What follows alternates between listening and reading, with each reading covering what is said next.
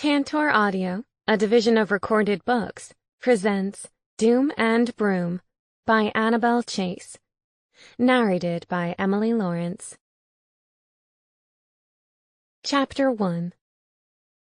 Today begins a new chapter for our newest student, Professor Holmes said.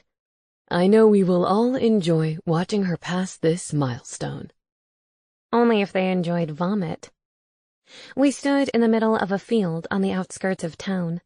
5 remedial witches and the kindly Professor Holmes from the Arabella St. Simon's Academy, or the Ass Academy, as I called it. The sky was a clear blue, so there was little chance of getting lost in a cloud. I stared at the broomstick in Begonia's hand, a sense of dread creeping through me. I wouldn't be eligible for my own broom until I passed the first phase of the class. Not that I was in a hurry to have one. The only thing I intended to do with a broom was sweep. Hesitantly, I raised my hand. Professor, I don't have to ride alone today, right? Not to worry, Miss Hart, he said. You will have ample warning when the day arrives for your solo. Begonia gripped my arm with far too much enthusiasm. And then you get to go to Broomsticks for your very own broom. My stomach turned over at the thought. Now, which one of you would like to take Miss Hart on her very first flight? The professor's gaze swept across the other witches. Technically, it wouldn't be my first flight, just my first flight on a broomstick. The honor of taking me on my first flight went to Daniel, the fallen angel who was the reason I was stuck in this town in the first place. When he flew me inside the town border, neither of us had any clue I wouldn't be able to get out again, thanks to the curse that kept all supernatural residents trapped in Spellbound. It was a bad time to discover I was actually a witch. Millie's hand shot up first. I volunteer. Professor Holmes smiled at her. That's the kind of helpful attitude I like to see, Millie. Millie whispered to me. If I'm up there with you, I won't be in the danger zone. Helpful indeed. But I would rather you ride solo, the professor continued. Begonia will partner with Miss Hart today.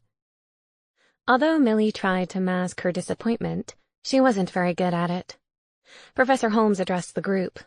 Now, young witches, most of you will remember the basic tenets of broom flying from last term: grip, balance, and focus. 4 heads bobbed in agreement. I listened intently, trying to absorb every word. Millie, I'd like you to go first and demonstrate, Professor Holmes said. As I recall, you were our star pupil in this class. That's why I prefer for you to fly solo. Millie stepped forward with her broom, smiling broadly. I didn't blame her for the self-satisfied grin. I'd be beaming like a maniac, too, if someone told me I was a star pupil of any witch training classes. So far, I was more like the village idiot. Millie mounted her broom, 2 hands gripping the top end of the handle, and her bottom shoved back toward the bristles. Do you need a running start or something? I asked. How else did they get the brooms in the air? The others giggled. No, silly, Begonia said. You use a spell. Does everyone use the same spell? I asked. There are standard spells one can use, Professor Holmes said. But, as with any spell, a witch is free to personalize it, embrace it as her own. I liked the emphasis on individuality in the coven. There didn't seem to be the idea that every witch was the same. It was nice. Carry on, Millie, Professor Holmes said. Millie straightened her shoulders, as much as one could straighten shoulders when hunched over a broomstick. She muttered a phrase under her breath. Professor Holmes clapped his hands twice. Louder, so we can all hear you. This is a learning exercise, remember? Millie cleared her throat. If I want to touch the sky, then I need to get up high. The broom began to rise. Millie's expression was serene. She clearly didn't suffer from the fear and anxiety that were my emotional staples. How does the spell work without her wand? I asked. Millie's broom stuttered to a halt. She turned to glare at me. You need to stop interrupting, Begonia whispered. It breaks her concentration. Oops. Sorry, I said softly. Professor Holmes sighed. Emma's question is a good one. We should answer it first. In the case of broom flying, the broomstick itself acts as your wand. Each stick is imbued with magic. The witch simply activates this magic by focusing her will and using an incantation. That made sense. Millie glanced over her shoulder at us. Can I go now? She huffed. Professor Holmes gave a crisp nod. Millie repeated the spell, focusing her will. I watched as the broom rose higher and higher.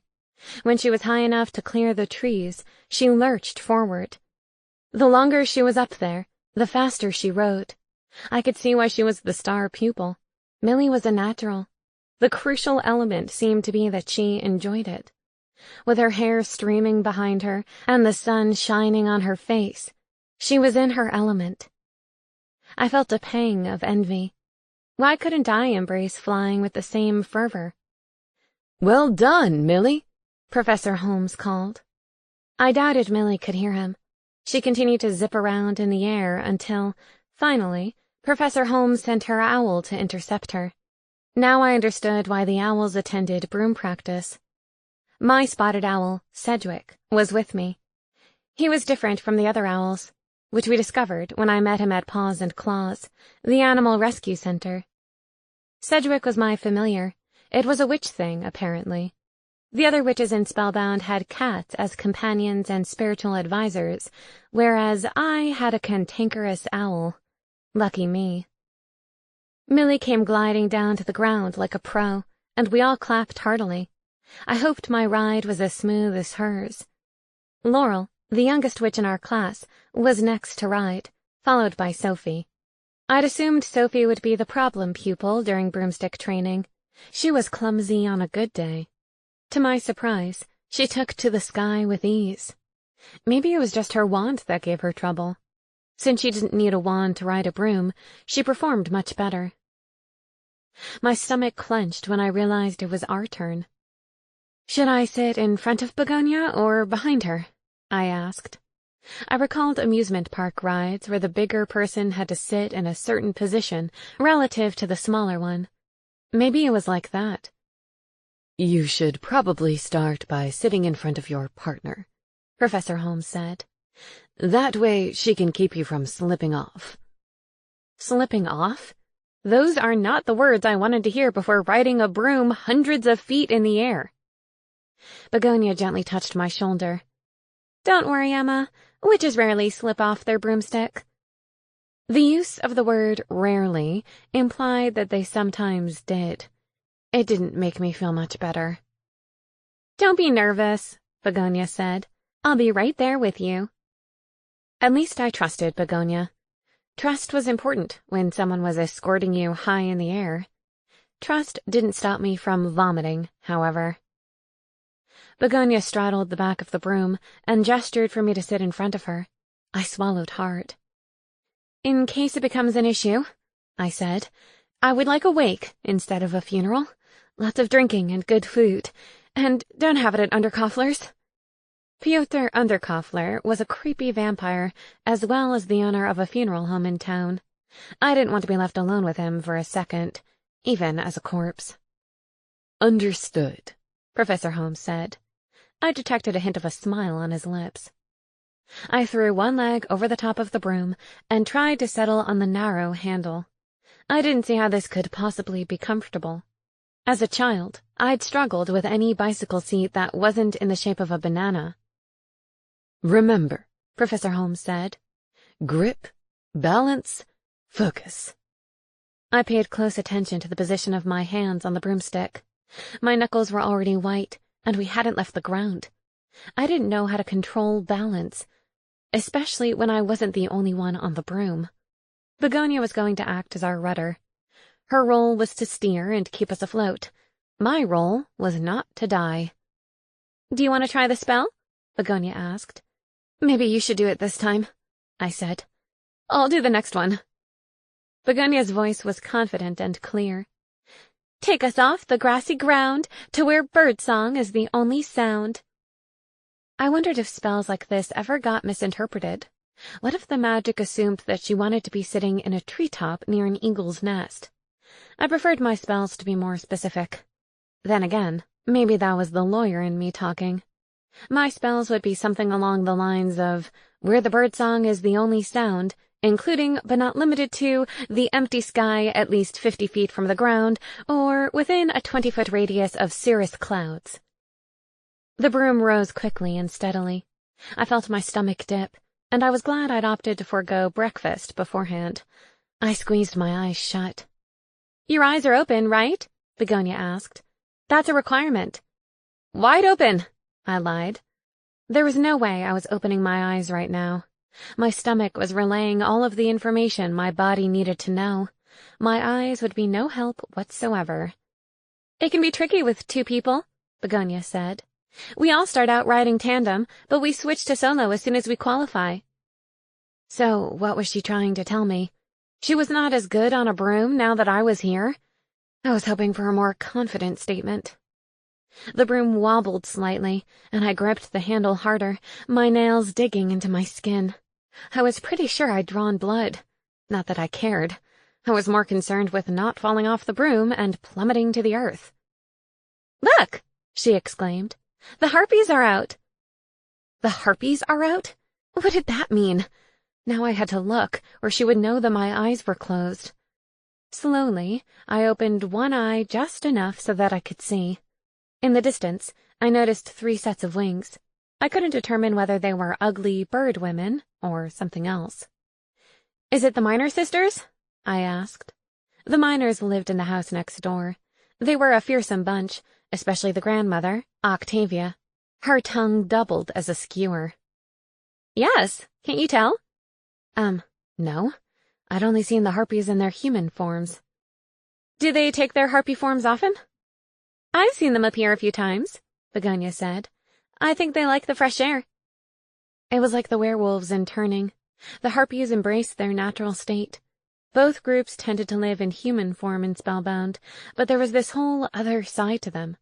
Seeing the harpies airborne now, I understood them a little bit better. On the ground, they were intimidating.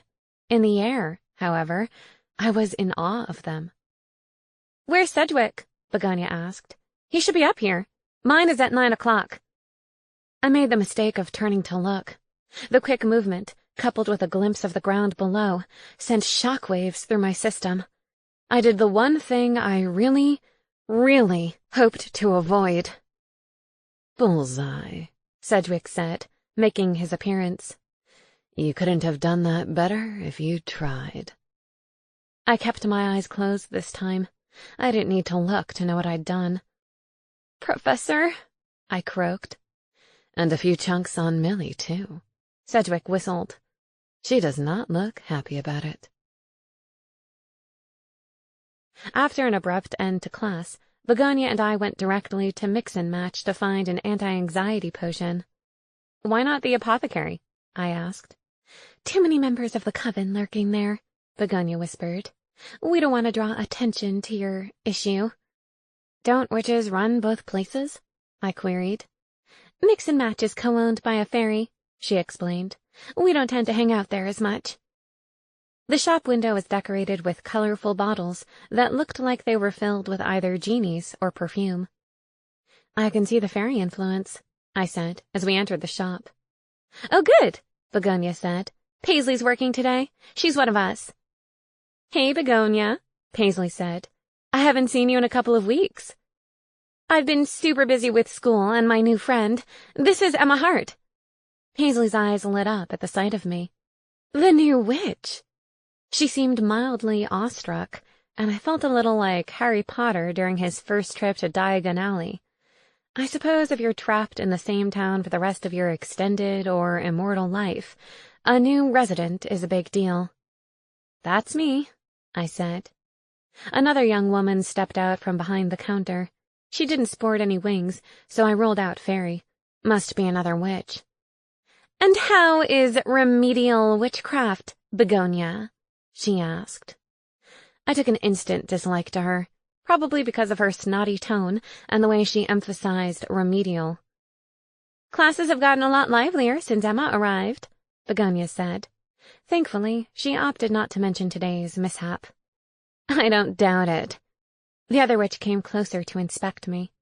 She looked about my age, with an aquiline nose, thin eyebrows, and a long, slender neck that was more reminiscent of a giraffe than a graceful swan. "They haven't figured out which coven you really belong to yet, have they?" "Jemima, don't be awful," Paisley said. "You know perfectly well her coven is here with us now." Jemima sniffed. "I hear your familiar is an owl." She pronounced the word owl with such derision. I half expected a parliament of owls to swoop in and peck out her eyes. I glanced toward the door and sighed. No such luck. "Yes," I said. "Sedgwick is my familiar, and he's wonderful." Actually, he was a moody thorn in my side, but I'd never admit it to the judgmental witch in front of me. "We're here for a potion, Jemima," Begonia said. "Why don't you let Paisley help us and go back to regrowing your eyebrows?"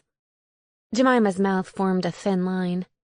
"That was one time, Begonia Spence, and you know it. My eyebrows are fine now." Her finger flew to touch the arched shape of her thin eyebrow. Reassurance. "If you say so," Begonia said airily, and Jemima stomped off to the back of the shop. "Is she always like that?" I asked, once the witch was out of earshot. Paisley bit back a laugh. "Pretty much. What can I help you find?" "Emma is learning how to fly on a broomstick," Begonia explained. "She needs something to calm her stomach." "And my nerves," I added. Paisley studied me. "You're afraid of heights?" "Very." "Well, that's a first for a witch." She began examining the bottles on the shelf. "I didn't mean that to sound judgmental. I'm just surprised." "That's okay," I said. I knew I presented the coven with a lot of questions, like which coven I was descended from and what my abilities were. We were still figuring it all out. So far, we knew my mother had been a witch, but little else. She drowned when I was 3. I had no clue whether she knew she was a witch. I could speak telepathically with my owl, but not a cat, like the witches of this coven, and I was deathly afraid of heights. "So you need something to settle your stomach, and also to prevent you from having a panic attack on the broom?" Paisley pulled 3 bottles from the shelf and placed them on the counter. "It can be trial and error with potions, I'm afraid. You'll need to test each one for a couple of days and see how your body reacts." I looked at the colorful liquids floating in the bottles. "Which one do you recommend I try first?" Paisley touched the top of the bottle with orange liquid. "This one tastes the worst, but is usually the most effective." "Not much different from the human world, then." "And it will help with both issues?" "Well, it's an anti-anxiety potion, so it should help with the fear of heights, which should then reduce the likelihood of nausea and vomiting." "Any potential side effects?" Begonia asked. Paisley gave me a sheepish look. "Nausea and vomiting." Begonia patted my back. "The key word is potential." "I'll try it." I didn't have much of a choice. "Take it for a week," Paisley advised. "If you're not seeing the results you want, then try the next potion." I stared at the orange goo. This is not going to be fun. "Do you want to take the other 2 now, just to have them accessible at home?" Paisley asked. "I think I'll wait," I said. "It feels more optimistic to leave them here." "Agreed," Begonia said. "How much do I owe you?" I asked. Begonia stopped me from reaching into my handbag. "The coven is paying Emma. They see it as a worthwhile expense." "In that case, you mean Professor Holmes is paying," I said. She pretended to find something interesting on the nearest shelf. "The coven is my official answer." I took my orange medicine in a nondescript brown bag, and we headed out for lunch. Chapter 2. Following a leisurely lunch with Begonia at Toadstools, I decided to stop by Petals, the flower shop. Gareth, My ghost vampire roommate and former owner of my house had requested that I restock his favorite flowers. "You're that new witch, aren't you?" the owner said. I knew from Begonia that her name was Sybil. "Emma Hart," I said. "It's nice to meet you. My friends tell me you're a dryad." "I'm an ash tree nymph," she said. "We're called the Malia. Technically, dryads are only oak tree nymphs." "Oops. Sorry," I said. She waved me off. "A common mistake. I hear you've taken over Gareth's role as the public defender now." "I needed a job here. I was a lawyer in the human world, so it wasn't too much of a stretch. Except for the fact that I'd never practiced criminal law and knew nothing about the laws of Spellbound." "Terrible news about Jolene, isn't it?" Sybil said. "I hope you won't be needing to defend someone for her murder."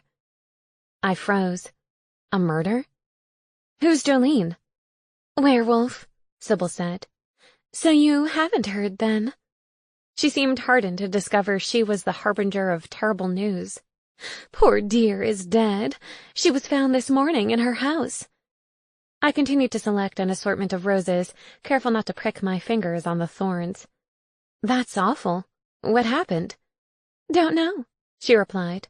"I heard the sheriff is talking to friends and loved ones now." "Was she elderly?" I asked. "Oh, no," Sybil said with a dismissive wave. "A pretty young thing, about to get married to Alex." "Who's Alex?" She laughed. "You really don't know anybody, do you? Alex is a rising star of the pack." She lowered her voice. "Some see him as the natural successor to Lorenzo." I wondered if Lorenzo knew this. I didn't think I'd be happy to discover members of my pack were prematurely planning my replacement. "You live in Gareth's old house, don't you?" she queried. "I do." "Thought so." She inclined her head toward the flowers in my hand. "He used to choose the same ones." "Really?" I feigned surprise. "What a coincidence." "Is it?" She peered at me, and I wondered if she knew the truth, that I could see and hear Gareth's ghost. "What kind of witch are you, anyway? I heard you're not from the same coven as the witches in Spellbound." Well, she was very forward. "I don't know anything about my coven. I didn't know I was a witch until the council told me." "I heard it was that wayward angel that lured you here," she said, carefully arranging tulips in a vase. "Daniel didn't lure me here," I replied. "The whole thing was an accident. I thought he needed my help, and I did something stupid. Got out of my car and ran toward a lake, waving my arms like a lunatic. He saved me from certain death. I would have either drowned after jumping into the lake because I couldn't swim, or my car would have run me over." "He used to come in here to buy flowers for Elsa Knightsbridge." "The mayor's daughter?" And that red-headed witch, too." "Meg?" I'd met Meg on my first day in town. She hadn't seemed happy to know Daniel was within shouting distance. She smiled. "So maybe you know a few people after all." "I haven't met the mayor's daughter," I said. "Only the mayor." She whistled. "Truth be told, that Elsa is a piece of work. I don't know why everyone was so surprised when he dumped her. I was surprised he started up with her in the first place." "People can't always help who they fall in love with," I said. "It's with whom they fall in love," she corrected me. "Don't they teach you grammar in the human world anymore?" "Standards are sliding," I admitted.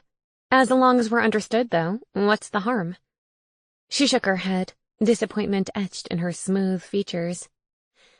"Anything besides the roses?" "Yes, a bouquet of those yellow flowers. They look cheerful." "They clash with the roses," she said. "That's okay," I said. "They're not for me. I'm going to bring them to Alex and his family." She raised a skeptical eyebrow. "You're a strange one, all right. You said you don't know him." "Do I need to know him to express sorrow for his loss? Don't they teach empathy in Spellbound anymore?" She considered me for a moment. Alex lives in the Pines. Head due west out of town, and you'll run straight into it. How much do I owe you? No charge today. Gareth was a loyal customer. I expect you'll be as well. Thank you. You're welcome. She gave me a curt nod. Nice to know the standard for manners hasn't gone downhill, too. Lorenzo Mancini stood in front of Jolene and Alex's house in his finely tailored suit. I recognized the alpha of the werewolf pack from the council meeting in the Great Hall, where it was determined that I'd move into Gareth's house and take over his job. Lorenzo was deep in conversation with a centaur, Sheriff Hugo, the town's leader of law enforcement. The sheriff and I got a chance to know each other during the investigation into Gareth's murder, when I was accused of overstepping my boundaries. Needless to say, he wasn't my biggest fan. Lorenzo sniffed the air and turned toward me as I approached. Miss Hart, I thought I picked up an unfamiliar scent. Sheriff Hugo grunted in my general direction. What brings you out to this neck of the woods, Miss Hart? I held up the bouquet of yellow flowers. I wanted to express my condolences to Alex. What a thoughtful gesture, Lorenzo said. He's inside with his family. Werewolves were everywhere. I was surprised the sheriff hadn't cordoned off the house as a crime scene. The front door was open, so I went inside. I identified Alex immediately. He was being consoled by an older woman, possibly his mother. The woman turned and glared at me. "You're not a member of the pack," she said. Her eyes glistened with unshed tears. "What are you doing here?" I hesitated. Now that I was here, I felt stupid. I was in town when I heard the news about Jolene. I wanted to offer my condolences. Alex lifted his head and looked at me. He noticed the bouquet in my hand. Are those for me? I nodded and stuck out my hand. I'm sorry, I said. I don't know what the protocol is here for showing sympathy. This is what people do where I'm from. Werewolves don't give flowers, the woman snarled. Alex accepted the bouquet and handed it to the woman. Would you be so kind as to put these in water? One death in my house today is quite enough. She bowed her head, a submissive gesture, and disappeared into the kitchen. Alex Ricci, he said. You must be the new witch. Emma Hart, I said. I didn't mean to intrude. No.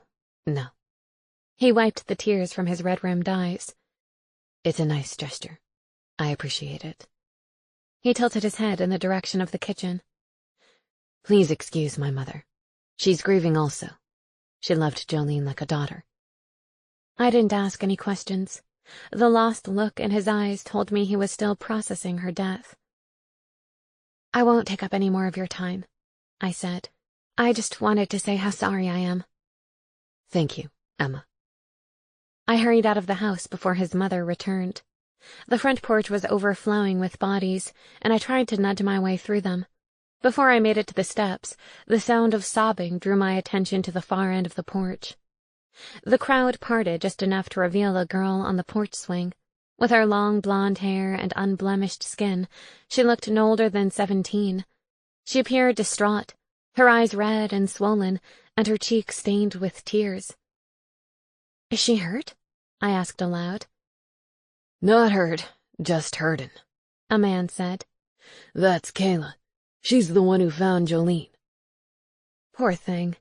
She'd be forever scarred by a single moment. Younger sister? I asked. Jolene's cousin. She'd been fighting with her own parents, so Jolene had taken her in. She'd always been like a big sister to her. And now she was gone. Although I didn't have siblings, I'd lost my mother and father at a young age. I knew that kind of grief intimately, the loss of someone you loved and looked up to. I'm going to see if she's okay, I said. It seemed like the adults were preoccupied with comforting each other, and Kayla had been brushed aside.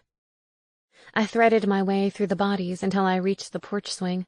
Kayla glanced up at me, her brown eyes shining. Anyone sitting here? I asked. Wordlessly, she shook her head. I plopped down beside her and gently pushed against the floor with my feet so the swing moved. I'd always taken comfort in rocking motions. "I don't know you," the girl said. "Emma Hart," I replied. "I'm new in town." Her brow lifted slightly. "The witch?" I nodded. "How are you holding up? I heard you're the one who found Jolene." Kayla sniffed and drew her knees to her chest. "Found her on the kitchen floor. I'd only been in the shower for about 5 minutes. "Had you seen her at all this morning?" "Course. It was the same as any other morning. Alex left for work. I went downstairs and ate breakfast, then brought Jolene a cup of coffee." "In her bedroom?" Kayla nodded. "Jolene's been a late riser as long as I've known her. Sometimes she doesn't want to get up." She trailed off. "Anyway, I got into the habit of bringing her coffee to try and drag her butt out of bed. Been working, too." "So after you stopped by her room and went into the shower, she went downstairs to the kitchen. Is that typical?" "Not really. She usually hung around in bed a while longer, reading or doing a crossword. By the time I'd get out of the shower, she was still in her room." "But not today?" "No. She went downstairs, I guess to get her breakfast." She paused. "I thought maybe he was coming by again." "Who's he?" "Same as I told the Alpha and Sheriff Hugo," she said. "That angel I used to see skulking around here after Alex went to work." "Angel?" I echoed. There was only one angel I knew of in Spellbound. "Daniel Starr." She gave me a hesitant glance. "You know him, don't you? I heard he trapped you here." "He didn't trap me," I said. "Not on purpose." "What do you mean that he was skulking around?" Kayla shrugged. "You must have heard about his reputation by now."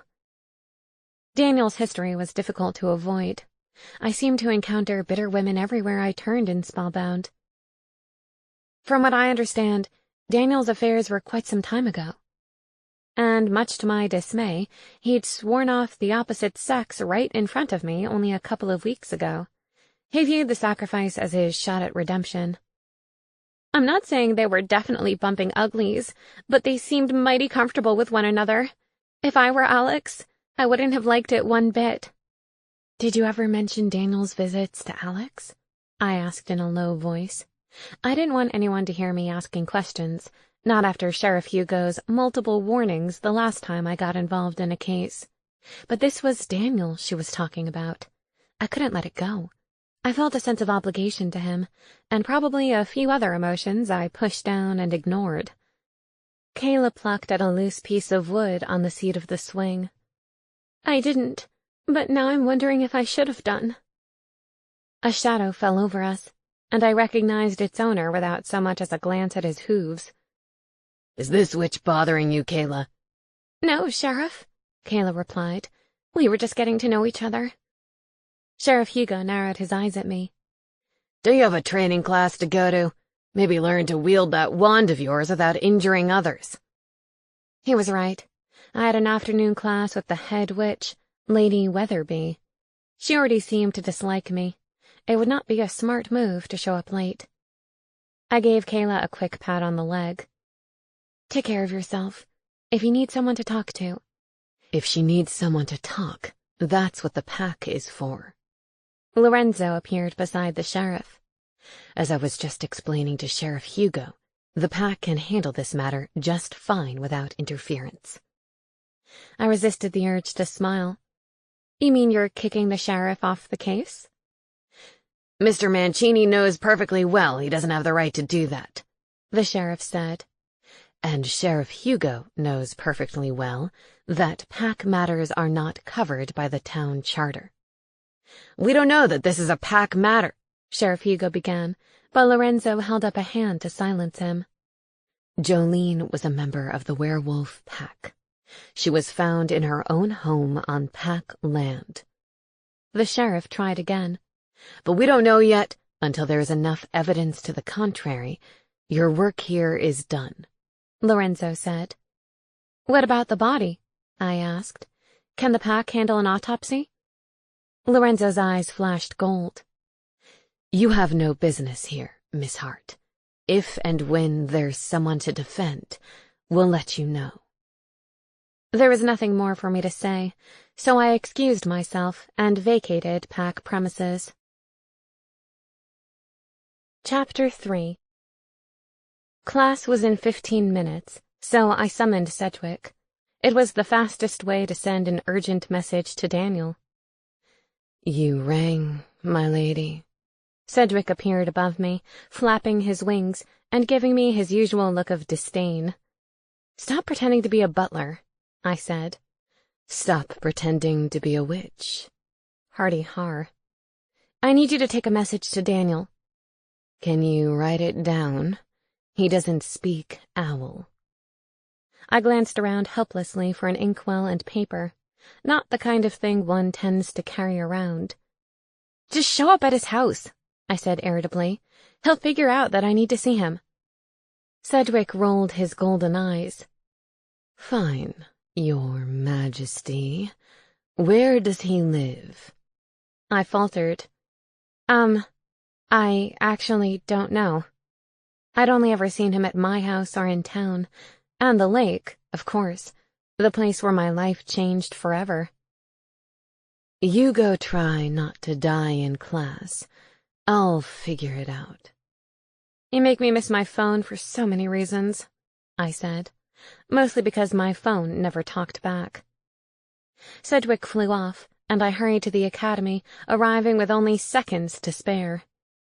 "Miss Hart! So glad you could join us." Lady Weatherby stood in the front of the class when I burst through the doors, panting and looking like an escaped mental patient. I slipped into the end seat next to Laurel. "Today we will be tackling practical spells," Lady Weatherby said. "Can anyone name one of them?" Millie's hand was first in the air. "Yes, Millie." "A water spell, a light spell, a summoning spell, and an unlocking spell." She folded her arms and smiled triumphantly. Lady Weatherby cleared her throat. "Or 4 of them." "I was going to say summoning spell," Laurel mumbled. "And which of you would like to demonstrate the light spell?" Lady Weatherby asked. Every hand shot up except mine. I had no clue how to do any of those spells. I was still practicing the basic defensive spells. "Laurel, step up here and show Miss Hart how to do a light spell. It is, after all, one of the most useful spells we do." Laurel bounced out of her seat and hustled to the front of the room. She held her wand vertically and closed her eyes. "Bless me with sight, bring forth the light." The tip of her wand glowed with a pale light. "Well done, Laurel. Can anyone offer words of improvement?" Millie's hand waved in the air again. She closed her eyes. You should never close your eyes when performing a spell. So that rule applied off the broom as well. Good to know, although I wasn't sure how Lady Weatherby could have seen that Laurel's eyes were closed, since she was facing us. "Miss Hart, why don't you give it a try? I have a feeling this is a spell even you can do." Gee, thanks for the vote of confidence, I thought to myself. "That wasn't a vote of confidence," Sedgwick said. "She thinks you can't do it." I shot a death glare at my owl, now at the back of the room. "Thank you, Captain Obvious. I was being sarcastic." "In that case, you must try harder. I am fluent in sarcasm, and I failed to detect your tone." "Did you find Daniel?" "He flew behind me into town." I hoped no one got to him before I did. I stepped up to the front of the room and held my wand vertically, as Laurel had done. Then I focused my will. "Out of the darkness and into the light," I said. The tip of my wand glowed a brilliant white. Applause erupted. "But she didn't use a rhyme," Millie howled in protest. "Settle down, witches," Lady Weatherby said. "I have said before, the rhyme is not always necessary. As long as the will is strong, you can achieve results." Inwardly, I was beaming. I had no idea why I chose not to do a rhyme. The incantation just came to me. I was relieved that it didn't backfire. The last thing I needed was to extinguish every fey lantern in town. Millie raised her chin. Lady Weatherby, may I please try without using a rhyme? You've shown off quite enough for one day, Millie, Lady Weatherby said. I bit back a smile. I liked Millie, but I had to admit that I enjoyed hearing Lady Weatherby put her in her place. This was supposed to be the remedial class. We should all suck equally. While you're up here, Lady Weatherby said to me, why don't you try a water spell? What does a water spell do? I asked. Although it seemed self-explanatory, I wanted to be sure before I performed the spell. Laurel, you may tell Miss Hart the effect of a water spell, Lady Weatherby said. Water sprays from the tip of your wand like a hose, Laurel said. It's handy in a fire. Couldn't it be used as a defensive spell? I asked. Any spell can be used as a defensive spell, Lady Weatherby said. But these spells lean toward the practical. If you are lost in the mountains, for example, and you need water. I can drink from my wand, I finished for her. Knowing that water would spout from the top, I wasn't sure in what position to hold the wand. If I held it vertically, it would rain back down on my head. If I pointed it at anyone else, it would douse her. Lady Weatherby seemed to sense my apprehension. There's a bin at the back of the room, she said. Aim for that. I stepped over to the left so that the bin was in my direct line of sight. I extended my wand and said, Wand, let the water zoom to the bin across the room. The water formed a perfect arc as it streamed into the bin. I couldn't believe it. I was on a roll today. I turned and flashed Lady Weatherby a proud smile. Good, Lady Weatherby said. She didn't return the smile. Why don't you see if you can complete a summoning spell? What am I summoning? Something in the room or not in the room? If you're within range, Laurel said, you can just point the wand and the item will come to you. If you can't see it, you have to think hard about it and do the right incantation. What's the right incantation? I asked. As always, that is a matter of trial and error, Lady Weatherby said. Fabulous. Doesn't matter what I summon? I vote for a hot guy, Begonia said. Lady Weatherby narrowed her eyes. There will be no summoning of residents. Items only. You know the rules, Begonia. Begonia's cheeks reddened. What would be the easiest thing to summon? Pencil? No, of course not. There were no pencils in Spellbound. An article of clothing? No, it was probably best to summon an item in the room. Don't overreach. I surveyed the classroom. My gaze alighted on a ceramic rabbit on a shelf in the back of the room. I pointed my wand and said, Leave the shelf bare, bring forth the hair. The ceramic rabbit remained on the shelf. I looked at Lady Weatherby over my shoulder. That quickly, one of the witches screamed in horror. I turned back to see the hair on Millie growing at an exponential rate. Not just the hair on her head. Hair was growing out of every follicle of her body. It slid down and covered her clothes like vines. Her beard extended to the floor. She made circus freaks look like freshly scrubbed army recruits. Uh-oh, I said. What did I do? Lady Weatherby pressed her lips together. I recognized the gesture as her effort not to show annoyance. It wasn't working. You said to bring forth the hair. So it did, she said. H-A-R-E, like the rabbit, I said. Spells do not always distinguish between homonyms, Lady Weatherby said.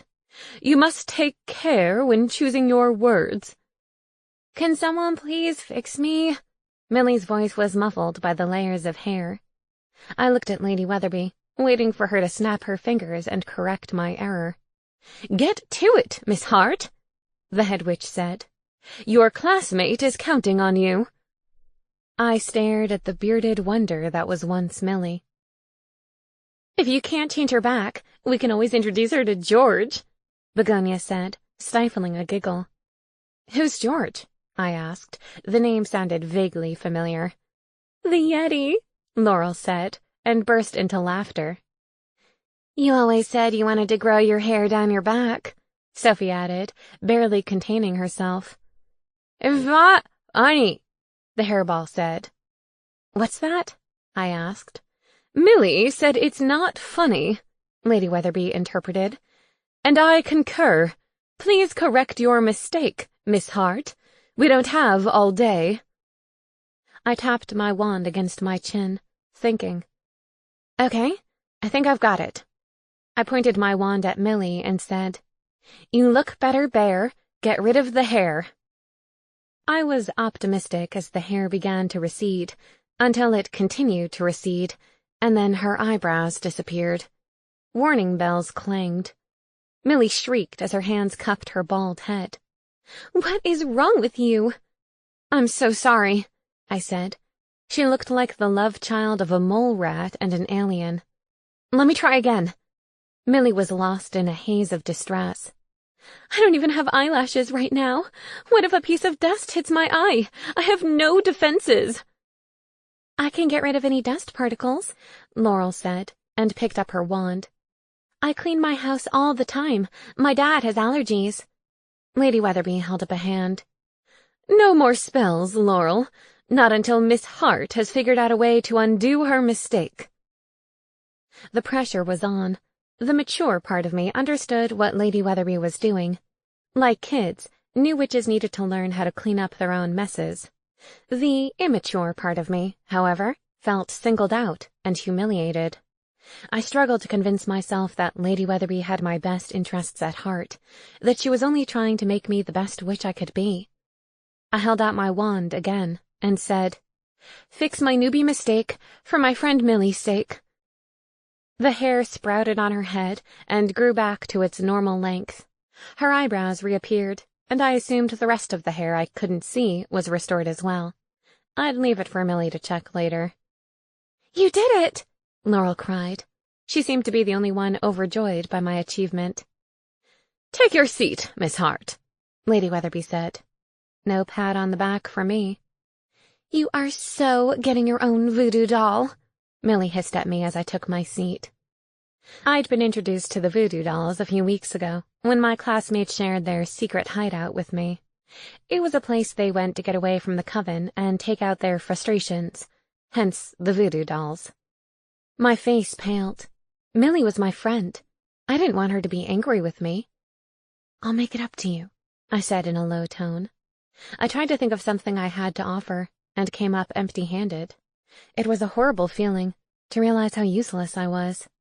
I doubted Millie planned to commit a crime any time soon, so my legal services weren't an option. Just do us both a favor and keep your distance, she said, still seething. My stomach tensed. I didn't like people to be upset with me. I was a helper by nature, and I took it hard when I managed to make things worse. Laurel patted my hand. Don't worry, it'll blow over. I hoped she was right. Only 5 of us were remedial asses. I didn't want to be the source of any tension in such a small group. When class drew to a close, I bolted before Millie could threaten me with bodily harm. Not that I thought she would. She was a good person, just a very annoyed good person. Wait up, Emma, Begonia called. She caught up with me before I crossed the road toward the town square. That was a nightmare, I said. Millie will cool off, I promise.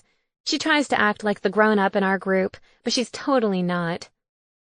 Her comment made me think of Kayla. With the discovery of her cousin's dead body, she'd crossed the line into adult territory today, whether she liked it or not. Say, do you know Kayla? I asked. The blonde werewolf chick? Yes, I met her today over at Jolene and Alex's house. Begonia pinched the skin on my arm. You were over at the murder scene? Are you trying to make Sheriff Hugo hate you more? I don't want him to hate me at all. Then stop trying so hard. Cedric appeared above me. He's waiting outside the coffee shop for you, oh merciful one. Keep it up and see how merciful I am, I said. I need to go, Begonia. We'll catch up later, okay? I hurried over the cobblestones before she could stop me. As promised, Daniel was waiting for me outside Brouhaha. For a brief moment, I was able to observe him unnoticed. One look at his tall, muscular frame was enough to get my blood pumping. When he turned toward me and smiled, I nearly melted into the cobblestone.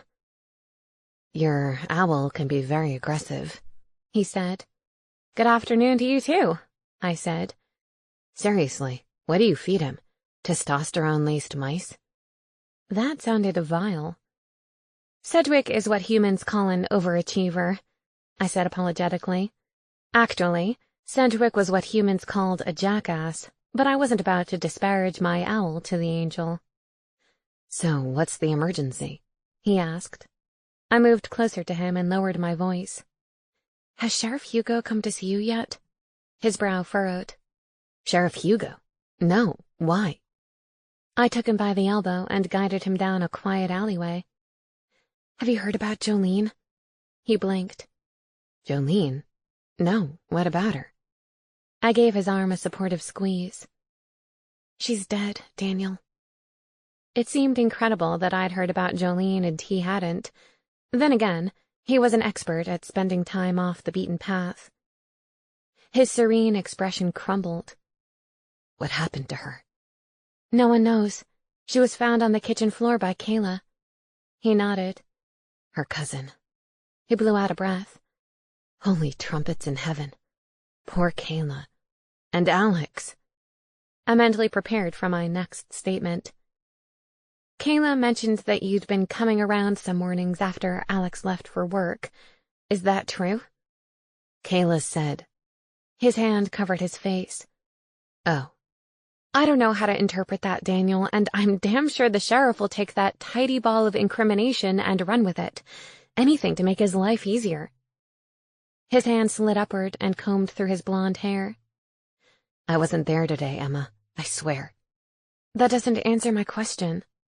Or maybe it did.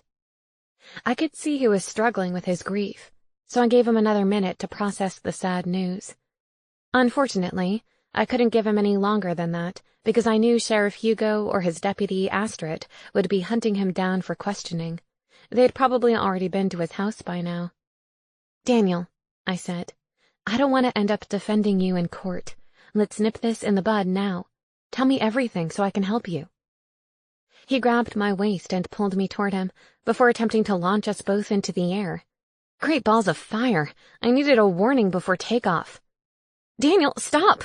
I said. "I won't drop you." "That's not what I mean. Let's just sit in the coffee shop and talk. I'm sure we can find a quiet corner." "But I need to think," he protested. "Again?" He did more thinking than the statue of the thinking man, and the statue had no other options. "I need to figure out what to say." I didn't like the way that sounded. "Daniel, please don't make statements that make you sound guilty." He peered into my eyes. I stopped talking, momentarily dazzled by their turquoise hue. "Do you think I'm guilty?" I snapped back to reality. "Of course not." I took his hand and dragged him inside Brouhaha. "That's why I'm here to help you before this spirals out of control." We were in luck. I spotted an empty table in the back corner of the room, right near the restrooms. Under different circumstances, I would have preferred to sit as far from the restroom as possible, but we didn't have the luxury of choice. "Would you like me to order something for us?" he asked. "You stay here," I commanded, pointing to the secluded table. "I'll go and order. Try to keep a low profile." I didn't want the sheriff hunting him down before I had a chance to talk to him. I placed my order and returned to the table, adjusting my chair so that I could block Daniel from the room's view. Not that it was easy to block a gorgeous, ridiculously tall angel. "So, describe your relationship with Jolene," I said. I cringed inwardly, not sure if I wanted to hear the answer. "Strictly friends," he said. The knot in my stomach unraveled slightly. "Why were you visiting her in the mornings? Specifically, why were you waiting until her fiancé left the house?" "We were offering each other support," he said. "She didn't want anyone in the pack to know." 2 mugs floated down in front of us, looking frothy and delicious. I'd ordered Daniel's latte with a shot of common sense. I wondered if he'd notice. "Thank you," he said, and plucked the mug from the table for a greedy sip. "Gingerbread. This was a good choice." I took a sip of my cinnamon latte with a shot of compassion. I figured if I was going to listen to Daniel's side of the story, I needed the boost. Support for what? And why didn't she seek it from Alex? He lowered his gaze. "Depression," he said softly. Jolene was depressed? That wasn't a good sign for a woman about to walk down the aisle. "She struggled with the town curse," he said. "She hated knowing she was trapped here with no way out." A flicker of recognition sparked in my mind. When I first met Daniel, he was contemplating suicide on a clifftop. If I hadn't jumped out of my beloved green 1988 Volvo to save him, I wouldn't be trapped here now. Not that I blamed Daniel. To be fair, he saved me from getting crushed by my runaway car, which now lived at the bottom of Swan Lake. I see why she chose to confide in you, I said. "We started talking last year. It was completely by chance. I was in the forest one night, contemplating the state of the universe." I held up a hand. You really have to stop saying things like that. "But it's true." What was the expression the other witches used? "Spells, bells," I said. Okay, so you were Ralph Waldo Emersoning your way through nature. "Who?" Henry David Thoreauing? He shook his head. "I stumbled upon Jolene in a clearing. She was naked and crying." Oh. What happened to her? Daniel looked thoughtful. "She was upset about the shifting ordinances and had decided to risk getting caught and go full werewolf. She chose an area away from town, not far from your house, in fact." Did she hurt herself? "No. She shifted back to human because she felt guilty about breaking the rules. Then she was crying because she felt lost and alone. The wolf in her was desperate to roam, to leave Spellbound." But she couldn't. "No, as you've learned." I inhaled sharply. So you talked? "We did, and I shared my own feelings about the curse and how it made me feel. It seemed to help to know she wasn't alone." She didn't think Alex would understand? He polished off his latte.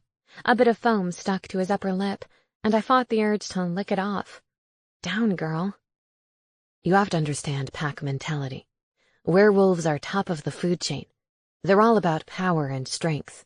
For them, depression is a sign of weakness. She was mated to a rising pack leader. She couldn't afford to drag Alex down." So you kept talking? "We began to meet regularly in the mornings, after Alex left for work. We'd have coffee in her kitchen and help each other through the rough patches." Was Kayla there? "Not initially." He tapped his fingers on the table. "I can't remember exactly when she showed up. It was after a big fight with her parents. Anyway, it was good for Jolene to focus on someone other than herself. It was only after Kayla came that Jolene started talking about having children. I viewed talk of the future as a positive." Did Kayla ever join your conversations? "Absolutely not. Jolene didn't want to burden her." He dipped his head. "She seemed to be doing much better lately." When's the last time you saw her? He paused. "I think it was last week. She was ordering the flowers for her wedding in petals. I passed by the window and saw her, so I went in to say hi." Was she alone? "No, her mother was with her. And Kayla, and maybe Alex's sister, I'm not sure."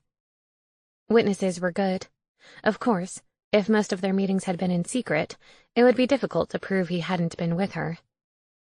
Do you have an alibi for this morning? I asked. "No, I was alone." The selfish part of me was relieved, but the practical part of me didn't like his answer. I think you should plop yourself in a chair in the sheriff's office and wait for him to show up, I said. "But you don't trust the sheriff," he said. I don't, but what are your options? The sheriff had proven himself lazy and would likely lunge at the easy option. He could easily paint Daniel and Jolene as star-crossed lovers. Desperate to keep his beloved from wedded bliss with another man, he murdered her. A paranormal Romeo and Juliet. "I could hide until this blows over," Daniel said. No, that makes you look guilty. They know I can't really go anywhere, he said with a shrug. I'd have to emerge eventually, hopefully after they figure out the real reason for her death. Instinctively, I reached for his hand. Daniel, I don't want you to disappear. He gave me a crooked smile. Why? Miss me already? I finished my latte, letting the warmth spread its way through my system. I don't want you to appear guilty to everyone in Spellbound. What if they stop pursuing the investigation because they're too busy pursuing you? It happened all the time in the human world. The detectives became focused on one suspect and ignored all the other evidence. He groaned. You make a good point. So what are you going to do? I asked. What do you recommend? I weighed the options. How about this? Come and stay with me. That way I know where you are. If anyone asks, I can say that you're on a spiritual retreat or something, and that I know where to find you in an emergency, and I'll do what I can to look into her death. He leaned back in his chair. A little soon to move in together, don't you think? We haven't even had our first date. My stomach flipped like a pancake. Now was not the time for him to flirt with me. He just had a shot of common sense, for crying out loud. You're off the market, remember? He told me he was turning over a new leaf, that he planned to redeem himself for past behavior and swear off the opposite sex. He winked. And you're far too sensible to get involved with a disgraced angel like me. I sat up straighter. That's right, I said, with a little too much emphasis. Me doth protest too much. He pushed back his chair and stood. So let's go home, sweetheart. I rolled my eyes. I hoped the investigation was wrapped up quickly. I had a feeling that between Gareth, Daniel, and me, 3 was definitely going to be a crowd. Sedgwick waited for us outside Brouhaha. Where did you find Daniel? I asked. On a cliff top overlooking Swan Lake. I should have known. His thinking spot. He was reading a book of poetry, Sedgwick continued. What's wrong with him? He's a delicate flower, I said, and there's absolutely nothing wrong with that. Says you. It was honestly one of the qualities I liked most about Daniel. Not the fact that he was broodier than a vampire, but the fact that he was willing to feel, even when it was difficult. Fallen or not, people could learn a thing or two from an angel like him. Chapter 4. Together, we soared over the town, silent and serious. I clung to him for dear life and tried desperately not to lose my latte. Shall I carry you over the threshold? Daniel asked once we arrived at my house. Ha ha, not remotely funny. I unlocked the door and called out to Gareth. I wanted to give him an immediate update on the situation. He was going to love this arrangement. Any opportunity to torture me. He was quickly becoming the scary older brother I never wanted. Oh, look, Daniel said. There's Gareth's pet, with that patchwork head of his. He's really more of Frankenstein's cat, isn't he? Magpie trotted into the foyer, looking like the cat that ate the canary. For a brief second, I wondered if he had, in fact, eaten a canary. I fervently hoped none of my neighbors was missing a bird. If you're staying here, then you need to be nice to Magpie, I said. I didn't love the cat either, but this was his home, and I wouldn't allow him to be insulted here. Oh, I see you've brought your fallen friend home, Gareth said, observing Daniel. Be sure to put a sock on the doorknob, and not one of those unattractive knee socks you're so fond of. You put a sock in it, I said. Daniel is staying here until a situation blows over. What situation? He seemed intrigued. Jealous husband? Not your business. It's my business if he's staying in my house. I gave Gareth one of my most threatening looks. Granted, on a scale of Kansas to New Jersey, it was closer to South Carolina, but still. This is my house, remember? I said. When are you going to get that through your transparent mind? Daniel took a step backward. Maybe this is a bad idea. I spun around. You stay put. I rounded on Gareth. And you. Stop being a curmudgeon. Daniel needs our help and we're going to offer it. Gareth developed a sudden interest in the floorboards. Fine, he muttered, and then dissipated. There are several empty rooms upstairs, I said. You even get a choice. Daniel followed me upstairs to assess the bedroom options. Do you think maybe I should stay in the attic instead? He queried. What if someone sees me? In one of the bedrooms? I asked. I don't see how that's possible. The only one here is Gareth, and he can't communicate with anyone except me. I was such a lucky girl. Daniel halted. I don't want to create a problem for you. Sheriff Hugo already dislikes you. If he finds out about this, then it won't cost me anything I haven't already lost. I beckoned him forward. Let's go, wingman.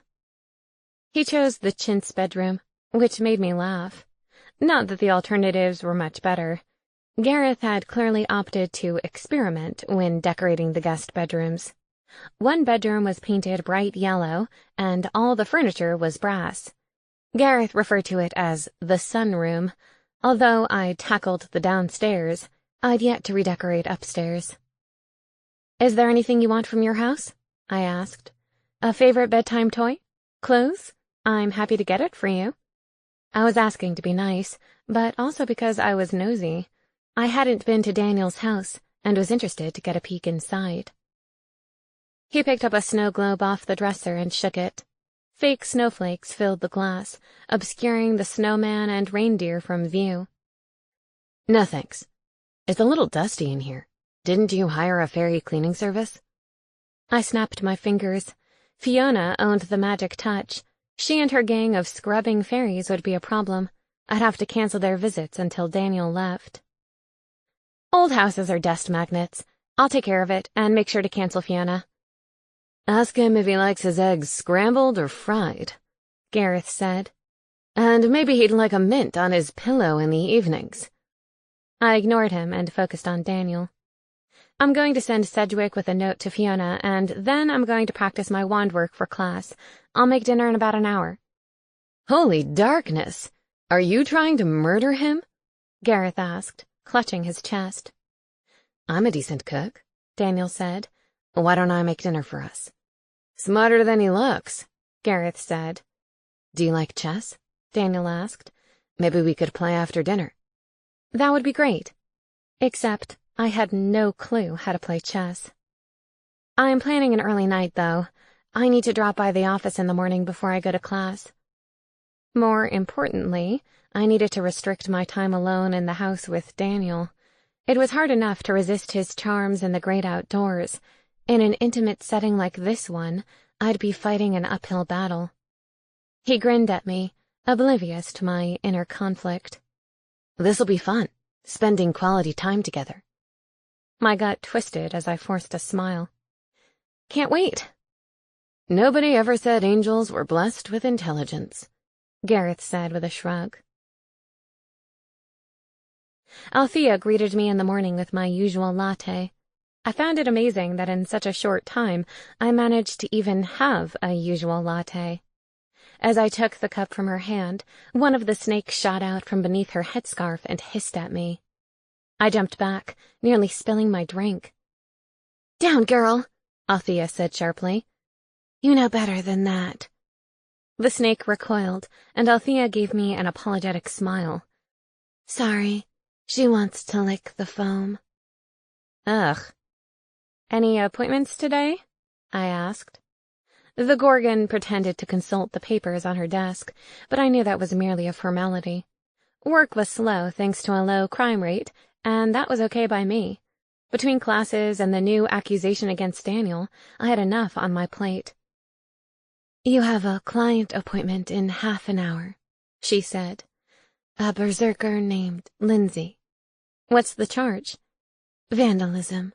She already pled guilty." "So what do I need to do if she pled guilty?" I hadn't made it to court in Spellbound yet, since my last client confessed to his crimes before the trial. Althea looked thoughtful. "Why don't you ask Gareth what he would have done?" I told Althea about Gareth's ghost. They'd worked together for many years, and it seemed right that she should know. It was nice to complain to someone who knew him. "That's a good idea," I said. "In the meantime, do you have any clue? If she'll be here in half an hour, I don't have time to run home." As far as we knew, Gareth was tethered to the house. "From what I know, I think you should focus on reducing the sentence and minimizing any collateral consequences," Althea said. Collateral consequences? I had no clue what that meant. "Well, for example, Lindsay is only 18. She's very young. Even though vandalism is a misdemeanor, it can impact her driver's license. Her current license can be suspended because she's under 25. She could also lose her right to use magic." Did berserkers use magic? The only berserker I'd met so far was Henrik, the barista in Brouhaha. I hadn't bothered to research this particular brand of supernatural. "What can you tell me about berserkers?" I asked. "Historically, they were Norse warriors," Althea said. "They were known for being crazy and vicious on the battlefield." Yikes. Good to know. Does Lindsay have any priors? Althea scanned the contents of a folder. "Yes, she was arrested for wearing animal skins to school just before graduation. She nearly wasn't allowed to graduate." Wearing animal skins was against the law? The charges were dropped. Althea nodded. "Just a slap on the wrist. If I remember correctly, they thought the stress of transitioning to the adult world was getting to her." "Like you said, she's only 18, I said. "I would imagine 18 is much younger here than in the human world. Are berserkers immortal?" "No, but they have an extended lifespan." "Could I please see the file?" If Lindsay was going to be here in less than half an hour, I needed to study the details of her case, and quickly. Althea handed me the folder, and I took it into my office. I sat down behind the desk and read the simple, 2-page document detailing her arrest. She had apparently vandalized the side of a jalopy with crude images. I looked to see whether there were any photographs and evidence. There was nothing in the folder. Maybe that wasn't standard procedure here. I sipped my coffee and continued to read. The jalopy belonged to a 20-year-old pixie by the name of Fern. I hadn't met her yet either. Fern worked part-time at Trinkets, the gift shop. A knock at the door alerted me to Lindsay's arrival. She came alone. I expected her to arrive with parents. Where was her show of support? "Hi, you must be Lindsay," I said. She looked every bit the disgruntled teenager. Fire engine red hair that only a bottle or magic could provide. Deep purple lipstick and dark, heavy eyeliner. She wore a small gold hoop through her nostrils. Her fingers were covered in rings of varying metals. Naturally, she wore black from head to toe, including a pair of combat boots. "You look young," she said, her upper lip curling slightly. "Are you the assistant or something?" "Afraid not," I said. "I'm Emma Hart, your public defender. It's nice to meet you." I gestured for her to sit down. "I've just been looking through your file." "Find anything good?" She was trying to give off an attitude, but I wasn't buying it. To be honest, she radiated pain and suffering. I wondered how much of it was fueled by angst and how much was fueled by actual trauma. If I asked the right questions, maybe I would find out. "It says here you pled guilty to vandalism charges," I said. "Is that true?" "Yep, every word of it." She folded her arms, appearing to have no more to say on the subject. "Do you know what the standard sentencing is for a vandalism charge?" I asked. I wondered whether anyone had briefed her before she pled guilty. "I don't know, a year?" "That doesn't bother you? A year of your life?"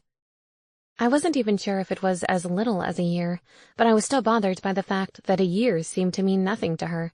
She wasn't a vampire. She wasn't immortal. "I'm not exactly setting the world on fire," she said. "Maybe a year in the big house will be good for me." I smelled Minotaur shit. "Lindsay, why don't you tell me exactly what happened in your own words?" She raised a colorful eyebrow. "Why waste my breath? It's all right there in your file, isn't it? I'm sure it is, but I'd like to hear the story from your own mouth. I clasped my hands together and put on a patient face. Lindsay shifted uneasily in her chair. There's this pixie, Fern. Cute as a button. Everyone loves her. She rolled her eyes in disgust. I couldn't take it anymore. I stole a can of fairy paint out of my neighbor's garage and went over to her house in the night. I painted the side of her jalopy with amusing pictures. It says here in the file that you're a talented artist. Maybe you could funnel your artistic talents into something more productive. I don't think the artwork I drew on the side of Fern's jalopy is something the public wants to see. I saw the hint of a smile on her purple lips. Obscene, was it? Very. She paused. More anatomically correct than artistic. And all this because Fern is cute as a button? I leaned back in my chair. Sorry, I'm not buying it. What are you not telling me? There was nothing in the file about motive. Not that they needed a motive for a charge like this. Still, though, I wanted to know, to understand Lindsay's actions. Why do you care? She shifted to the side and placed her boots on the seat of the chair next to her. I said nothing. I figured she was just trying to get a rise out of me. She was a couple of years ahead of me in school, a cheerleader, always in student government. How is it possible to be someone that everyone likes? I shrugged. I don't know, Lindsay, but the reality is, there are people like that in the world. Just like there were witches with a natural talent for flying on broomsticks. Not remotely fair, but c'est la vie. They just radiate goodness, and people respond to that. I think it's nice. Why does it bother you so much? Lindsay glared at me. No one is that nice. You think everyone harbors a dark side? She fooled everyone except me with her cheerful smile and friendly attitude. She pressed her fingers into her cheeks, creating dimples. Who did she fool in particular? Lindsay was holding back. I could tell. You clearly think she's fooled someone. Maybe someone you like or respect? A light bulb went off in my head. Of course.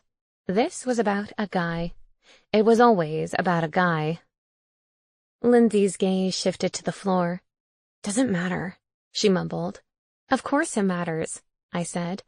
Was there an incident? Is this a guy you like who likes her? It would be helpful to know. How could that possibly be helpful? Then he would know why I did it, that he was the reason. Her skin paled. I don't want him to know. It's embarrassing. The vandalism is embarrassing? She exhaled loudly. Not just the vandalism, the other stuff. I skimmed the papers again. What other stuff? She stared at me. It doesn't say anything else. Not in here. You need to tell me, though. If there's a chance it might come up in the courtroom, I need to know now. Lindsay nodded and moved her feet back to the floor. I may have been a little out of my mind. Out of your mind? What does that mean? You were drunk?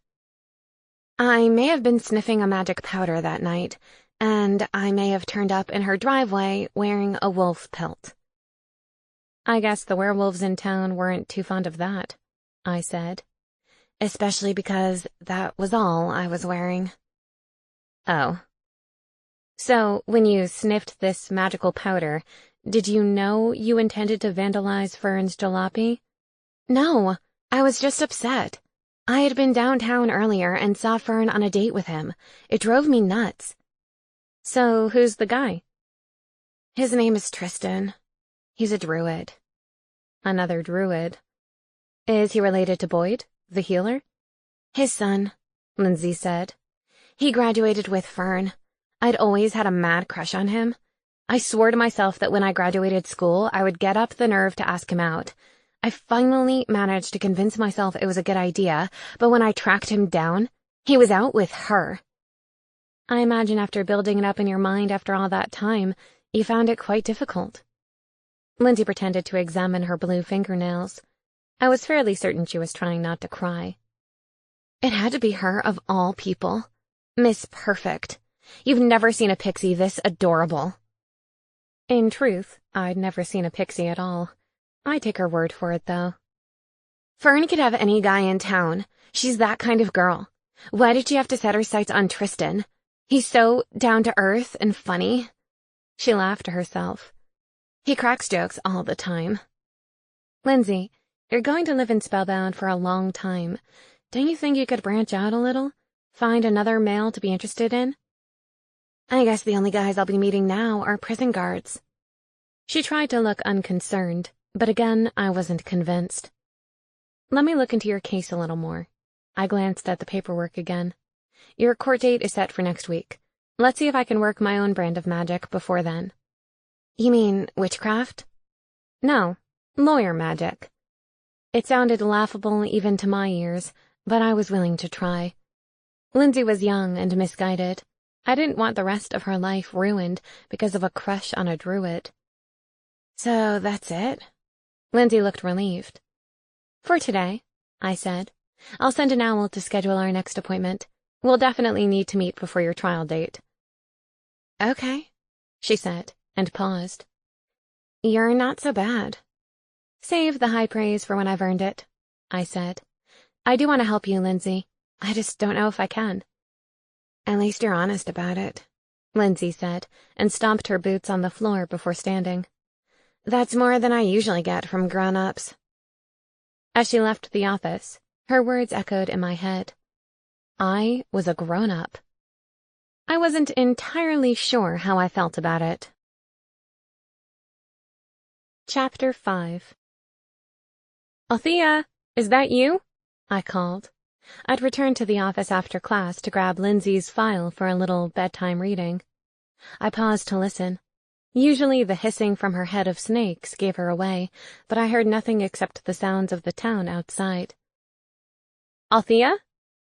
The sinewy frame of Demetrius Hunt appeared in my office, and I nearly fell off my chair. How did you do that? I asked. You're a vampire, not a ghost. A very hot, very sexy vampire. I'm sorry, he said. I didn't mean to frighten you.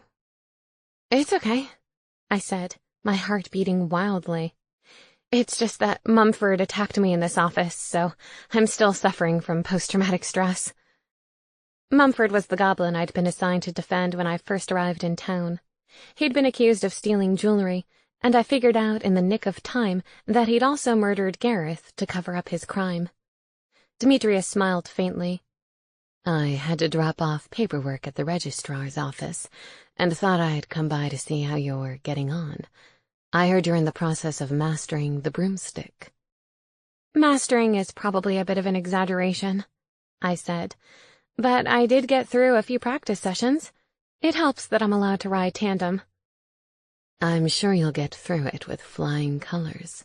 He smiled. Literally. I wouldn't be too sure. I'm more of an earthbound girl at heart. I wish I could help you, Demetrius said. I'm afraid my bat form wouldn't be of much use to you, though. I appreciate the sentiment. It was for the best, really. Sedgwick would lunge at the chance to torment Demetrius in his bat form. I came by for another reason, Demetrius said. Would you like to have dinner with me tonight? My mouth dropped open. Oh. I'd only been out once with Demetrius, to the Horned Owl for drinks. It had been a spur-of-the-moment thing, and he'd given me a chaste kiss at the end of the night, if a kiss that sends shivers down your spine can be considered chaste. He inched his way around my desk, closing the distance between us. Do you already have plans? No, no plans. Unless you counted the angel hiding in my house. Different type of plan. I looked up at him, trying not to get lost in those deep, dark pools. His thick eyelashes alone were mesmerizing. Good. Then I'll pick you up at your house at 8. My mouth became so dry that I couldn't force out a response, so I simply nodded. You'll like serendipity, he added.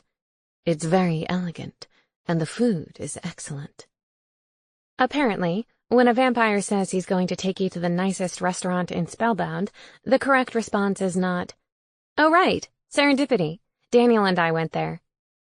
Demetrius stiffened. Daniel Starr took you to Serendipity? It wasn't a date, I said, quickly realizing my error. We were going to buy new paint for the house, and I trailed off. Every word out of my mouth made us sound like a couple. No matter, he said, his expression darkening. Serendipity isn't the only place in town. Far from it. I don't mind going again, I said. It was delicious. Absolutely not, he said, showing his fangs. I've no interest in retreading another man's ground. With comments like that, I half expected him to pee a circle around me. Or maybe that was more of a werewolf thing. We'll go to Moonshine, he said. It's a personal favorite. Sounds great. I hadn't been to Moonshine yet, but I heard someone mention it in passing. I heard the sheriff wants to speak with Halo Boy in connection with a werewolf's death, Demetrius said. Do you know anything about that? Just what you heard, I said. I don't see how anyone could think Daniel is involved. He'd never hurt anyone. He's hurt plenty of women in this town, Demetrius said. Okay, maybe emotionally, I said. Not quite the same as murder. Demetrius displayed his fangs again. It seemed to be the vampire equivalent of flexing his muscles. I look forward to tonight. He was so dramatic that I almost expected him to disappear in a puff of smoke. It was a bit of a letdown when he simply walked out the door. I remained in the office after his banal departure, reading up on Spellbound vandalism statutes and sentencing guidelines. I needed to thank Gareth for keeping his office organized. His law books were neatly stacked on the bookshelves behind my desk. It made my life easier. I felt like I had so much to learn, and precious little time to learn it. "Where's Daniel?" I asked, bursting through the front door. I got distracted by Lindsay's case, and now had less than 30 minutes to get ready for my date. Gareth appeared on the steps. He flew to one of his thinking spots. He swore no one would see him. Does he just talk out loud and hope you hear him? I asked. Gareth shrugged. Basically, he's very polite, I'll give him that, and he seems to have taken a liking to Magpie. That seemed highly unlikely. I need to get changed pronto, I said, and ran to my bedroom to ransack my closet. For what? A date with Demetrius. I began pulling out hangers of clothes and tossing them aside. He stopped by the office earlier to ask me. He's always been a persistent lad, Gareth said. Definitely accustomed to getting his way. He's not getting his way with me, if that's what you mean, I said. I'm implying nothing of the sort. He drifted beside me and peered into the closet. Wear that blue dress with the low neckline. I stopped rifling through the clothes and glared at him. I am not wearing a low neckline on a first date with a vampire. He crossed his arms. So you'd wear it on a date with a dwarf? That's discrimination. Go ahead and draft a petition about it, I said. Anyway, I'm not going on a date with a dwarf. Not to mention, dwarves seem too short to appreciate the view. You really can't cry discrimination just because I refuse to dress slutty for your friend. A low neckline isn't slutty, he said. It's accommodating. I would think wearing my hair in a bun would be accommodating for a vampire. He rubbed his chin thoughtfully. Now that you mention it, I haven't told Demetrius about you, I said. Do you want your friends to know? Gareth's expression softened. I don't know. I suppose it would be nice. For some reason, they did seem to mourn your passing. For some reason, he echoed, his hands flying to his hips. I'll have you know I was a pillar of this community. I defended those who couldn't defend themselves. I began mimicking him with my hand. Very mature, I know. He halted mid-sentence. What are you doing? I hesitated. Mocking you? You are so lucky I'm a ghost, he said, wagging a finger at me. I danced in front of him. Go on, bite me, or whatever it is you do in retaliation. I knew he couldn't. His form would blow right through me. One of the disadvantages to being dead. Did you used to behave like this with your siblings? He asked, unimpressed. I stopped dancing. I don't have siblings. For the best, I think. I pulled out a tasteful black dress and held it up. Gareth scrunched his nose in response. You'd look ready for a funeral. Fine. I placed it back in the closet. I can't wear red because it's your color for grieving. I don't want to make him sad on our first date. I touched the fabric of a pretty green dress. Maybe this one. Are you sure you want to go on this date? Gareth asked. What do you mean? I began to undress, then stopped. Turn around. He rolled his eyes. You can't be serious. I don't want anyone watching me undress. Are you sure about that? He asked. I can think of a particular house guest. I shushed him quickly. Daniel could return to the house at any moment. He can't hear me, remember? Gareth said. Turn around, I ordered, ignoring him. Trust me, love. You'd show me nothing of interest. Is that what you told Allison? As soon as the words were out of my mouth, I regretted them. Allison was a siren, and Gareth's former fiancée. Their relationship had ended the year before he died, and he'd never told her that he was gay. He'd never told anyone until me. Low blow, he said quietly. Sorry, I said. I'm just nervous about the date. It was one thing to go to the pub with Demetrius for a few drinks. It felt very casual. Tonight seemed to have a more formal quality. At his core, Demetrius is a good guy, Gareth said, but he may just be in it for the chase. To be the first to plant his flag in Emma's mound. Gareth? He gave me a sheepish grin. That was rather crude, wasn't it? I remembered the hot vampire's negative reaction to Daniel's name. I don't want to be a pawn in some macho game. How can I tell if he's genuinely interested? I stripped down to my underwear and pulled the green dress over my head. Gareth took one look at me and smiled. Oh, he'll be genuinely interested if you wear that. Demetrius is a neck man, but breasts run a close second. They're not too big, though, I said, cupping my boobs. Big, bigger, biggest? Does it really matter for a heterosexual male? He queried. Magpie rubbed against my leg before nipping the skin. Ouch! I cried. Why does he do that? It's a love bite, Gareth insisted. That is most definitely not a love bite.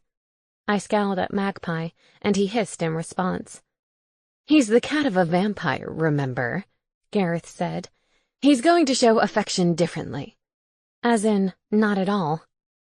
Gareth crouched down to speak to Magpie in a soothing tone. You spoil him, I said. That's why he's such a beast to everyone else.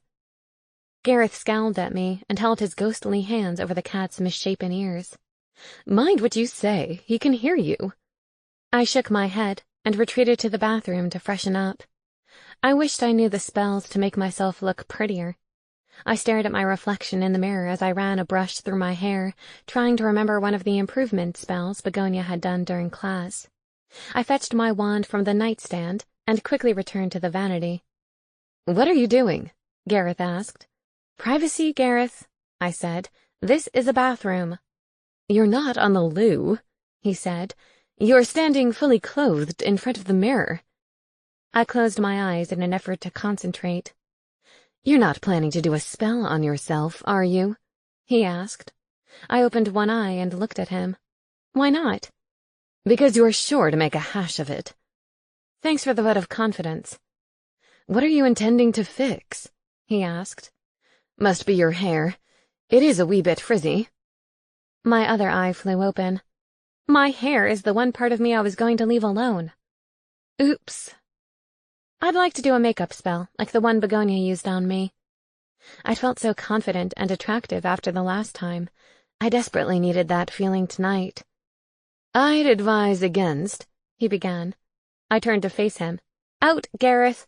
You're destroying my self-esteem. Youth today, he complained. You all want to be wrapped in cotton wool. He shrugged helplessly and glided out of the room. I held up my wand and pointed it at my reflection. According to Lady Weatherby, the key to a successful spell was intent. I focused my will on myself and practiced an incantation in my head. I didn't want to mess it up. No! I couldn't believe my eyes. I wasn't finished. I stared at my reflection in the mirror, gobsmacked. My boobs were a respectable size before, but now they were enormous. From grapefruits to honeydew melons. Had that been my true intent? Deep down, did I want bigger boobs? No, I really didn't. It was probably down to the conversation I'd had with Gareth moments before. I dashed out of the bathroom, my ample cleavage on full display. How did I manage this? I caught sight of Gareth, pressing his lips together in a valiant effort not to laugh. Don't you dare say I told you so. Wouldn't dream of it. How do you intend to correct this egregious error? He asked. I have no idea, I said, but I'll be sending Sedgwick to Begonias with a plea for urgent help. Gareth tilted his head, examining the state of my chest. If it's any consolation, you look amazing. I'm a little turned on, and I don't even like boobs. I don't want him turned on, I said. What if he bites me? What if who bites you? Daniel's voice caused me to jump, and my boobs bounced along with the rest of me. Oh no. Daniel zeroed in on my chest. To be fair, it was hard to look anywhere else. What in heaven? It was an accident, I said, awkwardly trying to cover myself. There was no good way to lay an arm across my chest without looking like I was groping myself. I'm sending Sedgwick for help. If you'd had those in the lake, I wouldn't have needed to save you, Daniel said. You could have used them as flotation devices. Gareth howled with laughter. He's funny. I never knew he was funny. I glared at Gareth before focusing on Daniel. No more boob jokes. I'm trying to build my confidence before my date, and this is not helping. Not at all. Daniel inclined his head. You have a date? Demetrius asked me to dinner, I said. Are you sure he didn't ask you to be dinner? Daniel asked. It's an important distinction. Hey, Gareth objected, but, of course, Daniel didn't hear him. You'll be okay on your own tonight, I said. Just stay upstairs and don't answer the door. Daniel raised a blonde eyebrow. All night? My cheeks grew flushed. No, of course not. It's only dinner. He may want dessert when he sees you, Daniel said pointedly. 2 scoops, in fact. Gareth pretended to fondle my boobs, but his hands kept gliding through me. Hello, I said, waving at my pervert roommate. Actual person here. Maybe you should change your dress, Daniel said. No, Gareth said sharply. You look incredible. I looked helplessly from one to the other. I don't want him to be distracted. I feel like he won't hear anything I'm saying because he'll be focused on the twins. The angel and the vampire remained silent, and I realized they were both staring at my chest. Congratulations, you just proved my point. I whipped around and ran back to the closet to find a more conservative dress. Gareth followed me. Daniel was smart and maintained a safe distance. The navy blue dress with the cowl neckline, he said softly. It will flatter your new figure and look elegant. It's not my new figure, I said, blinking back tears. Is it? He made a gesture of trying to wipe a stray tear from my cheek. Someone in the coven will be able to help. Just do your best to get through the evening. Do you think I should cancel? Yes, came Daniel's reply from the hallway. Up to you. Gareth gave me a sympathetic smile. But you do look hot. For a girl. Thanks, Gareth.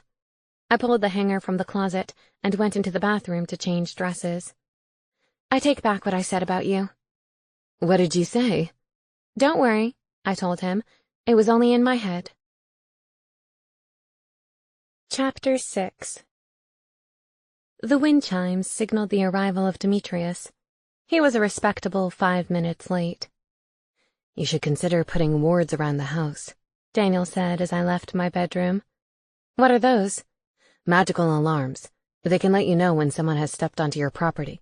You could also repel certain types of creatures. For example, if you didn't want vampires to come here, you could have a spell performed to keep them from crossing the property line. Like the town curse on a smaller scale, I said. The opposite, really, he said. It keeps them out rather than in. I don't think it's a coincidence that he chose vampires for his example, Gareth complained. I ignored him. I won't be late. Keep a low profile. As I moved toward the stairs, Daniel's fingers lightly touched my arm. You look very pretty tonight. I hope he appreciates it. My heart seized. Why, oh why, did Daniel have to look at me like that, to talk to me like that? Why couldn't he simply slap me on the back and say, "Go get him, tiger"? Thank you, I mustered. I found myself fuming with each step I took.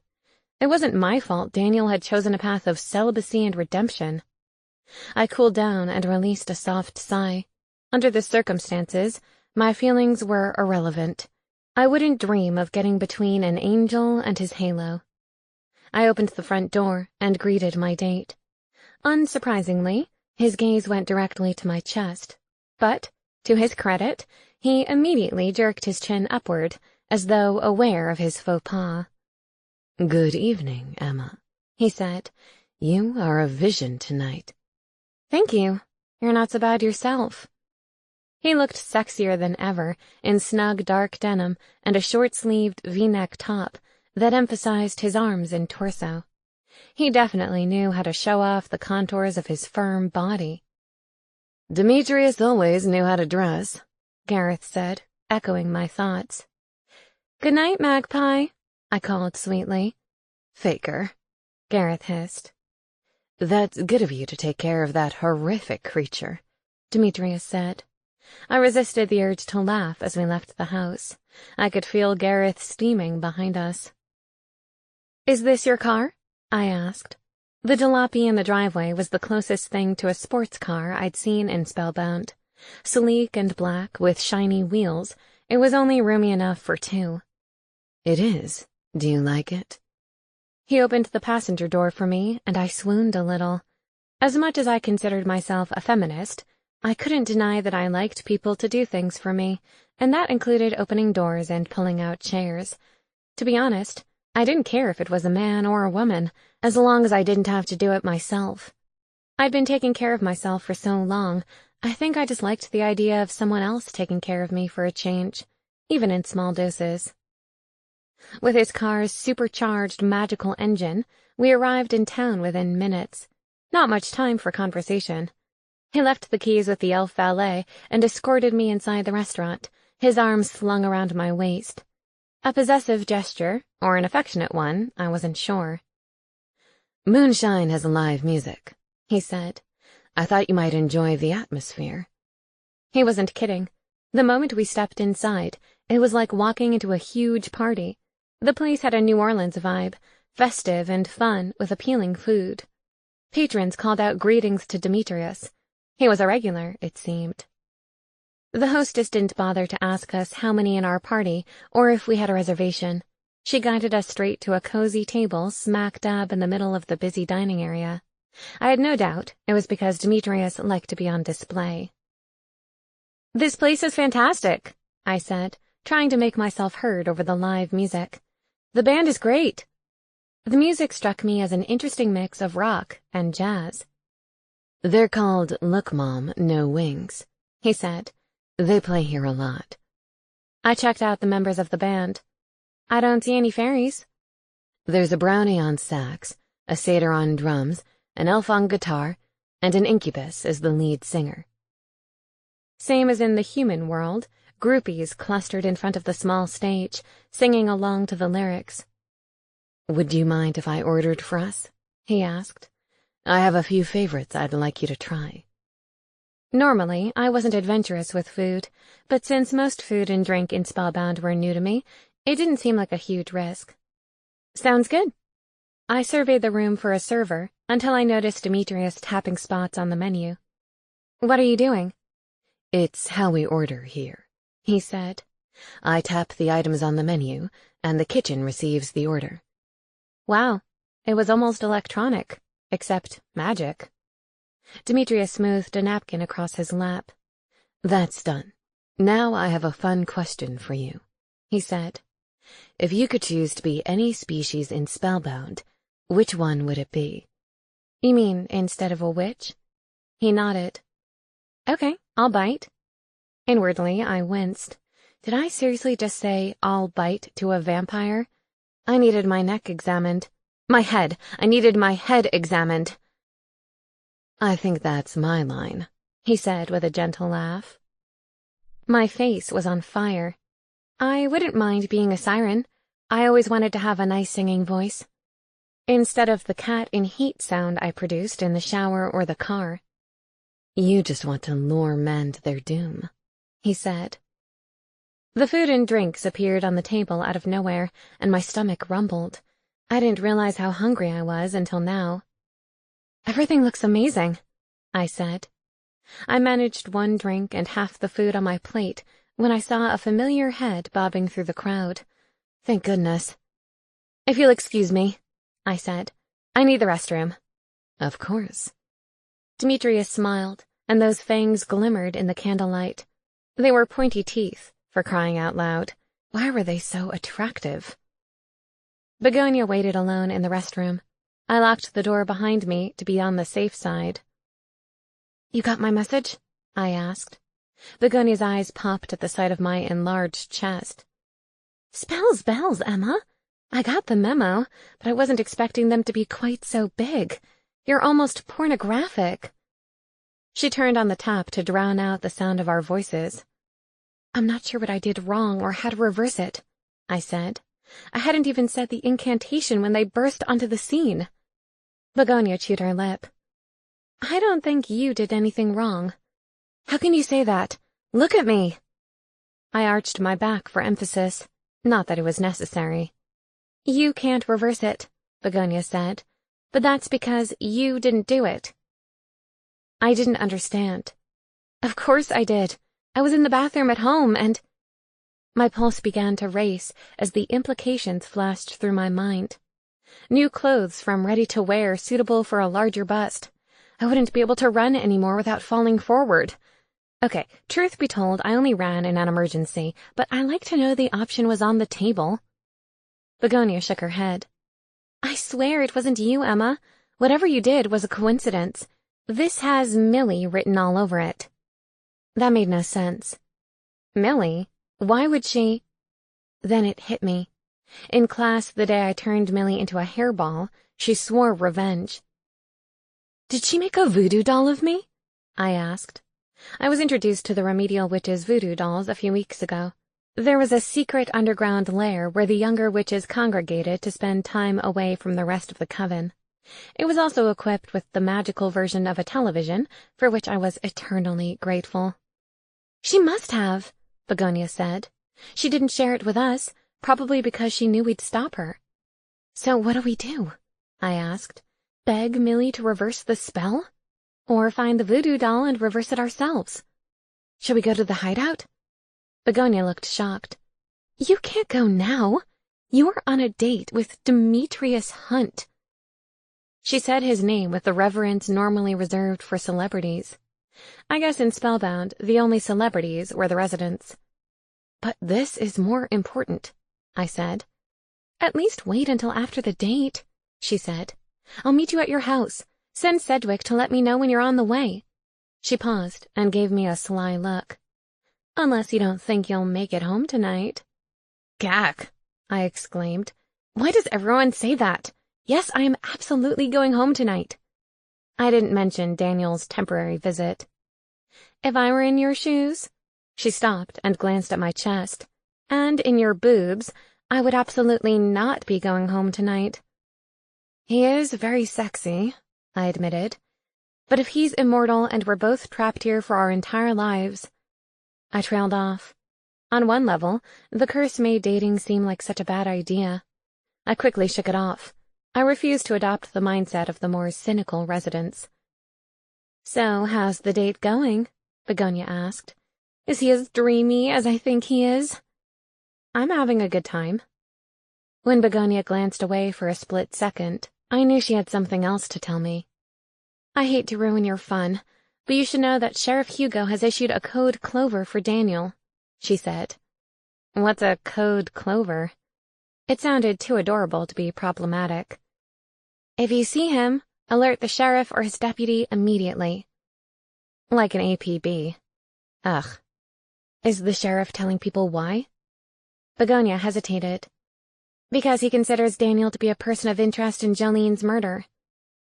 Not the news I wanted to hear, but not unexpected either. Who told you that? I was in Lady Weatherby's office when the owl arrived. He contacted all of the council members. Great. Now everyone in town would be scouting for Daniel. I need to move quickly to help eliminate him as the suspect. This changes everything, I said. I hate to say it, but now I'm definitely going to have to cut my date short. No, you can't. Begonia looked horrified. What if he never asks again? Then I guess he doesn't like me enough, I said. Better to know now. Are you going to tell him why? Begonia asked.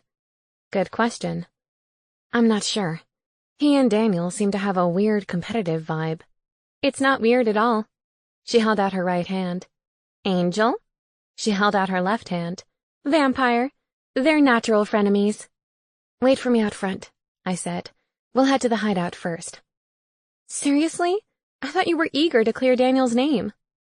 I am, but I'm starting to get a backache. I stretched my back gently, careful not to pull a muscle.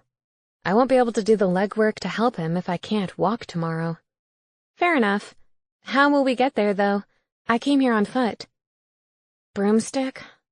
I hated the idea of air travel, but I was willing to suffer if it meant getting this over with quickly. It's nighttime, Begonia said. I'm not authorized to fly a broomstick after sunset yet. More rules. Okay, I'll figure something out. Meet me outside in 5 minutes. I sucked in a deep breath and checked myself in the mirror. Wish me luck. Luck, Begonia said, and blew me a kiss. I returned to the table, where Demetrius was chatting with the patrons at the table next to us. His gaze flickered back to me as I sat down. Everything good? He asked, studying me. You look unwell. What if I told you that we could keep the date going a little while longer, but that it involves a favor? I quivered inside. Asking for favors made me uncomfortable at the best of times. He leaned forward and looked into my eyes. You need only ask. A pleasant shiver ran down my spine. I didn't know what kind of vampire mojo was at work, but whatever it was working. Can we cut dinner short and drive to another location? I swallowed hard. With my friend, Begonia. A smile tugged at his lips. You want me to accompany you and your girlfriend to an undisclosed location? That sounded much more risque the way he said it. I need to retrieve something, I explained, but it's too far to go on foot and we're not licensed to fly after dark. Or at all, in my case. Sounds adventurous, he said with a wink and tossed his napkin onto the table. Let's go. He didn't seem the least bit bothered about skipping the rest of the meal. Thanks, Demetrius. I'm sorry to change the plan. No worries. I like when things get shaken up around here. Spellbound can send you into a trance if you're not careful. That was a relief. Not the part about the trance, but the fact that he was willing to roll with the punches. Definitely a tick in the pros column. Not that I was making a mental list. Fine, I was making a list, but I never write them down. The only problem with the mental list was that Sedgwick had unfettered access to it. I really needed a spell that blocked Sedgwick from my private thoughts. I'd need to ask someone about that. Demetrius paid the bill and escorted me outside, where Begonia was waiting patiently. Ah, yes, your pretty friend, he said, flashing his fangs, ever the show-off. Hello again, Begonia. Begonia turned pink.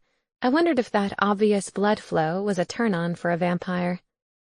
Hi, she squeaked. Where's this second location? He asked. I'll direct you, Begonia said, finding her voice. Where's your car? At that moment, a valet pulled up with the black sports car.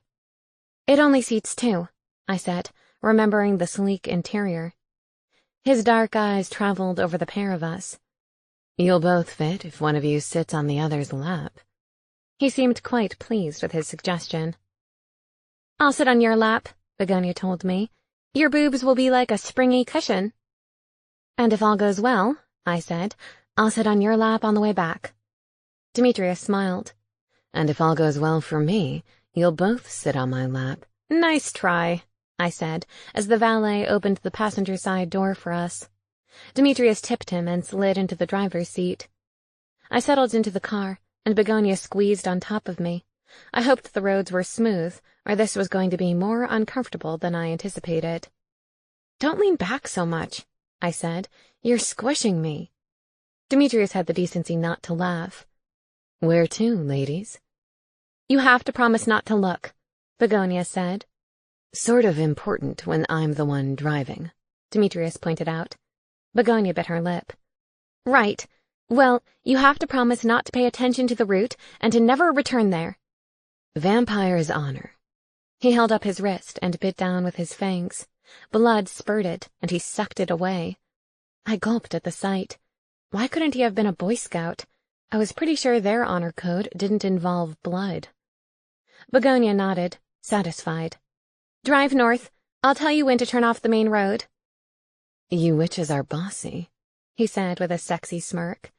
I like it. Who knew? A vampire with a submissive streak.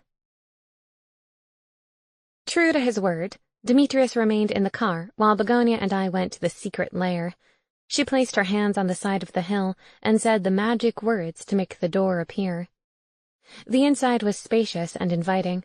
I'd enjoyed several evenings here with the other girls, watching films from the human world and gorging on snacks from the Wish Market. It made me sad to think that Millie was so angry with me. She'd chosen to act out, rather than talk it out with me. What I'd done to her was an accident. Everyone knew that. What she'd done to me was mean and deliberate. Should we check the basket? I asked. The voodoo dolls were kept in a woven basket. I pulled out the one of Lady Weatherby with its little horned headdress. As tempting as it was to get back at her for tormenting me, I wasn't willing to mess with a witch of her stature. No, Begonia said. Millie's too smart to keep it with the other dolls. We're in there too often. I placed the Weatherby doll back in the basket and joined Begonia in the hunt for my likeness. We checked under cushions and in cupboards. We scoured the nooks and crannies, but came up empty-handed. You don't think it's in her house, do you? I asked. No way, Begonia said. She'd be in serious trouble if anyone in her family found it. They would turn it over to the coven in a heartbeat. She wouldn't risk it. The doll has to be here. Her family likes to stick to the rules, huh? I asked. They are overachievers. They're mortified that Millie is in the remedial program. But do they know she's the star of the remedial program? I asked. Begonia laughed. She really is. No, they don't care. They just want her to pass all the tests so she can stop embarrassing them. That's awful. My grandparents would never have been embarrassed by my failures. They wanted to see me succeed, of course, but they knew I always gave my best effort and wouldn't choose to demoralize me. I surveyed the room, trying to think of more places to search. A picture on the wall drew my gaze. It was a painting of a black cat on a rooftop, stretching in front of a full moon. Is that picture crooked, or is it just me? I asked. Begonia walked closer to inspect it. Crooked. She removed it, revealing a small hole in the wall. Jackpot! She reached inside and produced a voodoo doll with long brown hair and, more noticeably, an obscenely large bust. What did she use to make those? I asked, staring at the doll's chest. Begonia peered under the doll's top. Acorns. So do we just replace them with something smaller and do a spell? I asked. Well, if you want your normal chest back, then we need to reverse it. Otherwise, you risk not getting your same boobs back. She stopped and looked at me. Do you want your same boobs back? I nodded. Despite my moment of weakness in the bathroom, I knew they were Goldilocks boobs. Not too big, not too small, just right. Thought I'd check first, Begonia said. You never know. She pulled out her wand and opened her mouth to speak. Begonia, I said, interrupting her. Would you mind if I try to reverse it? I thought of Lady Weatherby's insistence that I undo my own mistake. I created this mess. I should be the one to correct it. Begonia handed the doll to me. Whatever you want. I retrieved my wand and pointed it at the doll. Uncomplicate these friendship ties. Make my chest its normal size.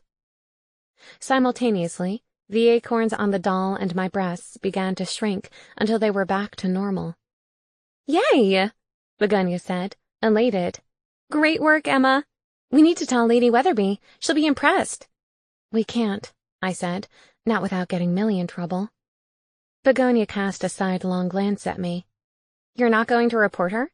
You have the evidence in your hand. I shook my head. Millie lashed out because I embarrassed her. If what you say about her family is true, that she embarrasses them, then that's probably the root of her behavior. You're more understanding than I am, Begonia said. I'd be making another voodoo doll right now. That would get out of control really fast, I said. Besides, I like Millie. I'd rather take the high road. Let's get back to Demetrius before he turns into a bat and leaves us here, Begonia said. We'd have his car, I pointed out. She gave me a sheepish look. Oh, right. What should I do with my doll? I asked. Keep it as a souvenir, Begonia said. With my luck, Magpie would turn the doll into his personal plaything. I didn't like the idea of him attacking me, even in doll form. No thanks, I said. I think I'll just burn it. I hesitated. I won't burn myself in the process, right? Begonia laughed. No, silly. Not without a spell to accompany it. I made a mental note. No spells while burning myself in effigy.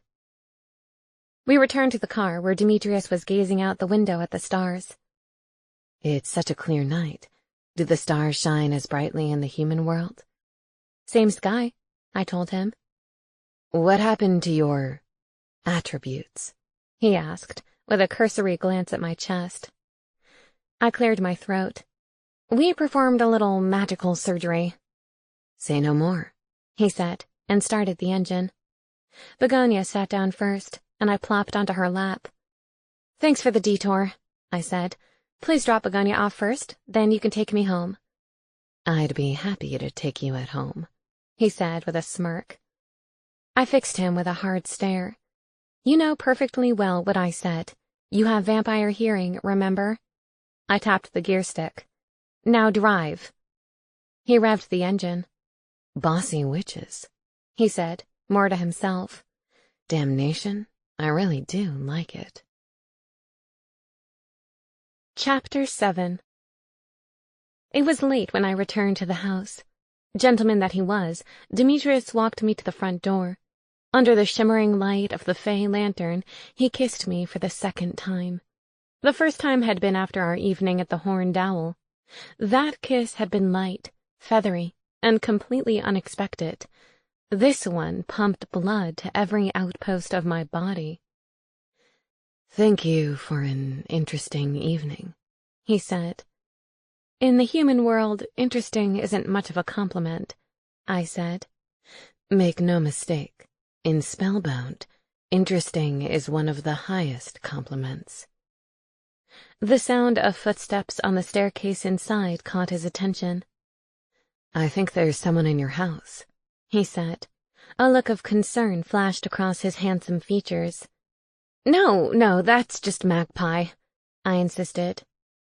I know I call that poor excuse for a cat a fantastic beast, but I don't think he weighs over 200 pounds. You can guess someone's weight by the sound of their footsteps? I asked. He smiled. Vampire hearing, remember? Note to self, tread softly around vampires. I am sorry about dinner, I said. Next time I promise to finish the meal. Yes, next time I intend to make it to dessert, he said seductively. My insides quivered. Good night, Demetrius. Sleep well, Emma Hart. He waited until I was safely inside before he returned to his car. I heard the roar of the magical engine as he pulled away. I went straight upstairs to Daniel's room to see why he'd been lingering downstairs. He was under the covers, pretending to be asleep. I stomped over to the bed and ripped off the blanket. I know you're awake, I said. We heard you downstairs. I told you to stay out of sight. What were you thinking? Demetrius could have seen you. He popped one eye open. Did he ask before he kissed you? A true gentleman should ask first. That's none of your business, I said. You know what is your business? Sheriff Hugo has issued a code Clover for you. Good thing I'm here then, Daniel said. He sat up in bed, completely dressed. Do you need pajamas or any toiletries? Like a toothbrush? I wondered if angels were susceptible to cavities and bad breath. I sleep in the nude, he said, and I nearly dissolved into the floorboards. Make sure you keep your bedroom door closed in that case, I said. I don't need any midnight surprises. He smirked. So how was your date? For a brief moment, I thought I detected a note of jealousy, but I knew that was just wishful thinking on my part. It wasn't what I expected, I said, and probably not what Demetrius expected either. I don't know why you don't like him. He seems very nice. A little cocky, of course, but weren't they all? Of course he's very nice. That's how he lures you in. So you're angry because he's pulling a page from your playbook? He blinked. What's a playbook? Never mind. Football references would go over here like a lead broomstick. So are you going to see him again? Daniel asked. I didn't come in here to reminisce about my date, I said heatedly. I came to talk to you about Jolene. If the sheriff has identified you as a person of interest, we need to change his mind. Tomorrow, if possible. That's why I'm here, remember? He said, spreading his arms wide. What do you want to talk about? I need leads, I said. Can you think of anyone who might want to harm Jolene? I hesitated, hating to speculate. Given her experience with depression, is there a chance she may have taken her own life? He seemed momentarily stunned. I suppose there is a chance. I knew what he was thinking. It was only weeks ago that Daniel had contemplated suicide. Under the circumstances, it was entirely reasonable to think that Jolene had done the same, successfully. We don't have results from the autopsy yet, I said. That will help determine whether she killed herself. As far as I knew, there was no evidence of murder at the scene, no blood spatter, no sign of a weapon or forced entry. Suicide was a real possibility. I know someone who might be able to help, he said. She's one of yours. A witch? He nodded. Her name is Paisley. She works at Mix and Match. Paisley. Yes, I met her when I went to buy the anti-anxiety potion. What do I need to ask Paisley? Jolene had mentioned to me that she was taking an antidepressant potion. She mentioned Paisley's name. Jolene had urged me to try it because she thought it was helping her. Not enough, apparently. And did you? I asked. He lowered his gaze. No, I didn't want to use artificial means to drag myself out of the darkness. I wanted to do it on my own. Typical male. I know you're feeling a renewed sense of purpose now, but if you ever find yourself falling into another black hole, I hope you would consider it. I know in the human world, people manage to live fuller lives with the help of medication. Of course, it depended on the situation. I knew pills weren't the answer to every malady. You're my person, Emma, he said in earnest. If I ever find myself slipping into that black hole, as you call it, you'll be the first to know. I have a feeling if anyone can bring me back to the light, you can. I blinked back tears. We'd only known each other for a short time. It seemed impossible that we could forge such a close connection. I felt it, though, and now I knew for certain that he felt it too. I'm going to get a good night's sleep, and so should you, I said. I'll speak to Paisley tomorrow at the first opportunity. You stay here until I tell you it's safe to come out. Daniel groaned. Fine, but would you mind asking Gareth to stop stalking me? Even though I can't see him, I can feel him hovering around me. Sometimes I feel like he's even mimicking me. That sounded about right. I'll speak to him. When you were in the human world, he said, did you ever picture yourself sharing a house with a vampire ghost, a deformed cat, an aggressive owl, and a fallen angel? I couldn't help but smile. Every day.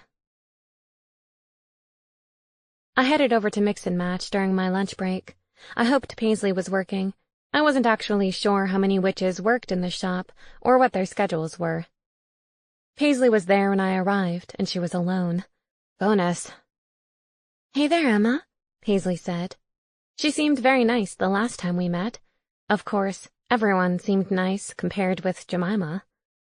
Hi, Paisley. How are you? "Business is slow today, but I expect it will pick up after lunch. How's the anti-anxiety potion working for you?" "It's helping," I said. "I still feel anxious, but not to the point of panic. It seems to have taken the edge off." Paisley smiled brightly. "Yes, that's what other people have reported as well. It doesn't cure it, but it makes it easier to cope." "I don't mind being scared," I said.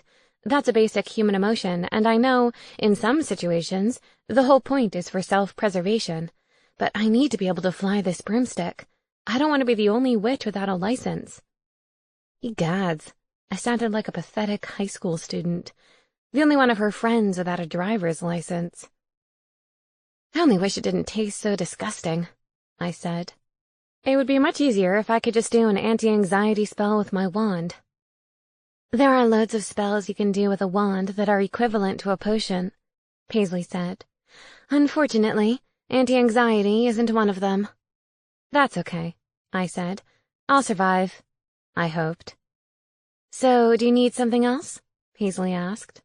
"Would you like to try a different potion? One that tastes better?" I looked around the shop, just to make sure we were the only two present. "Actually, I want to ask you about the antidepressant potion that you sold to Jolene." Paisley's expression shifted. Her smile disappeared, and her eyes glittered with tears. "Such sad news," she said. "She was a ray of sunshine every time she came in here, always so cheerful. It was hard to believe she was struggling with depression." "I think she worked really hard to disguise it," I said. I knew that wasn't unusual for people who suffered from depression.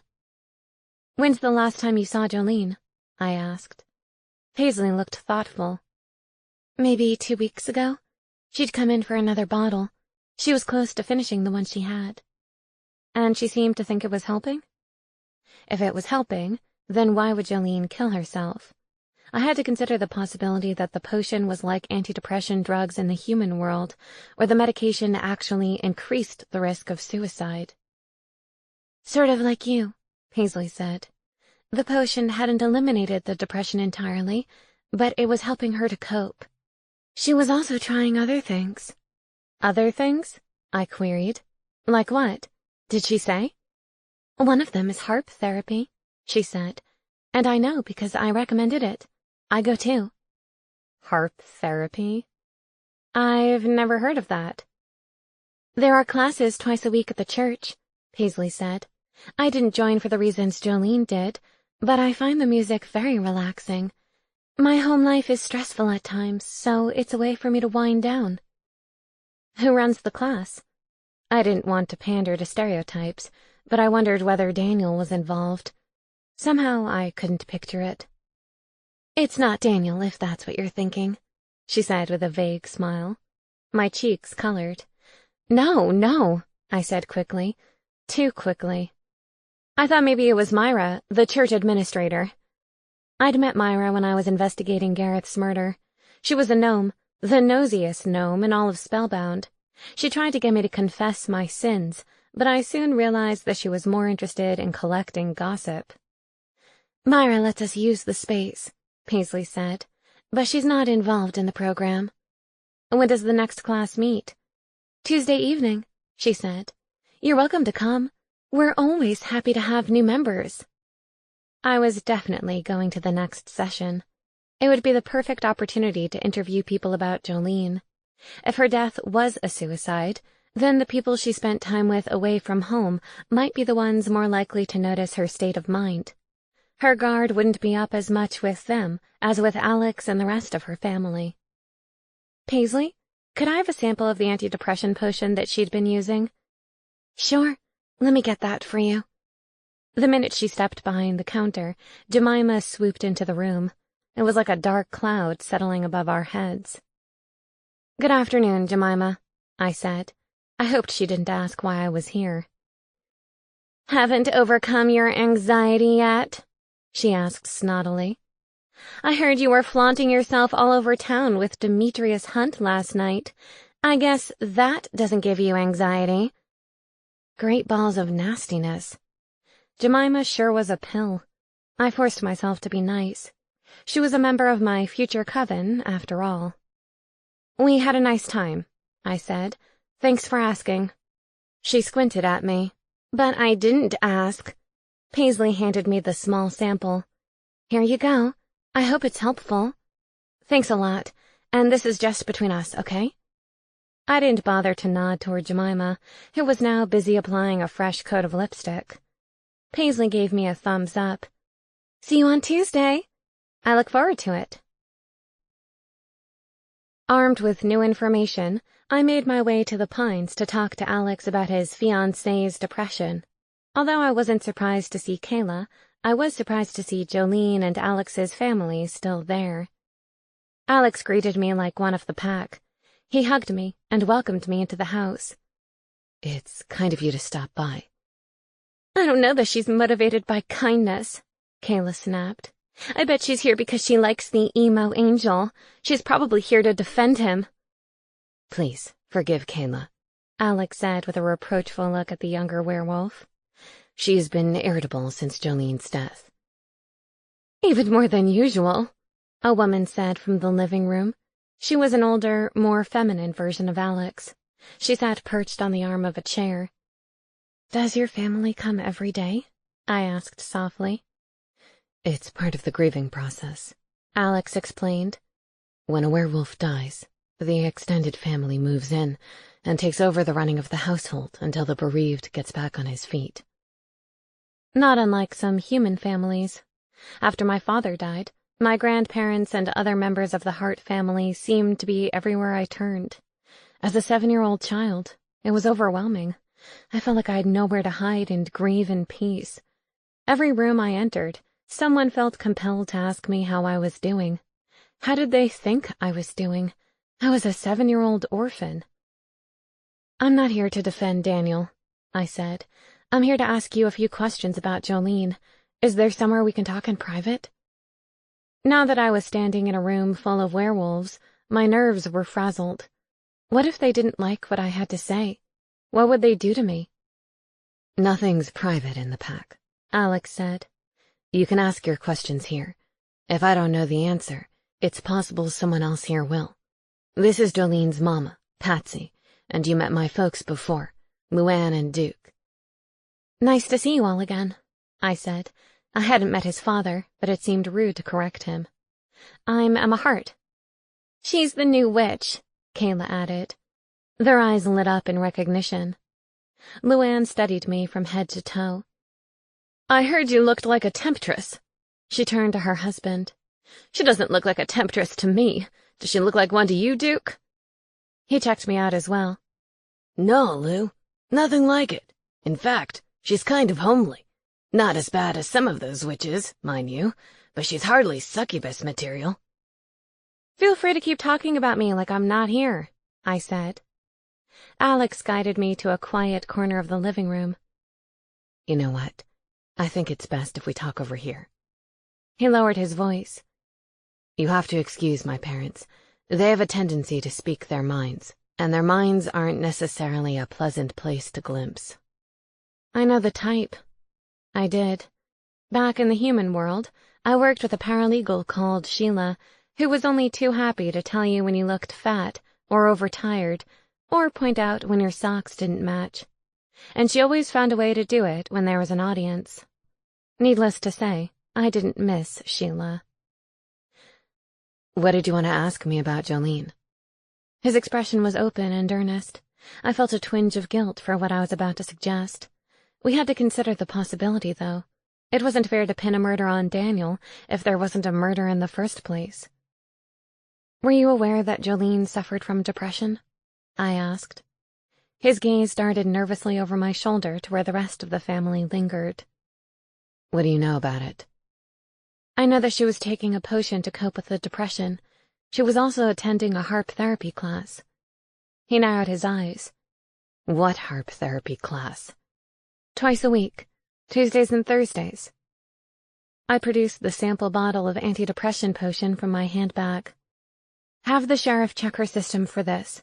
I don't know if it's possible to overdose on it, but the lab experts will.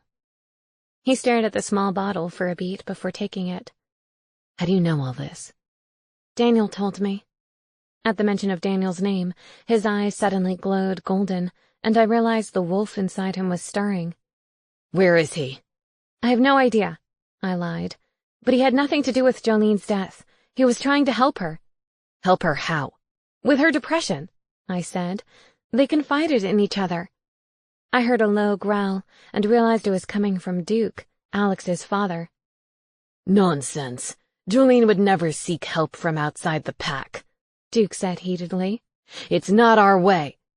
Maybe that's exactly why she felt she couldn't confide in one of you, I said. Werewolves are supposed to be tough, right? Resilient?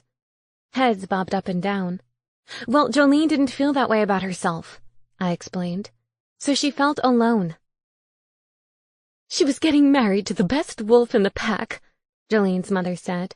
She had nothing to be sad about, except maybe because she didn't end up with the color wedding flowers she wanted on account of them being out of season. It seemed depression was just as misunderstood in Spellbound as it was in the human world. Depression like Jolene's isn't a simple case of sadness. It's not because she didn't get the wedding flowers she wanted, or even for a more serious reason, like she didn't want to marry Alex. You need to stop talking right now, witch, Luann snarled at me. No one here is interested in your drivel. Jolene loved my son, and she couldn't wait to be the mama of his cubs. That's not what I'm saying. I didn't seem to be getting my point across. I was about to give up when I noticed a shadow pass over Alex's face. What is it, Alex? I prompted. His brown eyes met mine. Emma's telling the truth. Luann nearly fell off the arm of the chair. What are you saying, son? Alex paced the length of the room, emanating pent-up energy. It's all true. Jolene was real depressed. I told her to do whatever she had to do. I didn't know she'd been talking to Daniel about it, but it makes sense. Everybody knows he's a moody son of a bitch. You didn't offer to help her? I asked. They were mated. It seemed like an obvious act of love and devotion. Your beloved is hurting. Help her find a way to heal instead of leaving her to deal with it alone. He kicked the wall hard, busting a toe-shaped hole right through it.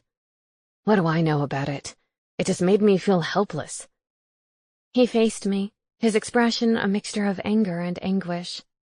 We were getting married, and all she could do was mope around the house feeling sorry for herself. How do I help her? It made me feel awful.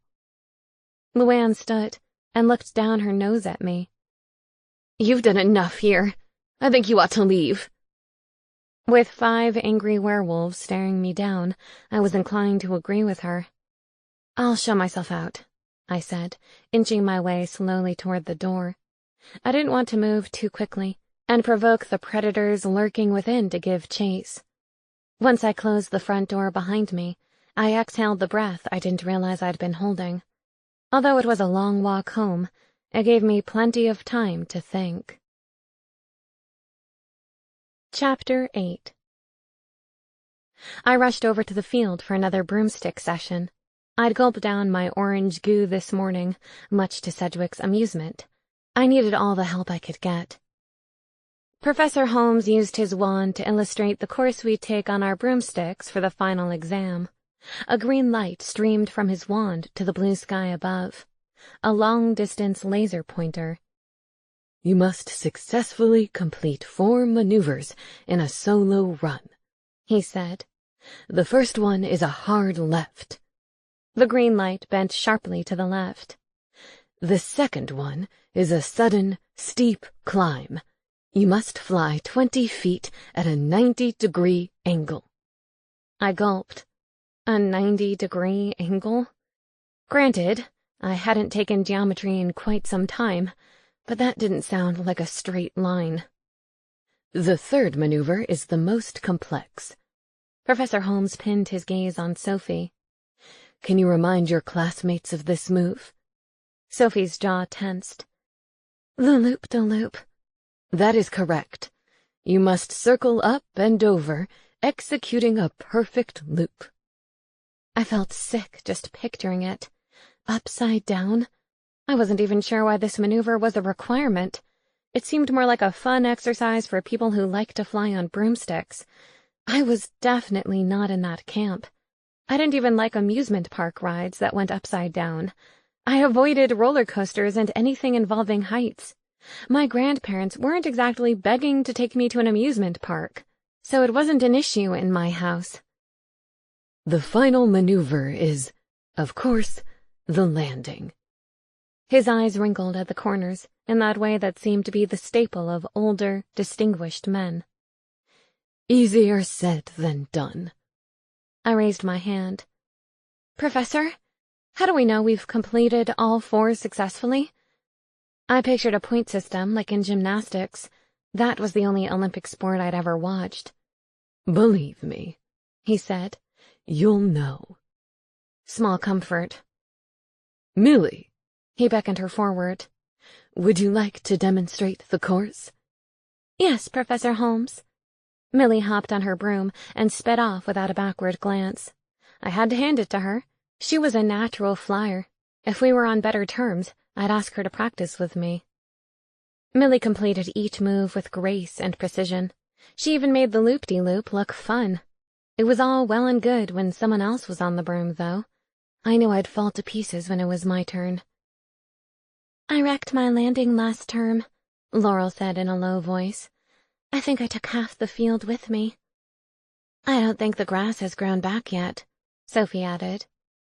Sophie struggled with the loop-de-loop last term, Begonia whispered. It's one of the tests she failed.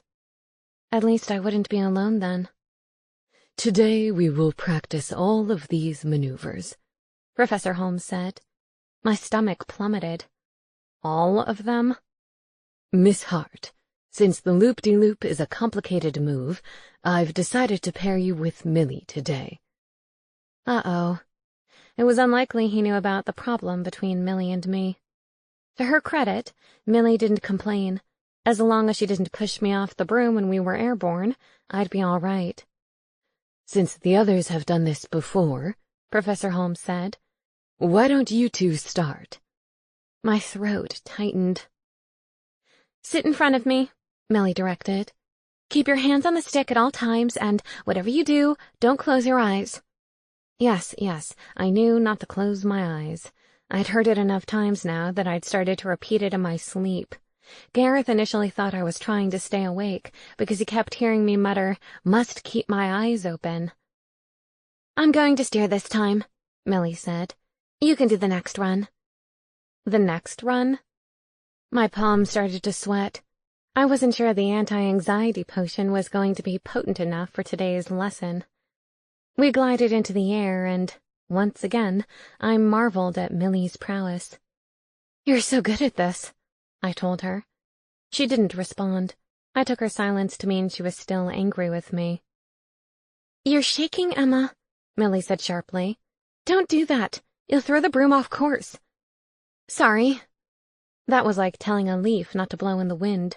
Once my body began to tremble, it was very hard to stop. Emma, I'm serious, she said, struggling to regain control of the broomstick.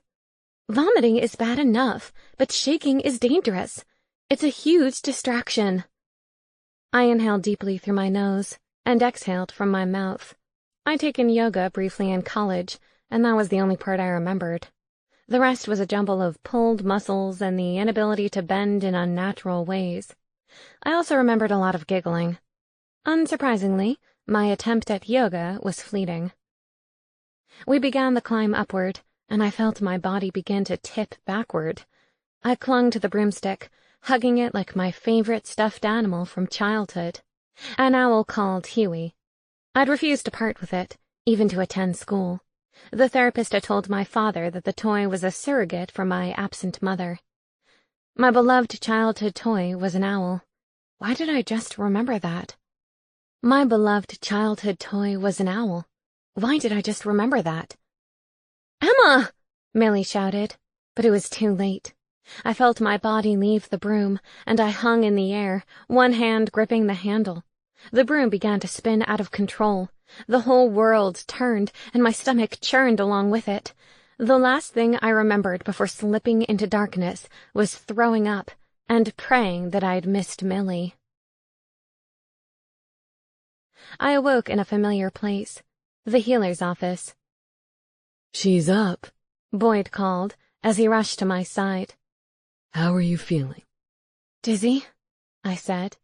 "That's to be expected." He gave me a sympathetic smile. "What happened up there? Millie said you couldn't stop shaking." I told him about my anxiety and the potion I had taken. "It might be time to try a higher dosage," he suggested. "I can recommend a lotion as well, if you don't like the taste of the potion." "What would a lotion do?" I asked. "You rub it on your skin," he explained. "It basically acts the same as a potion, except your body absorbs it through the skin instead of digesting it." Wow, I learned something new every day. "Your friends are waiting in the reception area," he said. "Would you like to see them?" "Is Millie okay?" I asked. I'd never forgive myself if I caused harm to anyone else. "She's fine," Boyd reassured me. "She went home as soon as we told her you'd recover." Millie went home, which meant she was not one of the friends waiting in the reception area. I tried to brush off the disappointment. What did I expect? I'd only given her one more reason to be upset with me. A minute later, I saw the faces of Laurel, Sophie, and Begonia peering down at me. I felt like a lab rat. "Thank the stars you're alive," Sophie said, and brushed the hair out of my face. "You should have seen Professor Holmes," Laurel said, stifling a giggle. "I thought he was going to have a stroke right then and there." "Is he here?" I asked. "He was," Sophie said. "As soon as Boyd said you were out of the woods, he ran over to Lady Weatherby's office to report the incident." Great. Just what I needed. More of Lady Weatherby's disapproval. "Is Millie angry?" I asked. "Who cares?" Begonia said. "It's not your fault." "Well, it certainly wasn't hers," I said. I couldn't stop shaking, and then I couldn't focus. I remembered a toy I used to have, an owl. My mother had given it to me. That can't be a coincidence, right? "But your mother didn't know she was a witch," Sophie said. "That's been my assumption," I said. "Maybe she knew after all. Or maybe she felt an affinity for owls but didn't know why. I guess I'll never know for sure." "What was the owl's name?" Laurel asked. "Huey," I said, smiling. He was brown with yellow eyes. Not unlike Sedgwick, except Huey wasn't spotted.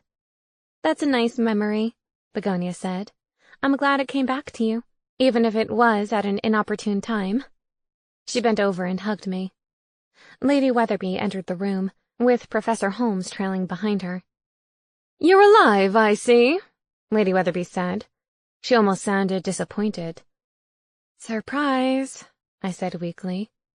"Witches, please clear the room," she said. "You are dismissed for the rest of the day." The other three girls exchanged surprised glances. "Will Emma be able to go home today?" Laurel asked. "Boyd says yes," Lady Weatherby said. "You can dote on your friend later. Right now, I need a word." The trio left the room, leaving me alone with Lady Weatherby and Professor Holmes. "You nearly killed yourself today," Lady Weatherby said, "as well as another student. What do you have to say for yourself?" "I'm terribly sorry," I said. I tried so hard not to be nervous, but my body refused to listen to my brain. "Millie refuses to ride with you again, and I don't blame her," Lady Weatherby said. "Being part of a coven means being part of a group. One link in a long chain. You must put your own neuroses aside if you wish to join us." "I didn't think I had a choice," I said. Lady Weatherby glared at me. "You are in Spellbound now, Miss Hart, whether you like it or not. We have all made sacrifices here, some far greater than yours. Do not think for 1 second that you are alone in this." She seemed to be taking my near-death experience very personally, as though I deliberately set out to die just to spite her. "I'll apologize to Millie," I said. I would never intentionally hurt anyone. "Your intentions are irrelevant," Lady Weatherby said. "Do better, or you may find yourself excommunicated." Tears stung my eyes. Excommunicated? The coven would shun me? "JR," Professor Holmes said softly, "perhaps you're being too harsh on the girl. I was there, remember? She panicked. She's hardly the first witch to do so." Lady Weatherby turned her attention to the elderly wizard, and I saw him flinch. "If you have an issue with anything I've said," she said, "I would appreciate it if you spoke with me in private instead of undermining my authority." Professor Holmes pressed his lips together. He was a sweet man, and I appreciated his efforts on my behalf. "Why don't we let the patient rest now?" Boyd suggested, coming into the small room. "I'll release her in another hour or so." "As you wish," Lady Weatherby said. Without another word, she spun on her heel and left the room. Professor Holmes gave me a reassuring pat on the shoulder before following her. Once they were out of earshot, Boyd came over to the bed, rubbing his hands together. "Now that the little Lady Sunshine hasn't left the building, who wants ice cream?" "Are you feeling better?" Daniel asked. I was at home, tucked safely in my bed, with a vampire ghost and an angel hovering beside me. "Jittery, but otherwise okay," I said. Daniel handed me a cup of tea on a saucer. "It's thistle and thyme." "I had Magpie direct him to it," Gareth said quickly. "He doesn't know his herbs from his weeds." "Thank you both," I said, taking a hesitant sip of the tea. The warmth shot straight to my belly. Sedgwick flapped into the room. "The vampire is here." "Daniel, you need to stay hidden," I said. "Demetrius is here." I dragged myself out of bed and down the steps. "What's he doing here?" the angel asked. "He probably heard about the incident," I called over my shoulder. "You know how fast word travels in Spellbound? At the speed of light." "Fix your hair," Gareth called. There was no time to worry about my hair as I flung open the door. "What a surprise!" He seemed relieved to see me. "I wasn't certain you'd be able to answer the door." "I'm sure the whole thing was blown out of proportion," I said. He leaned against the door jamb, the hint of a firm chest visible thanks to an open-collared shirt. "I heard you nearly fell to your death while on a broomstick with another remedial witch and freaked out the entire coven." "Okay, so maybe it wasn't blown out of proportion." "Are you going to invite me in?" he asked. I couldn't possibly let him in with Daniel hiding upstairs, not with his vampire hearing.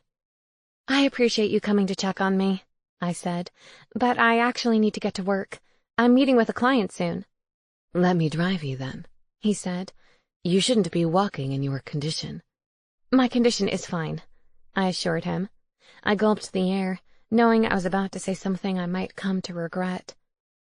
"Demetrius, you're a very nice, vampire, and I've enjoyed spending time with you, but I think we should keep our relationship platonic." His brow creased. "I'm confused." "About which part?" "The part where you don't want to jump my bones. That's never happened before." I laughed. "No offense, Demetrius, but you're, what, hundreds of years old? Surely somewhere along the line, a woman decided not to sleep with you." He scratched his chin thoughtfully. "No, I don't think so." I shrugged helplessly. "It's not you. You're a catch, I promise. It's just that I'm still new here, and I need to figure out my life before I get involved in a relationship." He flashed his fangs in a last-ditch effort to tempt me. I had to be honest. I wavered slightly. "Fair enough. You get settled in. There's plenty of time to get to know each other. In my experience, friends make the best lovers anyway." Holy vampire hotness.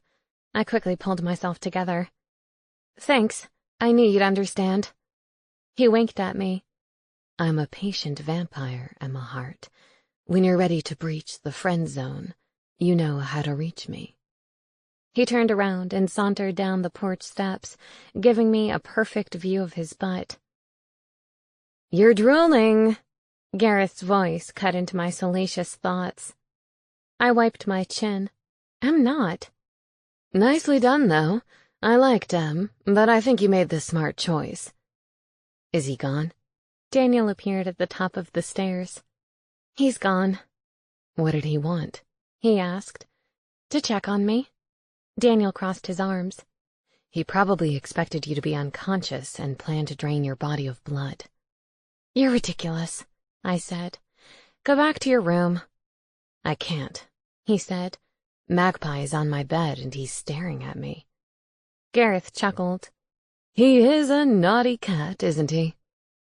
I have to get to the office and meet Lindsay, I said. We need to prepare for trial. I wish I could go with you and offer assistance, Gareth said. It's so boring floating around here all day. You should try, I said. It would be helpful to have someone with knowledge advising me on the case. I assume you're talking to Gareth? Daniel said. Sorry, yes. I turned back to Gareth. See if you can will yourself there. You have a deep connection to your office. There's no reason to think you can't materialize there. What do you have to lose? You're going to leave me alone with the cat? Daniel asked. Sedgwick is here, I said. He'll protect you. A white lie. Sedgwick was no more fond of Daniel than he was of Demetrius. Don't leave me here with the angel, Sedgwick protested. He's so depressing. You're all a bunch of toddlers, I said. It would be a relief to flee to my office, even if it was to meet with a cranky teenager. Don't blame me if you find feathers in your toothbrush, the owl said. Why would I find feathers? Never mind. See you later, Daniel, I called. They'd survive the rest of the day. I hoped. I lost Gareth as soon as we left our yard, but I carried on walking into town. I figured that if he didn't glide alongside me, he'd find some other way to materialize in the building. By the time I reached my office, my feet were killing me. At this rate, I would need another pair of shoes. I was already wearing out the soles of this pair. Althea was watering a plant in my office when I entered. Any sign of Gareth? I asked. She shot me a quizzical look. Is it possible for me to see any sign of Gareth? Good point. Maybe a chilly breeze or a haunting sound? None of the above. I sat down at my desk to review Lindsay's case again. It was always worth a closer look at the details. How about that? Gareth popped into the office, looking around as though he'd never been here before. I can't believe it. Somewhere else to go aside from the house. This is a dream come true. I'm not convinced that showing up at your musty old office is a dream come true, I said. Althea jerked her chin toward me. He's here? To your left, I said, wearing the loudest outfit any ghost has a right to wear. Tell her she looks fantastic, Garth said. Did she lose weight? I'm not asking her if she lost weight, I said. Althea brightened. I have lost weight. I cut back on the sugar plums and started on the elliptical. It's made a big difference. I told her so. Of course she wouldn't listen to me after I'm dead. Gareth rolled his eyes. Althea stared at the empty space where Gareth actually stood. He's complaining, isn't he? He wants to know why I only started listening to his advice after he died. I chuckled. You know him pretty well. Working in close quarters will do that to you. She gave me a sharp look. You should remember that. She strode back to her adjoining office. I wondered if Althea and I would end up working together for anywhere near as long as she'd worked with Gareth. Time was a funny thing in Spellbound. So, what time is our client due in? Gareth asked. First of all, she is not our client. She is my client. You are merely here to advise. Gareth folded his arms and floated above the chair. Do you want my help or not? Of course I do, but I want suggestions, not mandates. Tell me about the potential judges. Talk to me about the prosecutor. The prosecutor is a wizard named Rochester. The judge will likely be one of 3 possibilities for a crime like this. There's Judge Hester Longbottom, a werepanther, Judge Lee Millville, a dwarf, and Judge Elena Figueroa, an Amazon. Which one do I want it to be? He shrugged. They all see sense. The wizard can get overly excited about pursuing tough sentences, so you need to watch out for that. He seems compelled to lock everybody away for a very long time. Sometimes I suspect he's in cahoots with the sheriff to wipe the town clean of any and all potential criminal activity. Wouldn't that be a good thing? I asked. Not the way they do it, he replied. Noted, I said. Are any of the judges tougher than others on sentencing minors? Your client is 18, he said. She's not a minor. I know. She's only 18, though. I feel like if a judge is lenient on minors, then he or she will be lenient on an 18-year-old. For this type of crime, anyway. Gareth seemed to consider it. Judge Longbottom. She's the one you want in this case. She had a troubled son. What happened? I asked. Althea poked her head back in the doorway. Are you talking about Judge Longbottom's son? How did you know that? I knew she couldn't hear Gareth. Everybody knows. It's a really sad story. I looked to Gareth, and he gestured toward his former assistant. I'll let her tell it. Share with the class, Althea, I said. Spare no details. Althea came back into the room and took the chair beside Gareth. It was a shame she couldn't see him. There aren't a lot of werepanthers in town, you see, Althea said. The other packs, like the werewolves, are much bigger. I think Evan felt left out a lot of the time. The packs can be very insular. I noticed. The tension between the sheriff and Lorenzo Mancini over jurisdiction was probably the tip of the iceberg. Evan started hanging around with some of the less reputable characters in town. Supernaturals much older than him. He was impressionable. How old? I asked. 17, Althea said. He left school at 15. He was an apprentice to one of the elves, a carpenter. My eyebrows shot up. An elf carpenter was a disreputable character? Althea shook her head sadly. No. Mickey, that's the elf, tried to be a good role model for Evan. It just wasn't enough. Evan ended up stealing cash from Mickey's business over a period of months. What did he do with the money? I asked. Illicit substances, excessive time with a succubus, activities your mother doesn't want to know about, especially if she's the town judge. Althea's mouth was set in a straight line. So, how did he get caught? I asked. It was his mother, actually, Althea said, and she was the one who turned him in. Ouch. That had to be tough. She spoke at his sentencing, Gareth interjected. I was there. Were you defending Evan? I asked.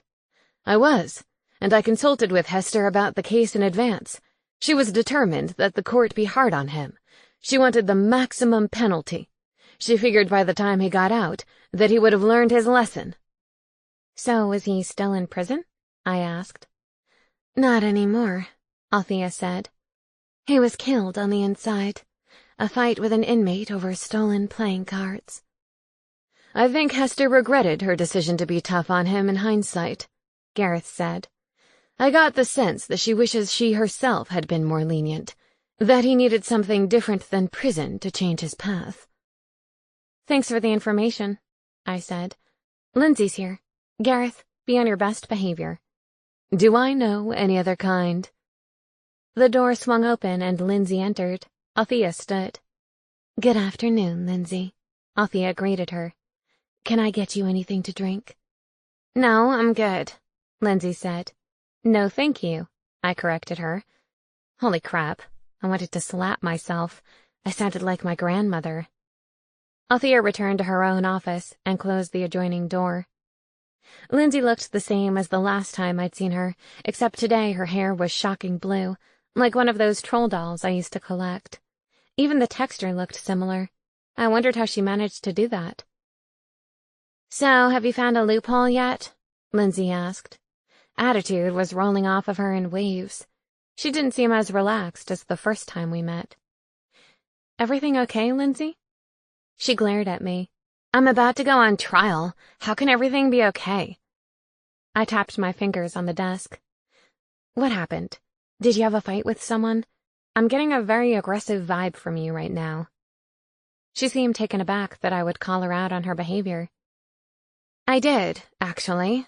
My parents. What happened? I asked. Did you ask them to come to this appointment? She nodded and sniffed. I went by the house to ask them if they'd come. They wouldn't even speak to me. My father stood on the other side of a locked door and wouldn't open it, like I'm some kind of violent criminal. What's wrong with them? Your parents are berserkers, right? No, I'm adopted. My biological parents died when I was young. That hit close to home. How old were you? 5. They went hiking together in the mountains, and that was it. That was it? Did they die of exposure? Lindsay plucked an imaginary thread on the chair. No, it was a murder-suicide. My dad killed my mom and then himself. Her revelation nearly knocked me out of my seat. Where were you? She obviously had no close relatives if an unrelated couple had adopted her. I was with them, she said. My heart stopped. You were there? I didn't see anything. I mean, I saw their dead bodies, but I didn't see him do it. He made sure that I was out of the way before he went psycho. You were in the mountains, I said. How did you survive? When I realized they were dead, I retraced our trail. I met up with a dwarf about halfway back to town.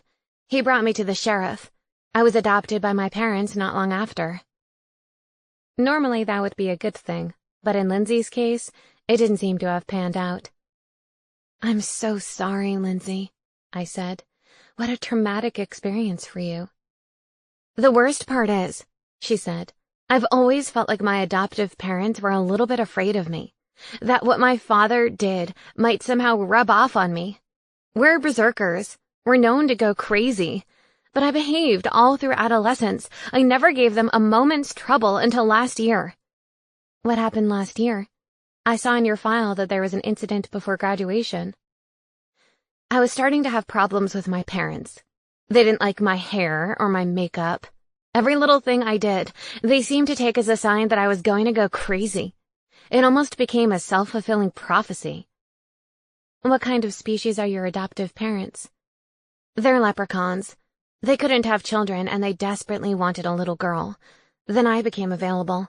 This little blonde girl in braids. I think the taller I grew, the more intimidated they became. They're leprechauns, I said.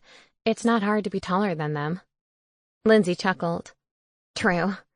I just think they let their fears get the worst of them. And then, of course, I started acting out because they expected me to act out. It's been a vicious cycle. I hate to tell you this, Lindsay, I said, but you're not telling me anything new. What you're describing is very normal in families with a teenager. True, your circumstances suck. I still think you have a chance to turn things around, though. You don't have to let your past dictate your future. Lindsay smiled at me, a genuine smile. I felt a rush of warmth spread through my body. Maybe I'd gotten through to her. She trusts you, Gareth said. That's good. I was so wrapped up in my conversation with Lindsay, I'd forgotten he was there. I heard he almost died on a broomstick, Lindsay said. You must be the crappiest witch ever. And, that quickly, the teenager was back. Chapter 9. I moved briskly around the kitchen, trying to fix myself something quick for dinner. Takeout allowed me to be a lazy cook in the human world, and magic allowed me to be a lazy cook here as well. Not that I was complaining.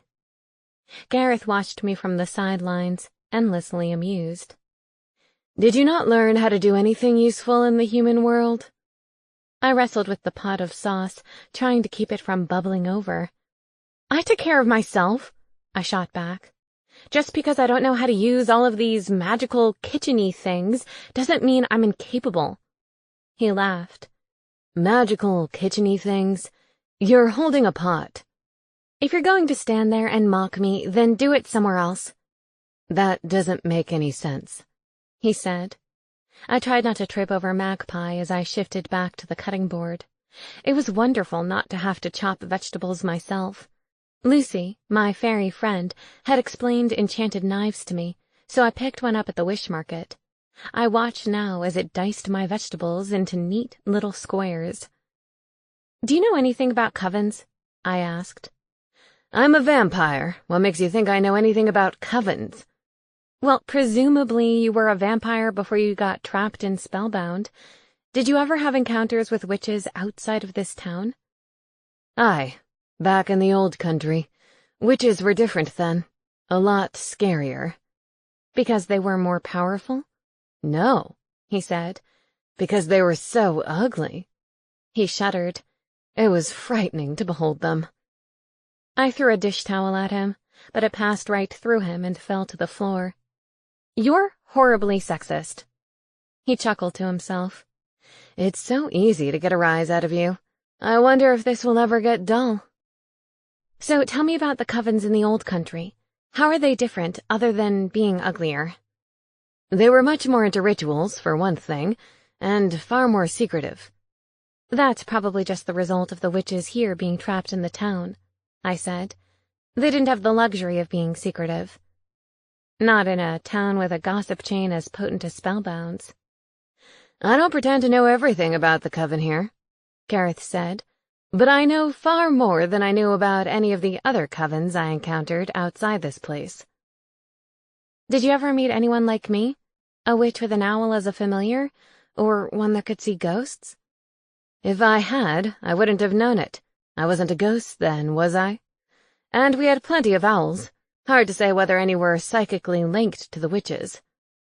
He gave me an apologetic look. "I'm sorry, Emma. I do wish I could help you more. I think it's important to know about one's origin." "I never felt that way before," I said. "But I have to say, it's been weighing on me ever since I arrived. Now that I know I'm a witch, I'd like to know everything." "What's stopping you?" he asked. "You have access to books, to the library."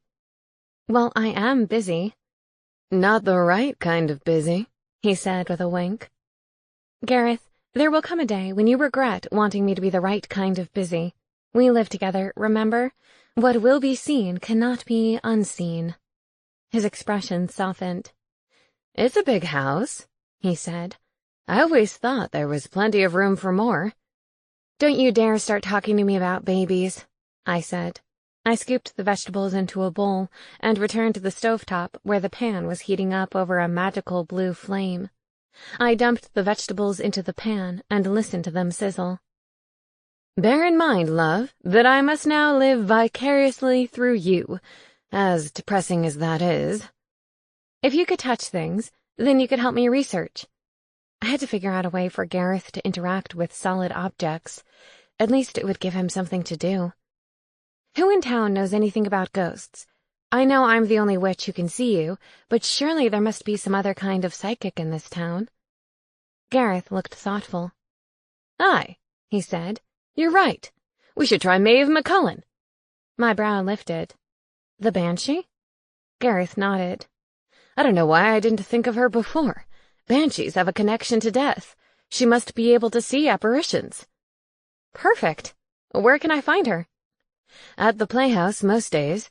She practically lives there. She loves the stage and the limelight." He seemed heartened at the thought of seeing her again. "I was always rather fond of Maeve."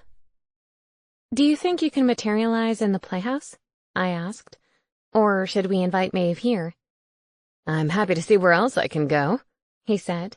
I assumed I would only be able to appear in places I had a strong connection to, like my office or maybe the country club.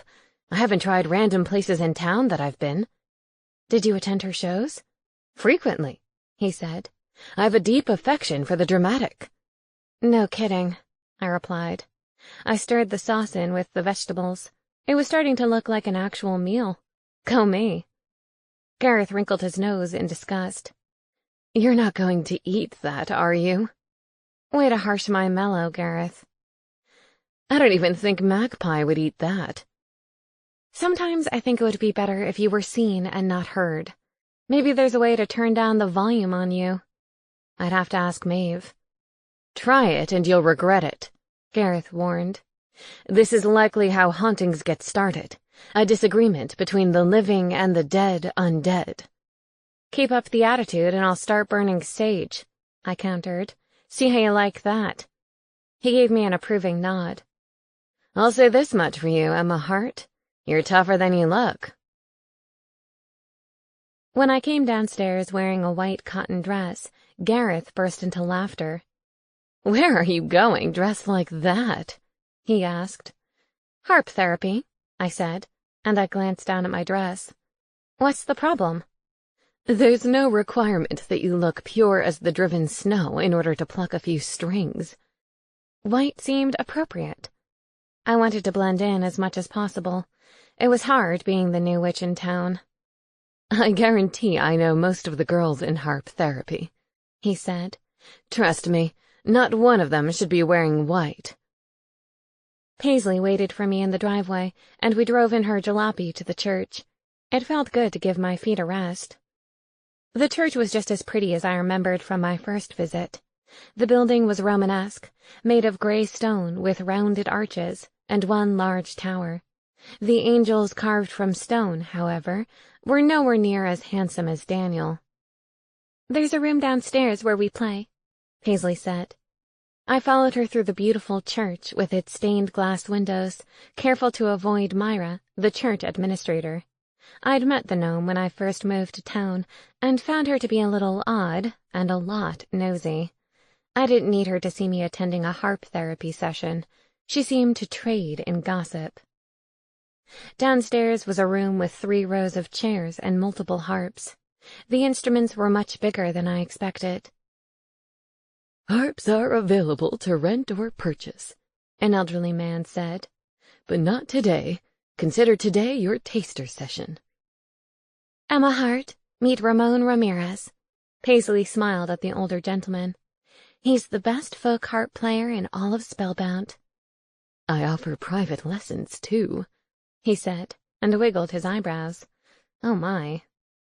Thank you, but let's see how the taster session goes, I said. I think you'll find it relaxing, Ramon said. Music is food for the soul.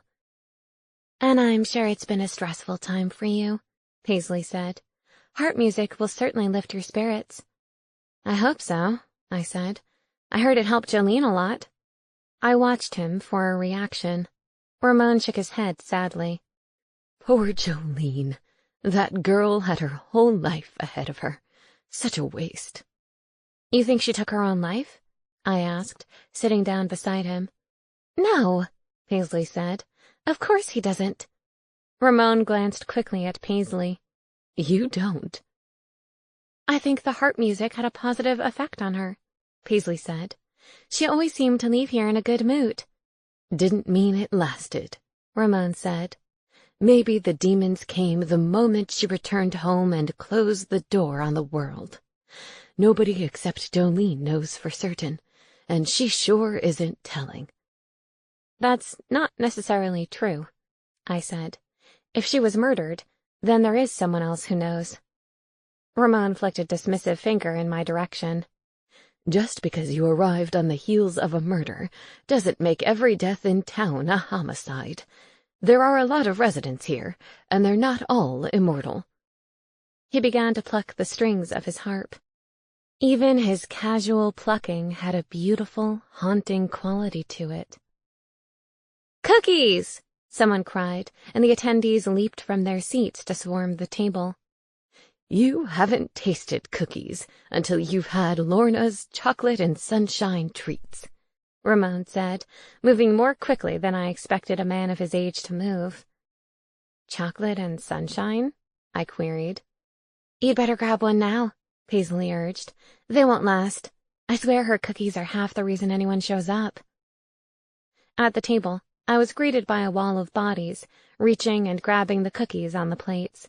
I stood on my tiptoes and tried to peer over the heads of the crowd. Use your magic, someone whispered.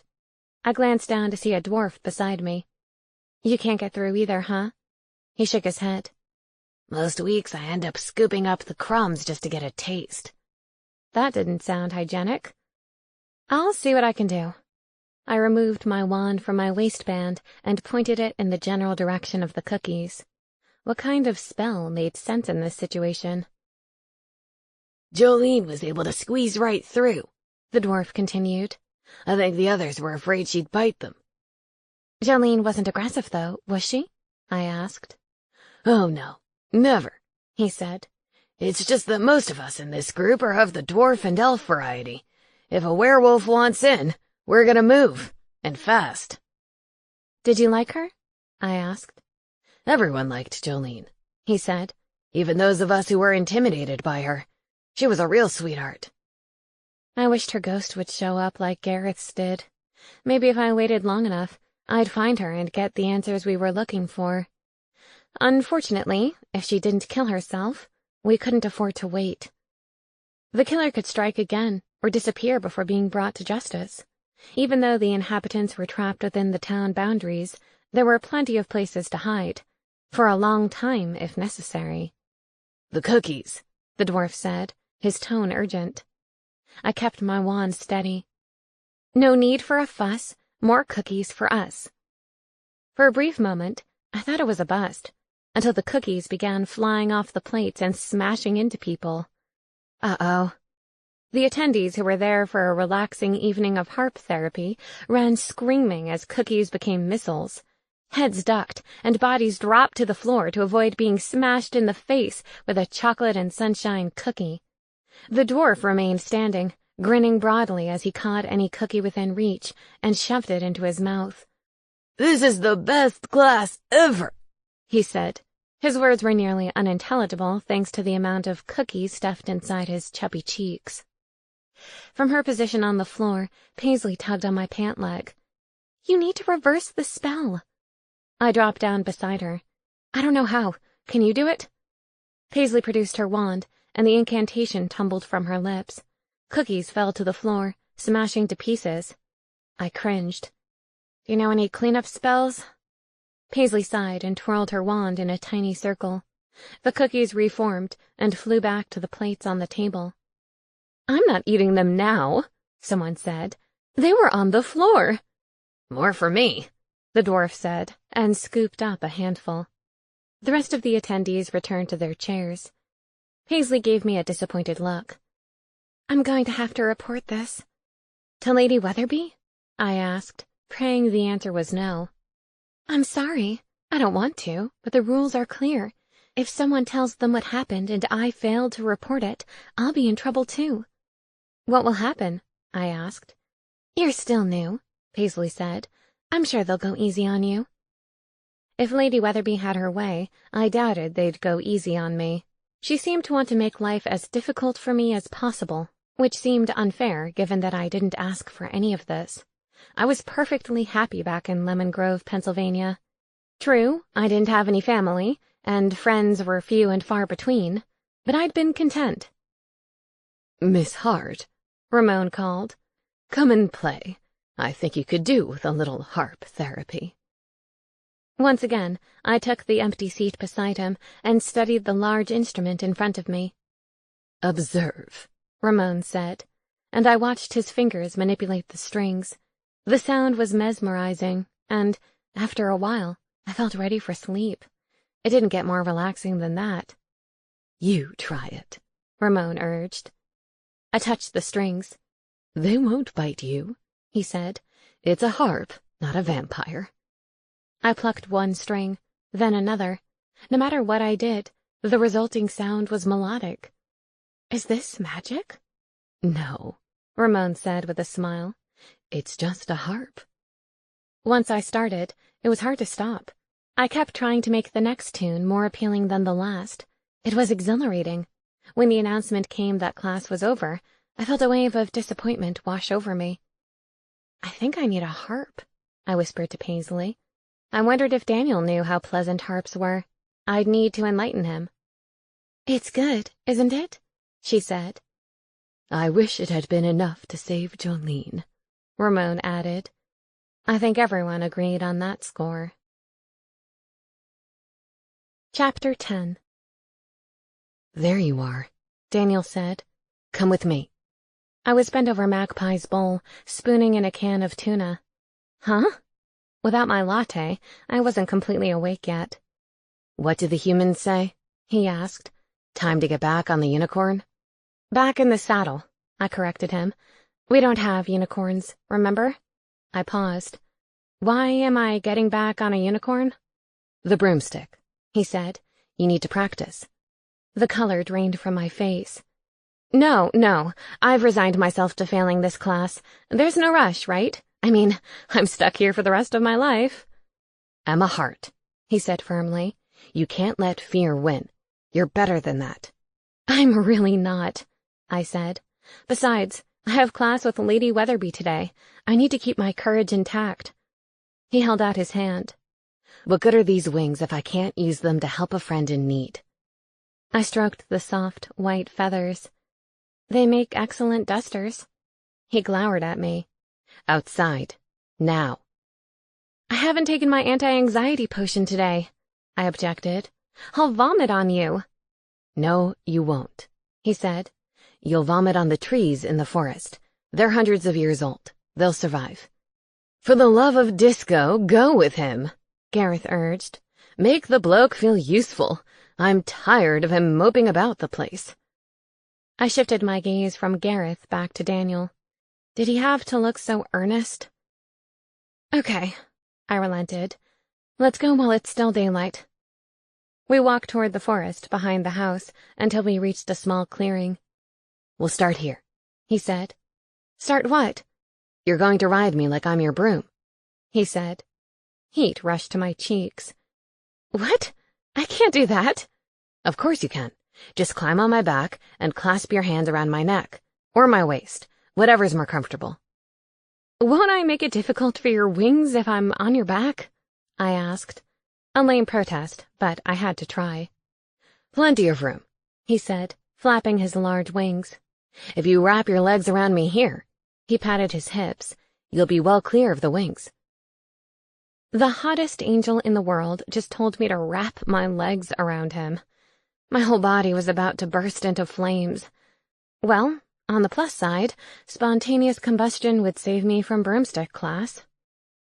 Daniel turned his back on me and crouched lower so that I could climb aboard. Now or never, Emma. Never? He glanced over his shoulder and grinned. I won't let you fall. You know that. I did. I trusted him. For whatever reason, I trusted him from the moment I met him. I pressed against the length of him, wrapping my arms around his neck and praying I didn't accidentally choke him to death. Legs, he prompted. I hopped up and gripped his waist with my thighs. The thick feathers created a soft, fluffy saddle. I'm going to shoot straight into the air, he warned me. Then I'm going to fly upside down, just like your loop-de-loop. Your job is to keep your eyes open and don't let go. My mouth went dry. Okay, I'm ready, I choked out. He shot into the air like Superman, and I clung to him, struggling to quash the queasy feeling in my stomach. Flying is a gift, he called into the wind. You have to learn to embrace it. I'd rather just embrace Daniel. Warn me when you're going to do the loop. He didn't warn me. We went up and over, and, miraculously, I managed to keep hold of him. It probably helped that I had no interest in letting go of him, in the air or on the ground. Are you still with me?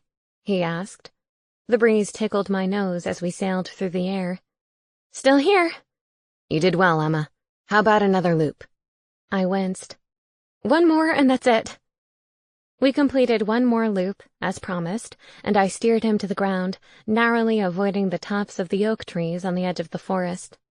Daniel landed on his feet, and I reluctantly slid off his back. A chill ran through me as I separated from him. How was that? He asked.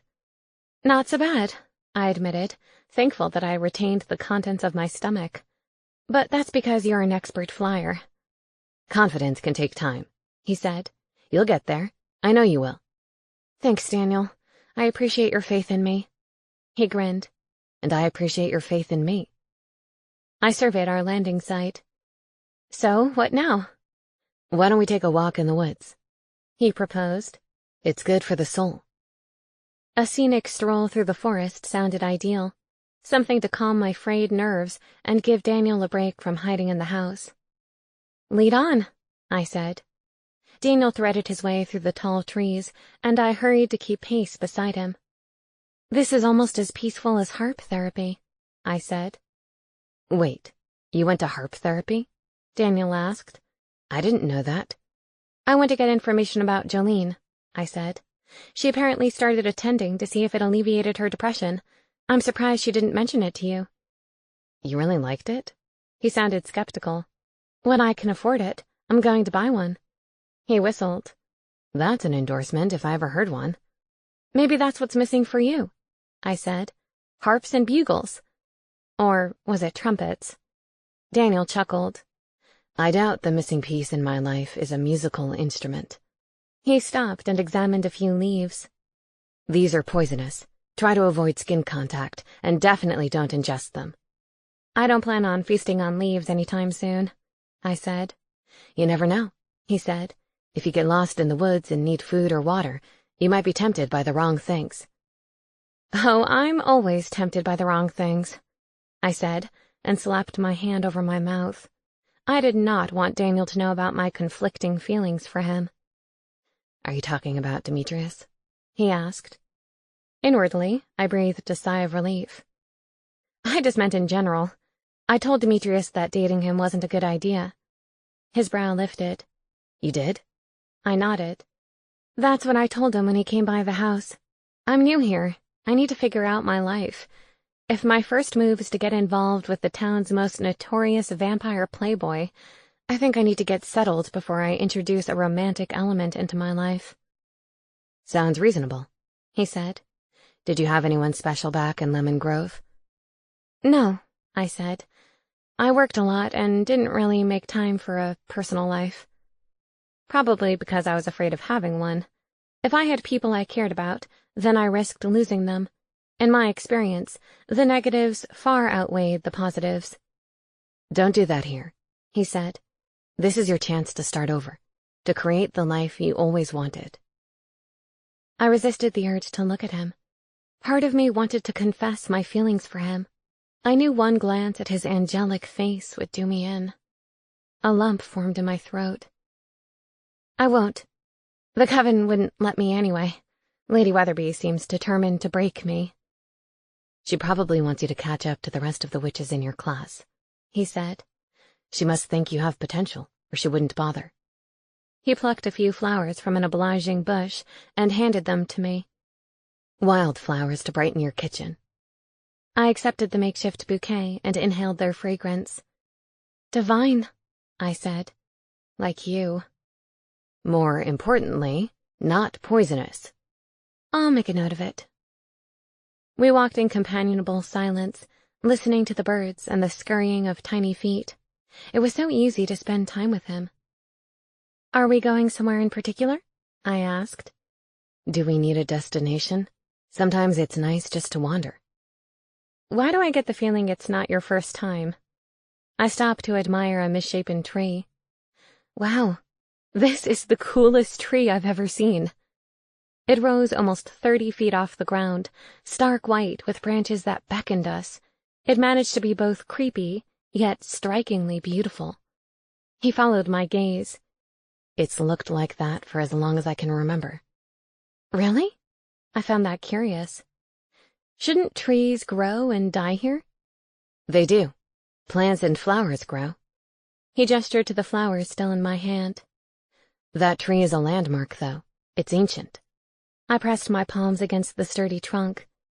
Not the least bit hollow, either. Daniel's eyes sparkled. "Speaking of hollow, I have something to show you." He walked around the base of the tree and squeezed between two overgrown bushes. "This used to be a path, but it seems Mother Nature has reclaimed it." I followed him between the bushes, trying to avoid getting scratched by the brambles. After fighting my way through the thicket, we emptied into a small clearing where we were confronted by a massive tree. It had to be at least 70 feet tall. The base of the tree was hollowed out, and I noticed what appeared to be wooden slats on the inside of the tree. "Is that some kind of ladder?" I asked. "It is." He eyed me carefully. I know you're not a fan of heights, but I think you'd appreciate this. I ducked inside the hollowed portion of the tree and began to climb. I left the bouquet on the ground, took a deep breath, and followed him up the ladder. "Who built this?" I asked on the way up. Conversation would keep me from remembering I was gaining altitude. Daniel glanced down at me. No one knows. I don't think many residents even know it's here. When we arrived at the top, I realized that it was much more than a lookout post. It was, in fact, an elaborate treehouse with a huge platform that offered an unobstructed view of the skyline. Let me guess. It was one of your thinking spots. I bit back a smile. A long time ago, he said. I haven't been here in ages. Someone else clearly had. There was an empty bottle on the platform. What is that? Daniel picked up the bottle. Scorpion's tail. I stared at the bottle. Poison? Hardly. It's basically lemon fizz mixed with some type of strong alcohol. Oh, like a wine cooler. What's a wine cooler? He asked. The go-to alcoholic beverage for every girl in high school where I grew up. They didn't like the taste of beer, but they still wanted to be cool and drink. He set down the bottle and faced the skyline. It's so peaceful up here. I don't know why I stopped coming. I joined him as close to the edge of the platform as I dared to get. It is very pretty. And quiet. It's not far from your house, he said. Maybe this can be your thinking spot. I'm not Winnie the Pooh. Daniel shot me a quizzical look. Who? You don't know Winnie the Pooh? He wrinkled his nose. Whatever it is, it sounds disgusting. I laughed. I actually think he's right up your alley. When I eventually make it over to the library, I'll see if any of his books are there. I'll go with you, he said. I haven't been to the library in a long time. What do you do all day other than fly around and mope? I asked. Have you ever considered starting a business? He sat down on the edge of the platform, his legs dangling over the side. I've thought about it. And? I remained rooted to the middle of the platform. Daniel had the benefit of wings if he slipped off the edge. I had no such escape hatch. I couldn't decide on the type of business. You must have a lot of interests, I said. Couldn't you choose one to focus on? A philanthropy, even? I'll give it some thought, he said. In your thinking place? Naturally. He tipped his head back and smiled at me. I like that you're willing to mock me. Because you like the abuse? I don't know, he replied. I feel like it shows a level of trust, that you know I won't take it to heart. Unlike Daniel, the professional thinker, I'd never given it much thought. I guess that means Gareth and I trust each other too. Because mockery seemed to be the basis of our relationship. You have to, don't you? You're permanent roommates now. I rolled my eyes. Yes, we'll be like an old married couple in no time, all barbed comments and no sex. To be fair, you wouldn't be having sex with him even in solid form. Gareth had given his blessing for me to tell anyone and everyone about his sexual revelation. He seemed to enjoy the range of responses. Do you think Jolene ever came up here? I asked. Between harp therapy and potions, she seemed to be searching high and low for some sense of tranquility. If she did, it wasn't with me, he replied. A deep sigh followed. I really respected her, Emma. She worked so hard to overcome her depression. And now this. He paused. She deserved a better outcome. I inched closer to him, still painfully aware of the 70-foot drop. I was worried that my body would go into full-blown panic mode. I wanted to comfort him without the sudden need for him to comfort me. I got close enough to place a warm hand on his shoulder. By all accounts, she'd fallen in love with Alex and was looking forward to her wedding. She'd found hobbies to lift her spirits. Whatever happened to her, you were a positive force in her life. Remember that. His fingers brushed my own. Thanks, Emma. He peered up at me. How would you feel about flying down? My hands flew to my hips. I say all these nice, comforting things to you, and that's how you plan to repay me? What if I throw you off the platform and then swoop down and catch you? He suggested. That might be fun. Fun? My eyes bulged, and I backed away from the edge. Are you trying to give me a heart attack? He began to laugh, and I knew I'd been had. You really make life worth living, you know that? Chapter 11. We arrived at the academy classroom to find a note pinned to the door with instructions to meet Lady Weatherby at a place called the Labyrinth. This is so exciting, Sophie said. I'm not really in the market for excitement right now, I replied. Laurel clapped her hands together.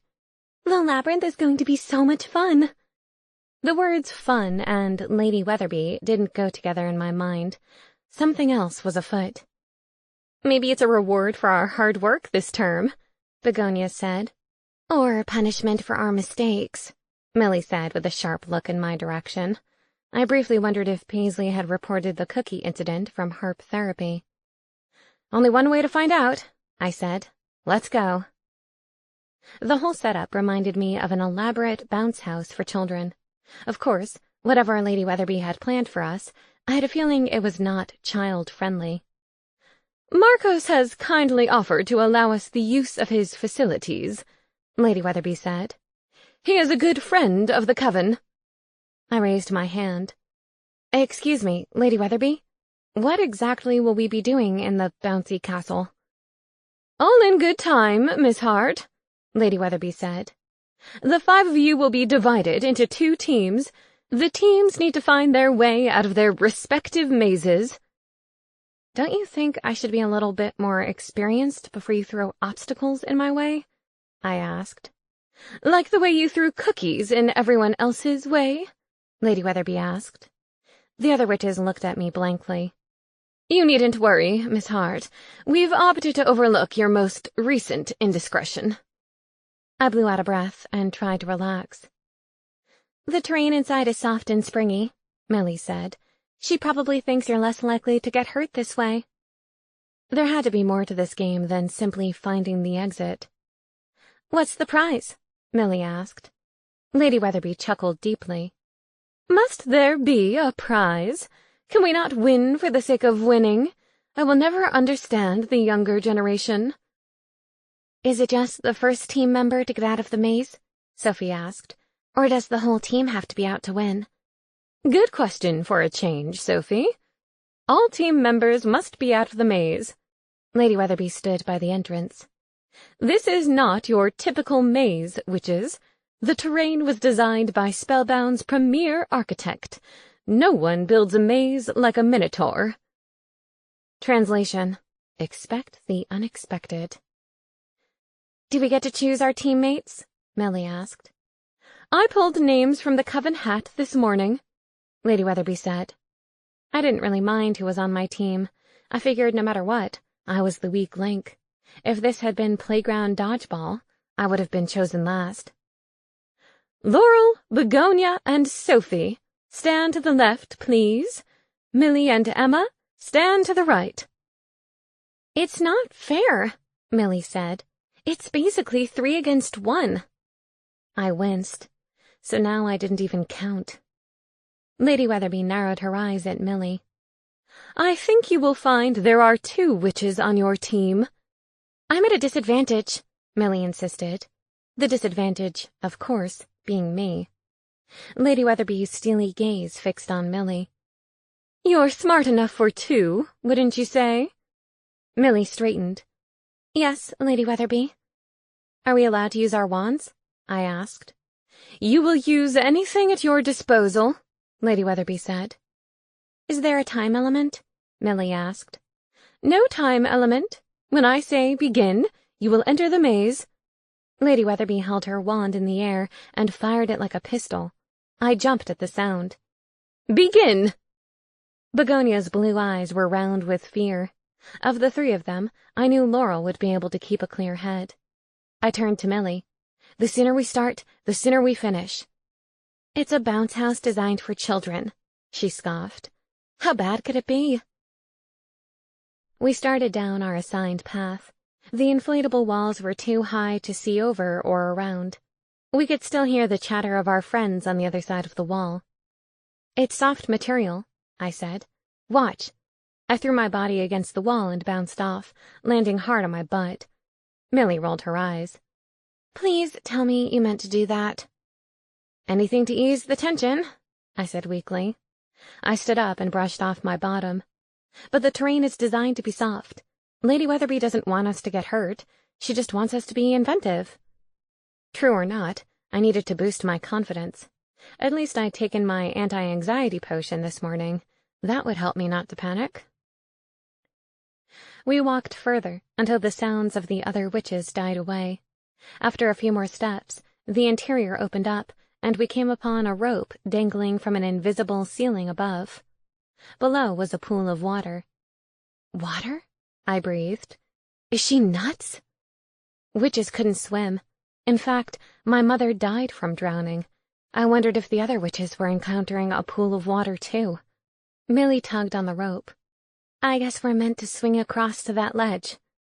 She pointed to the inflatable ledge on the other side of the pool.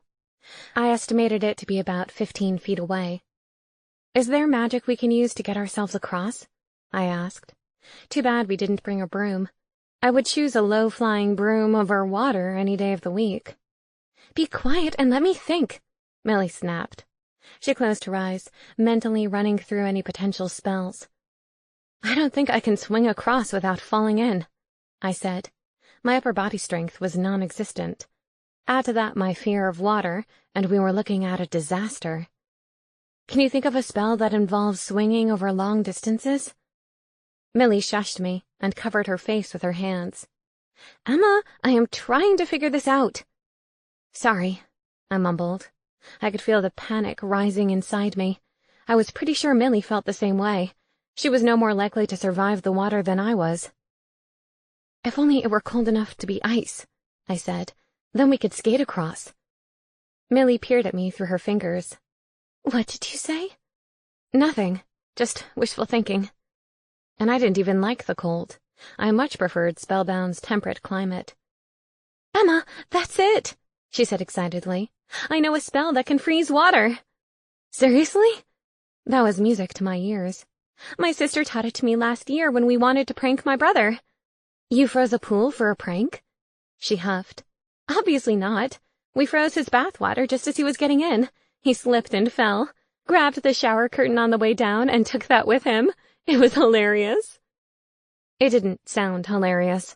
Then again, I wasn't a fan of comedy pratfalls. I bet the rope is a diversion, Millie said. It's here to make us think we need to use it. That Lady Weatherby was tricky. Would you like to do the honors? Millie took out her wand, focused her will, and pointed at the pool. As gentle as a morning breeze, make this pool of water freeze. We watched in anticipation as the water slowly formed an enormous, solid cube. As Millie stepped forward, I stopped her with a hand. Give it 1 more minute. Be sure it's frozen all the way through. The last thing we wanted was to fall in. Then we risked hypothermia as well as drowning. We used the rope to ease down onto the surface of the pool. It was cold and very solid. Holding hands, we carefully made our way across. It was almost enjoyable. I've never been ice skating, I said. Have you? Millie shook her head. Witches tend to avoid any activity involving water, even if it's frozen. Lady Weatherby must have been very confident that we'd figure this out. Otherwise, I'm surprised that our first obstacle would be so dangerous. We made it to the other side, and I boosted Millie so that she could climb up to the ledge. Once she was safely there, I saw a flash of hesitation in her eyes before she leaned over to help me. Would she really have left me here? 1 obstacle down, I said cheerfully. Who knows how many left? It was not a comforting thought. I wonder how the other girls are doing, Millie said. I worry about Laurel. She's so young. Laurel's the last witch I'd worry about, I said. She's very capable for someone her age. It was true. Laurel was going to make an excellent witch someday. With Sophie and Begonia there to help, they would be fine. The next obstacle we encountered was the wall. There seemed to be no way around it. That meant we would have to go over it. I couldn't see how to gain a foothold. The material was smooth, and there was no obvious way to gain purchase. Millie stared upward. How high do you think this goes? she asked. No clue, I said. Is there a spell for leaping tall stories in a single bound? A Superman spell, perhaps. Millie scratched her head thoughtfully. I can't understand why Lady Weatherby felt it was fair to just have the two of us on a team. I have to do all the thinking. Hey, I protested. I may not know the spells, but it was my idea to turn the pool into ice. Millie had the decency to blush. I would have come up with that answer eventually, though. A little credit would have been nice, but my priority was getting out of here. I remember a spell that Ginger taught us, Millie said. No, wait, that involved a potion, not a wand. Doesn't matter, I said. Lots of spells with potions seem to have a wand-based counterpart. When I went to mix and match, Paisley mentioned that there were lots of spells that you could do with the wand that were equivalent to a potion. Millie's eyes lit up. You're right. The potion we made with Ginger was a bubble spell. We rose in the air and floated around the exercise room. She smiled to herself. That was a good day. I whipped out my wand. Okay, I'll try this one. I inhaled deeply and focused my will on getting us over the wall. Carefully. I didn't want to catapult us into matching head injuries. Wrap us in bubble to keep us from trouble. An invisible barrier formed around me. My feet lifted off the ground, and I strangled the scream in my throat. I needed to stay calm. Millie rose beside me in her bubble, brushing gently against the inflatable material as we headed over the top. I kept my eyes open in case there was a lava pit or a lion's den on the other side of the wall. There wasn't. It was worse. We stood on a platform with 2 rows of poles in front of us. The poles dangled above an oval pool of boiling water. It reminded me of a giant cauldron. Steam drifted upward, frizzing the ends of my hair. Freezing this water would be useless. The drop was so far down that we wouldn't be able to get back up to the surface. More water? Millie groaned. My palms are too sweaty to grab the poles. I'll never make it across. Same here. And the poles were smooth. We'd slide right down into the frothing water below. Millie exhaled loudly. Okay, we have to approach this like witches. Lady Weatherby wants us to use magic to get out of the maze, not brute strength. Any suggestions? You have more experience thinking like a witch than I do. I was still coming to grips with the fact that I was a witch. Millie scrutinized the dangling poles. If we can use magic to bend the poles together, they'll form a stirrup. Spells bells, Millie, I said, sounding like a real witch. That's brilliant. Then we can step across. We'd still need to be careful, but our chances were far better than trying to grip the poles and risk sliding into oblivion. She whipped out her wand and pointed it at the poles. What rhymes with stirrup? Not much, I admitted. Try one that doesn't rhyme. Millie looked uncertain. Maybe you should do it. You're better at that than I am. Wow, a compliment from Millie. Where was my calendar? I'm happy to try. I stepped forward and brandished my wand. Poles to stirrups will carry us across this treacherous path. The poles began to creak and bend. We watched in disbelief as the 2 rows reached toward each other and melded together to form a row of U-shapes. Millie moved to the edge, ready to go. Take your time, I said. The poles are still smooth. It would be easy for a foot to slip. Same to you, she replied. She gripped the sides and hoisted herself onto the first stirrup. I waited until she was a third of the way across before I followed. I hope the other girls are having an easier time, I said, struggling to ignore the boiling water below. Sweat oozed from every pore. I couldn't wait to take a shower later. I breathed a sigh of relief when Millie made it to the other side. Only 3 more, she said encouragingly. I placed my foot in one stirrup, and then another. When I reached the other side, I longed to collapse in a heap. Come on, Emma, Millie said. We can do it. We pushed through a set of inflatable doors, and sunlight washed over us. Momentarily blinded, I tripped and fell to my knees directly in front of a familiar set of pointy, black shoes. Congratulations, Lady Weatherby said. You finished more quickly than I expected. Millie helped me to my feet. The other girls were already outside. I guess we didn't win, I said. I hoped Millie didn't blame me for the loss. Lady Weatherby looked down her straight nose at me. On the contrary, I think we can agree that you are all winners today. Class dismissed. In one swift movement, she took off on her broomstick before I had a chance to ask a follow-up question. You were in there forever, Begonia said. What happened? You mean aside from the scalding pool of water and the impassable wall? I asked. Begonia blinked. Really? Ours was just an inflatable obstacle course. It was fun. I got to bludgeon Sophie with one of those foam mallets. Millie and I exchanged glances. So this whole ordeal had been for our benefit. I didn't say a word, I said quietly. I didn't want Millie to think I'd reported her. I know you didn't, Millie said. Lady Weatherby has a way of knowing things, though. You'll see. Truce? I asked. Millie hesitated. Thanks for not snitching. I'm sorry I ruined your date with Demetrius. I didn't know exactly when the spell would kick in. You didn't ruin it at all, I said. And I burned the voodoo doll, by the way. Probably for the best. Definitely for the best, I said. Except for the acorn boobs, she looked nothing like me. Chapter 12. On Thursday evening, I found myself back at the church for another hour of harp therapy. Thanks to the cookie incident on Tuesday, I hadn't had much opportunity to gather information on Jolene.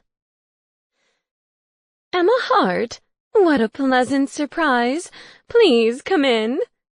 I was thrilled to recognize the lilting voice of Maeve McCullen. The stars were in alignment. Nice to see you again, Miss McCullen, I said. Do call me Maeve. Are you here to play? Her strawberry blonde ringlets were as perfectly coiled as I remembered. I came on Tuesday and really enjoyed it, I said. I omitted the part about the cookies. Since I have you in front of me, can I ask you a quick question? No one seemed to be paying us any attention, so it seemed safe. Sure, Maeve replied. Fire away. Can you see ghosts? She twirled a piece of hair around her fingers. Of course, I'm a banshee. Spellbound is full of ghosts. Yet I'd only seen Gareth. I dropped my voice.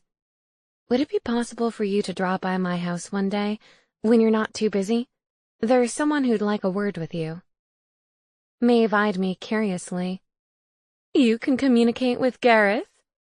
I nodded. How interesting.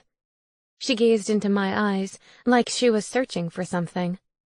I would love to come and see him. I was terribly fond of Gareth. He says the same about you. A church bell clanged. Time to get started, everyone, Maeve said. There's an empty seat next to me, a woman said, waving me over. Jolene's former seat, presumably. You look familiar, I said to the woman as I sat down beside her. Her skin looked as weathered as my grandmother's leather purse, the one she carried every day until her death. Phoebe Minor, she said. We're neighbors. Of course. Phoebe was a harpy, sister of Marisol and daughter of Octavia, the sharp-tongued matriarch. I've been meaning to drop by and introduce myself, Phoebe said. Time gets away from me. In Spellbound, residents had nothing but time. I think you were at the Shamrock Casino when I stopped by to introduce myself. Phoebe nodded, busily strumming her harp strings. I'm a regular there. Those leprechauns know a thing or two about customer service. I'll have to make it over there one of these days, I said. I'd never been to a casino in the human world. I never had enough money to gamble any away in the name of fun. Witches don't usually show an interest in harps, Phoebe said. Just that weirdo Paisley. So Phoebe's tongue was as sharp as the rest of her family's. The radiation didn't fall far from the nuclear plant. Why don't witches like harps? I asked. It's not about the harp. It's that they stick to themselves," the woman on the other side of Phoebe said. She was built like a boulder, with the face only a blind mother could love. "Good to meet you. I'm Sheena Stone." Stone. I recognized the name. Are you related to Wayne? Wayne was another council member, as well as an accountant. "I'm his sister," she said. That explained it. Sheena was a troll. Well, I've met so many interesting people, I said. Okay, not exactly people. It seems silly to stick to the coven. Sheena seemed to like my answer. That was Jolene's attitude, too. I grabbed the opportunity. Jolene, the werewolf? Sheena nodded. The pack tends to be insular, but Jolene wanted to mix with everyone. She loved coming here. Phoebe shushed her. That's enough, Sheena. Emma doesn't want to be reminded that she's sitting in the chair of a dead werewolf. I don't mind, I said. Did you know Jolene well? Well enough, Sheena said. We need to look at your sheet music, Phoebe said. You won't learn anything if you just sit here yammering. Actually, there was a chance I'd learn everything I wanted to know if we sat here yammering, but I could see that was too risky. The troll seemed less interested in being judgmental and more interested in being helpful. A good sign. I don't know how to read music, I admitted. Then how do you expect to play an instrument? Phoebe snapped. Sheena jumped to the rescue. I can help you, dear. Thanks, Sheena, I said. That would be great. Sheena shot the harpy a triumphant look. I had a feeling those two were competitive over more than my approval. I guess Jolene was getting excited about her wedding, I said, careful to keep my tone casual. Who knows, Phoebe said. The girl talked about as much as a mute. Not true, Sheena said. She just didn't talk to you. She didn't trust you not to blab to your family. Was there something to do with the wedding that she didn't want people to know? I asked. For one thing, she didn't want a whole big affair, Sheena said. She didn't like the whole pack coming to witness the ceremony. She said she wanted it to be more intimate, another voice chimed in. That's right, Sheena said. You spoke to her about it, didn't you? Sheena jerked her head toward the young woman. This one can tell you. Emma, meet Susie. They compared wedding notes every week. I was married last year, Susie said. She sighed blissfully. Still feels like yesterday. I scooted my chair over toward the newlywed. So, what did you two compare notes about? Why? Phoebe asked. Thinking about getting married soon? I just love weddings, I enthused. A bald-faced lie. I avoided weddings like the plague, usually because I didn't have a date and didn't want to go alone. Too bad there won't be one, Phoebe said. Not that you'd get invited to a pack wedding. They're strict about outsiders attending anything related to the pack. I focused my attention on Susie. I bet Jolene was really looking forward to life with Alex, I said. He's one good-looking guy. The sound of swooning swirled in the air. All of the women's expressions grew dreamy. Alex is a slice of beefcake I'd like a bite of, Phoebe growled. Not what I was expecting to hear from the older harpy. Did Jolene have any competition for Alex's affections? I asked. Hard to say, Sheena said. Once the pack made it clear they intended for him to marry Jolene, nobody had the chutzpah to make a play for him. He never would have married outside the pack anyway, Susie said. Alex is a leader, but he respects the rules.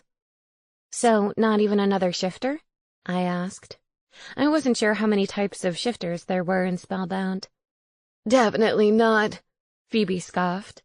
Werewolves consider themselves the top of the shifter food chain. For someone like Alex, a were-ferret would be unthinkable. Even though everyone was saying that witches were insular too, I knew for a fact they could marry other supernaturals. It was one of the first questions I'd asked. Not that I had anyone in mind, of course. I was only 25. I heard Jolene wasn't sure about the marriage, I said. Is that true? You wouldn't know it from the way she talked about their future together, Susie said. She even had names picked out for their 3 future daughters, Nanette, Babette, and Jeanette. I winced. Cute names. Ridiculous names, Phoebe spat. That's one problem avoided thanks to her death. Having met Octavia, her mother, Phoebe's bitter attitude was hardly surprising. Enough chatter, Phoebe said. Let's get back to the music. It's not like Myra will give us extra time. She's always waiting by that god-forsaken door with the key. Sheena put a finger to her lips. Phoebe, we're in a church. It can't possibly be a god-forsaken door. Distracted by their conversation, I caught my fingernails on the harp strings and pulled away, creating a cringe-inducing sound. Phoebe's hands flew to cover her ears. Someone teach this girl how to play. I'm here to relax. Goodness knows I hear enough screeching in my house. Sorry, I said. Maybe I'll just listen tonight. Not as dumb as you look, Phoebe muttered. Phoebe's abrasive personality aside, I could understand why Jolene liked attending these classes. Although I didn't recognize any of the music I heard, it didn't matter. The soothing sounds put me in a pleasant trance, where my concerns faded to the background. I stopped thinking about Jolene, broomsticks, Daniel, all the worries that plagued me. I was almost catatonic by the end of the session. We'll see you next week, Sheena said, giving me a gentle shake. I blinked and looked around the room. Nearly everyone was gone. Did I fall asleep? I asked. Not exactly, she said with a smile. We call it the harp hangover. Much more pleasant than the other kind. It certainly was.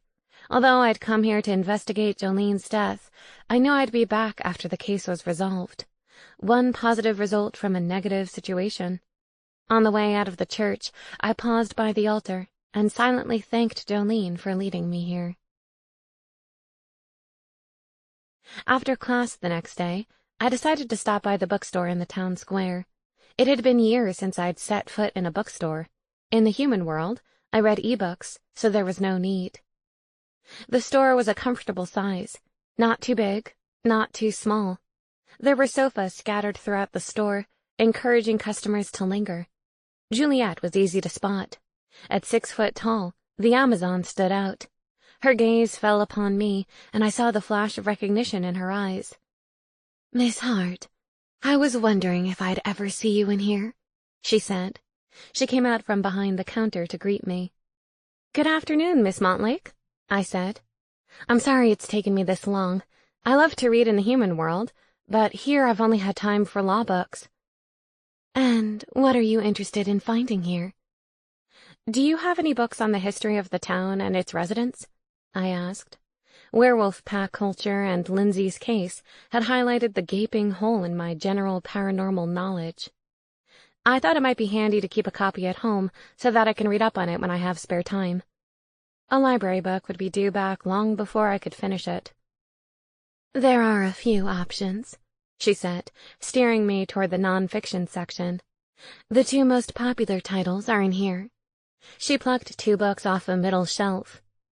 This one was written by a wizard named Theodore Dazzle. The other was written by a vampire called Lazarus, no last name. So he was the Madonna of the vampire set. Are they both still living? I'm afraid not, she said. Theodore died of old age, which is rare, but it happens. Lazarus died during an argument with a werewolf many years ago. That must have been one serious argument, I said. A sad state of affairs, really, she said. Before that happened, the different species in town seemed to be working well together. After Lazarus died, the pack closed ranks. That's when they started carving out territory in the pines and the other forested areas. Oh, I had assumed it was always like that. It seems to only be getting worse, Juliet said sadly. The ordinances haven't done us any favors. It's only appeased the residents who complained about shifting and trespassing in the first place. The vocal minority, I said. Yes, we had plenty of that in the human world as well. Juliet handed me the books. Take them, she said. No charge. I can't do that, I said. You won't be able to stay in business if you give books away for free. This store is a labor of love. If I want to give away books, I'm perfectly happy to do so. Her focus shifted to a different section of the store. While you're here, I have a few other books that might be of interest. Books of interest to me? I was eager to see what she had in mind. I followed her across the store to the section labeled Witches and Wizards. I have a number of books on covens in particular, she said. I thought you might be interested in researching your heritage. I stared at the rows of books in front of me. I wouldn't even know where to begin, I said. Other than the fact that I'm a witch, I know nothing about my family's origin. Juliet clucked her tongue. You know that your familiar is an owl rather than a cat. That's not a trait of the local coven. And I could see ghosts. Still, it didn't give me enough information to go on. Where would I start? By checking the indexes of each book to see whether they mention owls as familiars? This was where technology would come in handy. A simple online search would reveal any covens associated with owls or psychic abilities. Too bad Spellbound wasn't plugged in. I suppose it will be labor-intensive, she said, but I imagine it will be well worth it. I felt like she was going to tell me that knowledge was its own reward. Unfortunately, my schedule didn't currently allow for rewards like that. Knowledge would have to wait. Take these for now, Juliet said. Come back when you have more time. There are also books in the library that might help you. I was told that you know a lot about the town's history, I said. Have you read all of these history books? I have, Juliet admitted. As I think I told you when we met in the Great Hall, there are different versions of events, particularly surrounding the curse itself. The accounts in these books cover what came immediately after. If you look hard enough, though, there are clues to the curse. Does no one care? I asked. Shouldn't there be a team devoted to teasing out this information and breaking the curse? It's become a story, she explained. People nowadays tend to treat it like a fable, or a fairy tale, a way of explaining our existence here. I understood that well. Humans had been doing the same for centuries. Do you believe there's a way to break the curse? I would never say it's impossible, she said. I suppose most of us are simply content here. Life is good in Spellbound for the most part. There's no incentive to break the curse. Tell that to Daniel and Jolene. But you think I have an incentive, don't you? Juliet smiled. I think you've proven yourself to be smart and capable, and not from this world. If anyone is to discover a way out, I don't think it would be unreasonable to bet on you. I think you overestimate me, Miss Montlake, I said. I'm in survival mode here. I'm just trying to get by. I don't have time for any high-level thinking. Survival mode, indeed. All the more reason to find a way out. She waved to a quick customer at the front of the store. If you'll excuse me, someone else requires assistance. Nice to see you again. Don't be a stranger. Thanks for the books, I said. The only incentive I had right now was to make it through the next week. Breaking the curse wasn't even on the list. Still, it would be smart to read about the town's history. I needed to understand the pack, as well as some of the other paranormal dynamics. Chapter 13. The day of Lindsay's trial was here. We stepped into the Great Hall, which apparently doubled as a courtroom in Spellbound. I found out the morning of the trial that the judge would be Hester Longbottom. The process seemed fairly informal, considering the young berserker's future was on the line. When I raised the issue with Gareth, he appeared unconcerned. Anything special I need to know about Judge Longbottom aside from her son's tragic history? I'd asked before I left the house.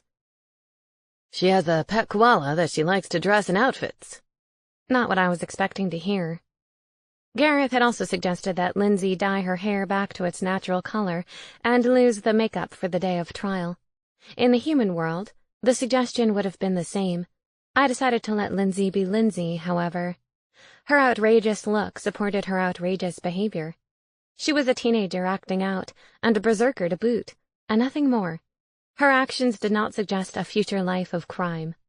I hoped Judge Longbottom saw it the same way. I met Lindsay in the lobby of the Great Hall. As instructed, she wore her usual black attire, combat boots, and obnoxious jewelry and makeup. "How are you feeling?" I asked. "Hopeful," she said. It was a good word, a word I wanted to hear. It meant that she hadn't given up on herself. "What about your parents? Are they coming?" It would look better if the parents were in attendance. Lindsay shook her head. "We're still not on speaking terms," she said. "Maybe after the trial, they'll come around." I only hoped by then it wasn't too late. If I didn't do my job well, they would be visiting their daughter in prison. That thought did not sit well with me. The double doors opened and an elf summoned us inside.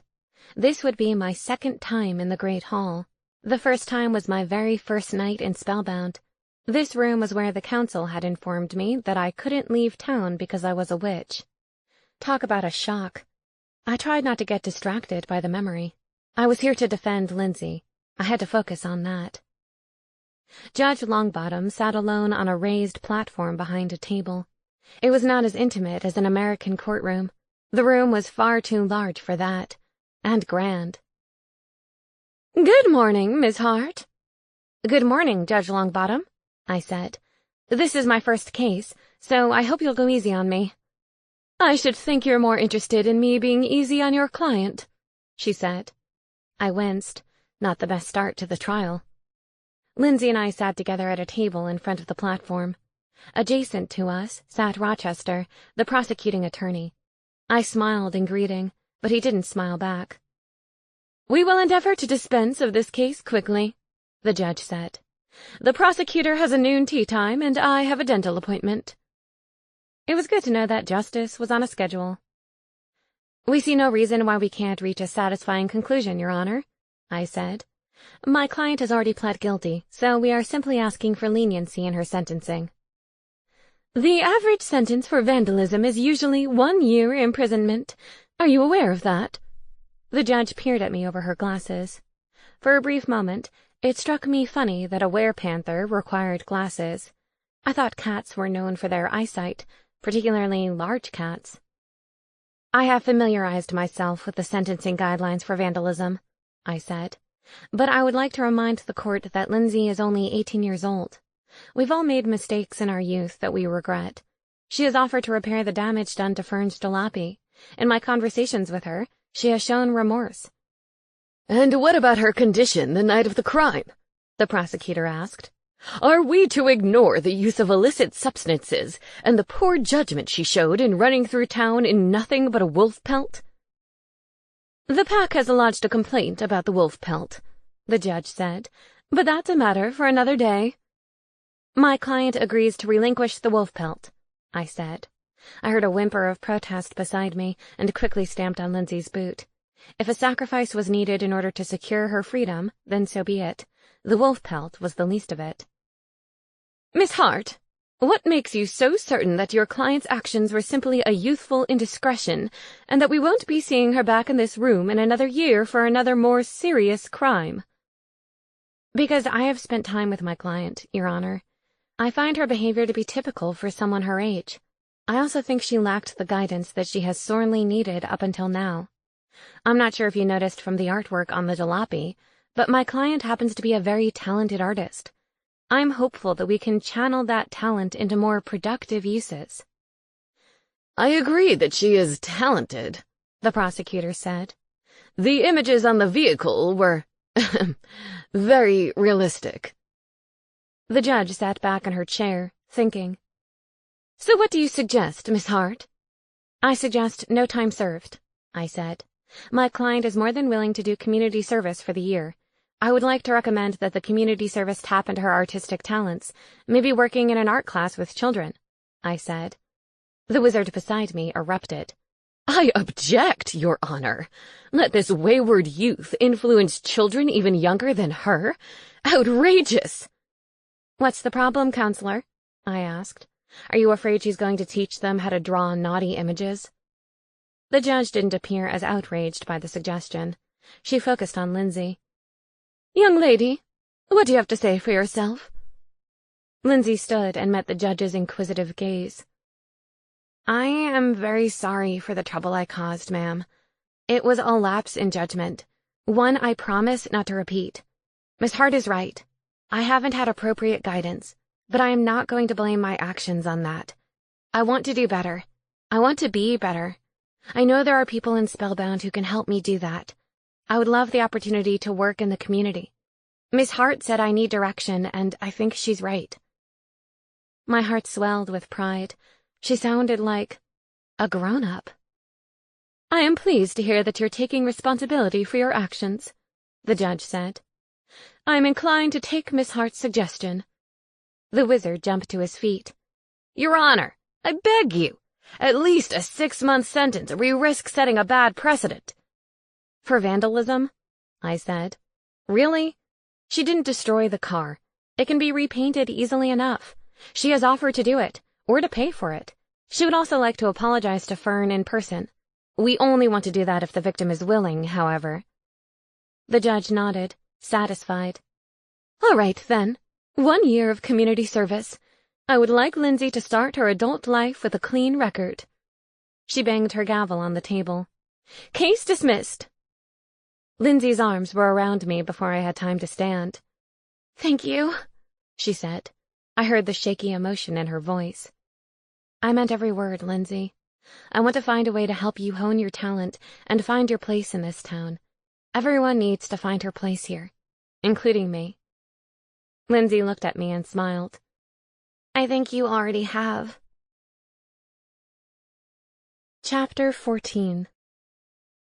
There was no time to revel in my first court victory, not when my broomstick final was the next morning. I couldn't bring myself to leave the comfort of my bed. Gareth was having none of it. Kip's over. Get up or I'll tell Magpie to stand on your chest. His morning breath is one thing I don't miss. Do that and I'll start inviting the harpies over for weekly tea. He groaned. It's for your own good.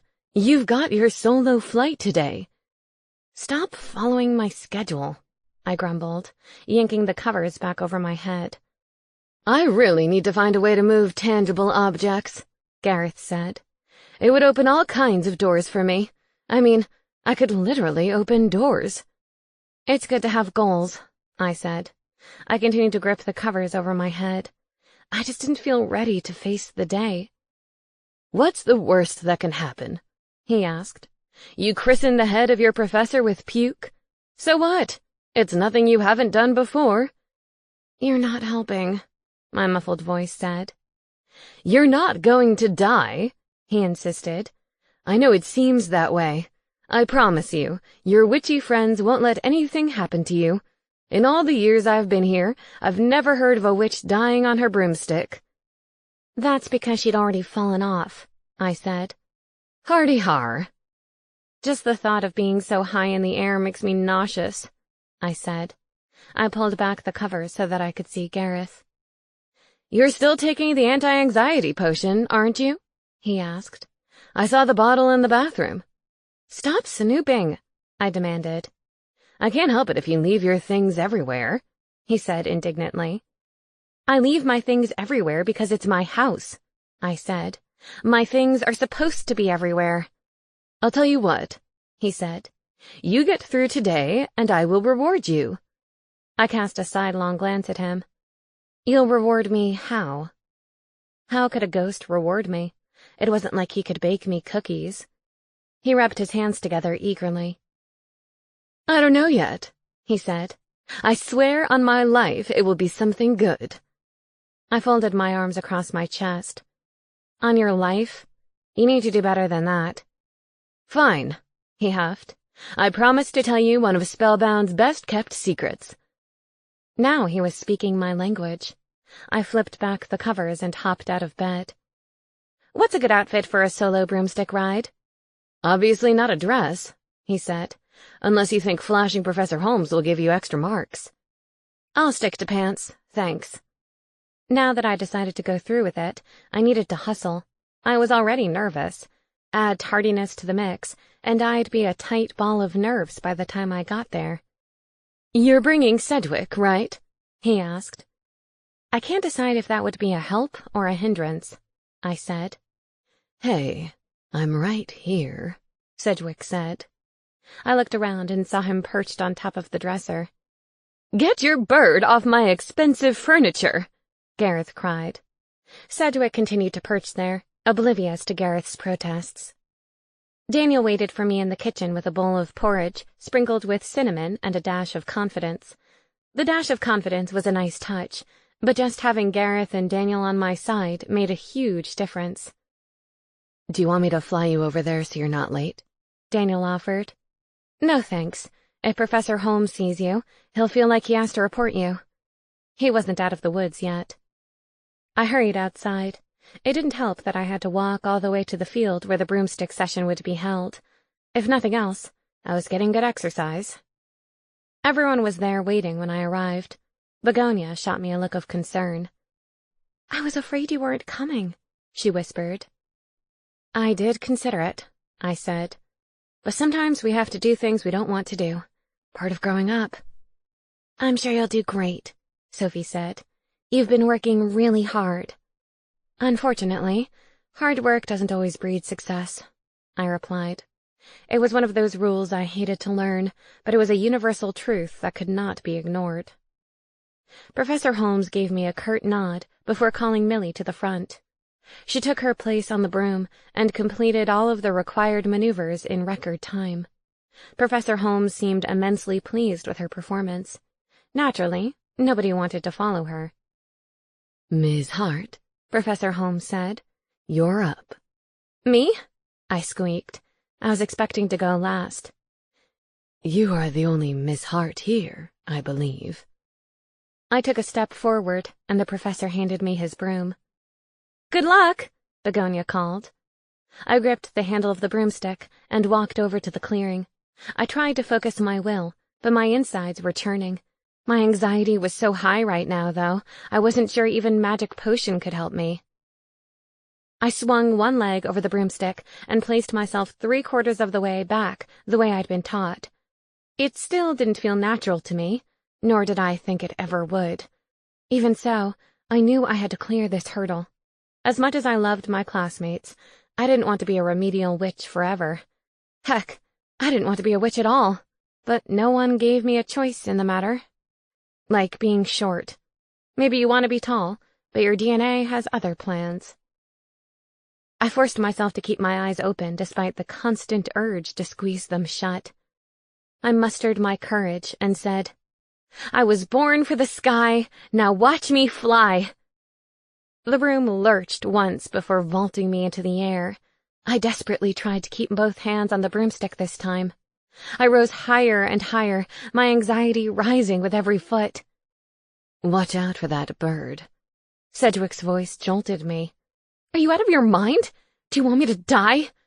I glanced over my shoulder at the spotted owl flying beside me. "Forget it. Don't answer that." "You're still airborne," he said. "That's progress, right?" I kept my gaze on Sedgwick as he flew slightly in front of me. It helped for me to have somewhere to focus my attention. Otherwise, I'd be tempted to look down. I definitely did not want to look down. "We're flying over the academy," he told me. "Oh, look, there's Lady Weatherby now." He swiveled his head 180 degrees to look at me. "If you're going to vomit, now would be an excellent time." "Sedgwick, you're horrible." I glanced below. "It is Lady Weatherby, isn't it?" Even from this distance, I recognized the distinctive headdress with the twisted horns. "Don't get distracted," Sedgwick warned. I forced my attention back to the owl. "I thought you wanted to see me fail," I said. "Isn't that how you get your jollies?" "There are a million ways to amuse myself," he said. "Humiliating you is only one of them." "I need to do the first maneuver now," I said. I knew the clock was ticking. I had to complete the set in 10 minutes or less. Otherwise, it was considered a failure. "I'm rooting for you to get your broomstick license so you can deliver your own messages," Sedgwick said. "Let's go." I fixed my attention on the owl as he banked a sharp left. I quickly followed suit. I managed the turn without sliding off this time. Success! The next maneuver was a steep climb. Sedgwick went vertical, and so did I. Nausea rolled over me, but I stayed the course. My hair blew back, and the temperature seemed to drop 5 degrees. I leveled off to prepare for the next maneuver. "You're halfway done," Sedgwick said. It was the most encouraging he'd ever sounded. The third maneuver was the loop-de-loop. My eyes desperately wanted to close. They did not want to witness seeing Spellbound from any angle at this height, but certainly not while upside down. Sedgwick circled up and over. I didn't stop to think. I just did it. I heard the cheers from the ground and knew that I'd done it successfully. I couldn't bring myself to look at them, though. It was too much of a risk. Only one maneuver left. The landing. It could still go wrong if I stopped focusing. "This part is all you," Sedgwick said. He flew off, and I concentrated on the final maneuver. Some witches found landing to be the easiest part. For me, there was no easy part. I pictured a giant X on the ground. As I moved my gaze from the sky to the field below, another wave of nausea slammed into me. I fought hard to maintain control. "I can do this," I whispered to myself. The soothing sounds of a harp drifted through my brain, and I instantly relaxed. My gaze flickered to my friends on the ground, their expressions eager and supportive. I couldn't let them down. I steered the broomstick to the invisible landing strip and glided to the ground. 9 minutes and 50 seconds, Professor Holmes announced. "Congratulations, Miss Hart. You've earned yourself a broom." I dropped to my knees and kissed the soft earth before vomiting all over it. "I don't think Jolene killed herself," I announced. Begonia and Sophie had insisted on going to the Horned Owl for drinks to celebrate my broomstick victory and my first successful trial. "What makes you so certain?" Sophie asked. I filled them in on harp therapy and the antidepressant potion. By all accounts, Jolene was ready to embrace the next chapter in her life. "So, if she didn't kill herself, and Daniel is innocent, who's next on the list?" Begonia asked. I lowered my voice. "What about Lorenzo Mancini?" "You can't possibly be serious," Sophie said. "Mancini is the head of the pack. He might kill you for making that accusation." "The pack isn't the mob," I said. "I'm not making an accusation. I'm just throwing it out there as a possibility." "What could he possibly have to gain from Jolene's death?" Begonia asked. "He's already the head of the pack, and he has a wife." "Do you think Lorenzo and Jolene were having an affair?" Sophie asked, her eyes wide. "No. Maybe it's simple revenge," I said. "Everyone seems to expect that Alex will take over the pack when Lorenzo dies. Maybe I'm Lorenzo and I hear this. I start to feel a little anxious, maybe even a little annoyed that people seem to think my time is coming to an end. Do I kill Alex directly? Maybe. Or maybe I weaken him by taking away something important. His mate." The other witches stared at me. Sophie took a long, slow sip of her pomegranate pom-pom. "Your mind goes to dark places," Begonia said. "I was a public interest lawyer in the human world, don't forget. Unfortunately, I glimpsed a lot of dark places in my short adult life." The bartender signaled that the rest of our drinks were ready. "I'll get them," Sophie volunteered. "But you already have your drink," I said. In fact, she was the only one. Begonia leaned forward and whispered, "Sophie has a crush on the bartender." Sophie elbowed her friend in the ribs. "I do not." I craned my neck for another look at the bartender. He was handsome in a scruffy sort of way. "What is he?" "His name is Ty," Sophie said. "He's a satyr." "Isn't he a little old for you?" I asked. Although I wasn't that much older than Sophie, I felt protective of her. "You mean as opposed to an angel or a vampire?" Begonia asked good-naturedly. She had a point. "Go on, then," I urged Sophie. She looked at us uneasily. "Do I look okay? Do I need a quick beauty spell?" "Don't be silly," Begonia said. "You're adorable." Sophie slid out of the booth and walked casually to the bar to collect the drinks.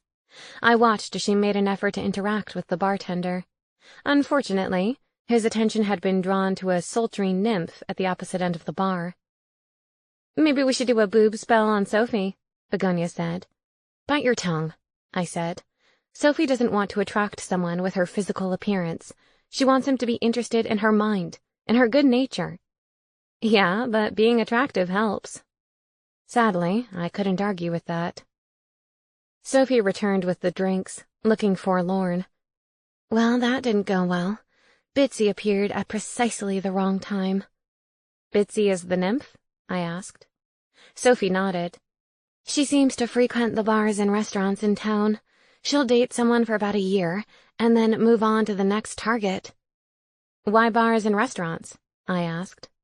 She's a groupie, Begonia said, and she loves the free food and drinks. I don't think she's paid for a meal in decades, Sophie added. The nymph was draped across the bar top, batting her eyes at Ty. I had a feeling that Sophie didn't stand a chance. Don't worry, Sophie, I said. We'll find someone who appreciates you. It's okay, Sophie said glumly. She stared into the bottom of her glass. Mom and Dad say my priority needs to be graduation. I can't let myself get distracted by boys. I'm trying to do the same, I said, and that's what I told Demetrius. Begonia's fingers encircled my wrist, and she squeezed hard. What are you telling me? You broke up with Demetrius Hunt? Not exactly, I said, inasmuch as you can't break up with someone you aren't actually dating. Is this because of someone else? Sophie asked. Of course not, I insisted. Between a new job, witch training, and adjusting to this whole new life, I don't think it makes sense for me to get involved with anyone right now. There's plenty of time for that. I, for one, think you're insane, Begonia said. Sophie's eyes bulged. Don't look now, but Lorenzo Mancini just walked into the pub. Really? Maybe I should go and speak with him, I said. Both girls reached out and gripped my arms. You really are insane, Begonia said.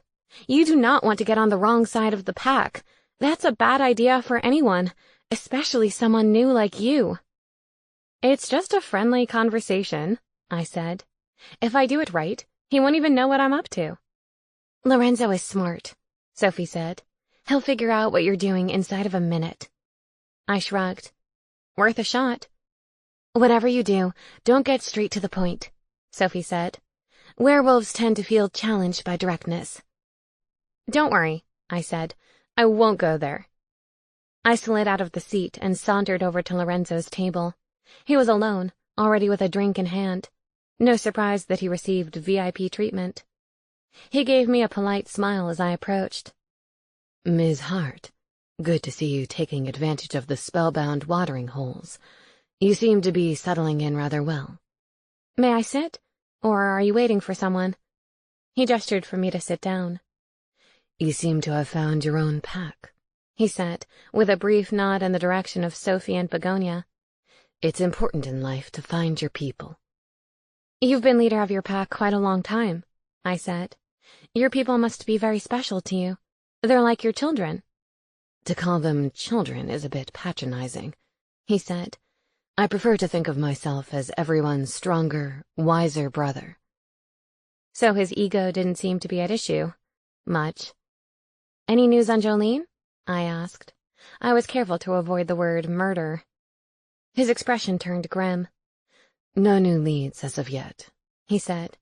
I have some members investigating as well. We can't leave these things to Sheriff Hugo. The sheriff is a good centaur, but he likes his puzzles to be simple, and so he tries to make them so. As you and I both know, however, life doesn't always work that way. We were in total agreement on that point. Does it bother you that members say Alex is your natural successor? Does that make you feel like they're ready for a regime change? Okay, so I went there. Lorenzo's eyes turned golden. I recognized that look. The wolf within. So I guess it did bother him. I would be lying if I denied it. Show me a man who likes to contemplate his own demise. I bit back a smile. I could show him one right now. In fact, he was probably in his thinking spot at this very moment, contemplating his own demise. Do you like Alex? I asked. Miss Hart, if I didn't know any better, I would say that you are attempting to interrogate me. He picked up his drink and drained the glass. It was purposeful, like he was trying to control the flow of the conversation. "Sooner or later, I'm going to be defending someone," I said. "Questions like these are going to come up. Best to get them answered now." "I do appreciate your devotion to your new position." He wiped his mouth with his napkin. "I wish everyone in town showed such dedication and tenacity." "You haven't answered my question." "Yes, of course I like Alex. Everyone likes Alex. Why do you think I put him in a position to rise in the ranks?" "What do you mean?" "I gave Alex his first promotion," Lorenzo said. "Over many objections, I might add. His father Duke and his mother Luann are not particularly respected in the pack. The other wolves in my retinue weren't sure about Alex, but I believed in him. I still believe in him." I hadn't realized that. I thought Alex's rise was due to popularity in the pack, not because Lorenzo supported him.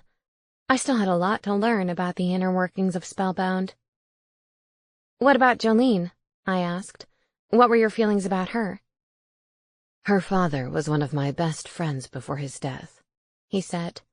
"I pushed for the match." I was under the impression that everyone supported the match initially, except Alex and Jolene. "We do try to keep information within the pack," Lorenzo said. "Makes us look weak when we can't agree." The more I talked with Lorenzo, the more I liked him. Although he was intimidating with his slick appearance and his wolfish gaze, I found myself warming to him. "You do realize it's quite dangerous to accuse a council member of a serious offense," he said, although I was pretty sure I detected a trace of amusement. "I wouldn't dream of accusing you of anything, Mr. Mancini," I said. "Unlike some residents here, I am not suicidal." He chuckled. "To be blunt, I did not kill Jolene. I fully support Alex as my future successor, and now I have to go to the trouble of finding Alex a new mate. To be crass, it's a huge inconvenience to the pack. It creates uncertainty, and no one likes uncertainty. Our members get restless." "Thank you, Mr. Mancini. I do appreciate you being candid with me." "Consider this your free pass, Miss Hart. The next time you disrespect me like this, make no mistake, there will be consequences." My insides twisted, so maybe warming to him was a bit premature. I nodded and left the table. Begonia and Sophie awaited my return in silence. I noticed they were clutching hands. They must have been truly nervous for me. "Well, the good news is that I don't think Lorenzo is our man," I said, dropping into my seat. "No, the good news is that you're still alive," Begonia said. Truer words were never spoken. Chapter 15. When we left the Horned Owl, I had the distinct feeling we were being watched. "What's wrong?" Sophie asked, noticing my apprehension. I stopped walking. "Wait here a second." I turned left and walked toward a tall, shadowy figure behind a fey lantern pole. "Astrid?" I queried. "Are you hiding?" I couldn't imagine what else the imposing Valkyrie was doing behind the pole. The deputy stepped into the light. "Not hiding." She peered over her shoulder. "Okay, maybe hiding a little bit. I don't want the sheriff to know I'm sharing information with you." I cocked my head. "You're sharing information with me?" "I liked how you handled the situation with Mumford, and, between you and me, I know Daniel would never kill anyone." She glanced warily at Begonia and Sophie. "Tell your friends to keep walking." I waved the girls on. "I'll speak to you later," I called, and turned back to Astrid. "So what's the information?" "This way," she said. "I know somewhere private we can talk." "My office is close by," I said. "We can go there." "Nope, sorry. I like Althea, but I don't trust her not to mention my visit to one of her sisters." Although Althea wouldn't be there at this hour, I didn't argue. We walked around the block and ended up in front of the library. "Perfect," I said. "I've been meaning to stop by here." In the lobby of the building was an atrium where I could see multiple floors of bookshelves all around us. "There's a section on the 3rd floor where no one ever goes," Astrid said. I followed her to a staircase, and we trudged to the 3rd floor. No magical elevator? Oh, there are faster ways. I just like the exercise. Remind me to check out the children's section before we leave, I said. She arched an eyebrow. Something you need to tell me? I blushed. No, of course not. There's a book I'd like to check out for a friend. I wasn't about to share the details of my Winnie the Pooh conversation with Daniel. It was too personal. Astrid leaned on a shelf between stacks of books about the insect world. They found silver in her bloodstream.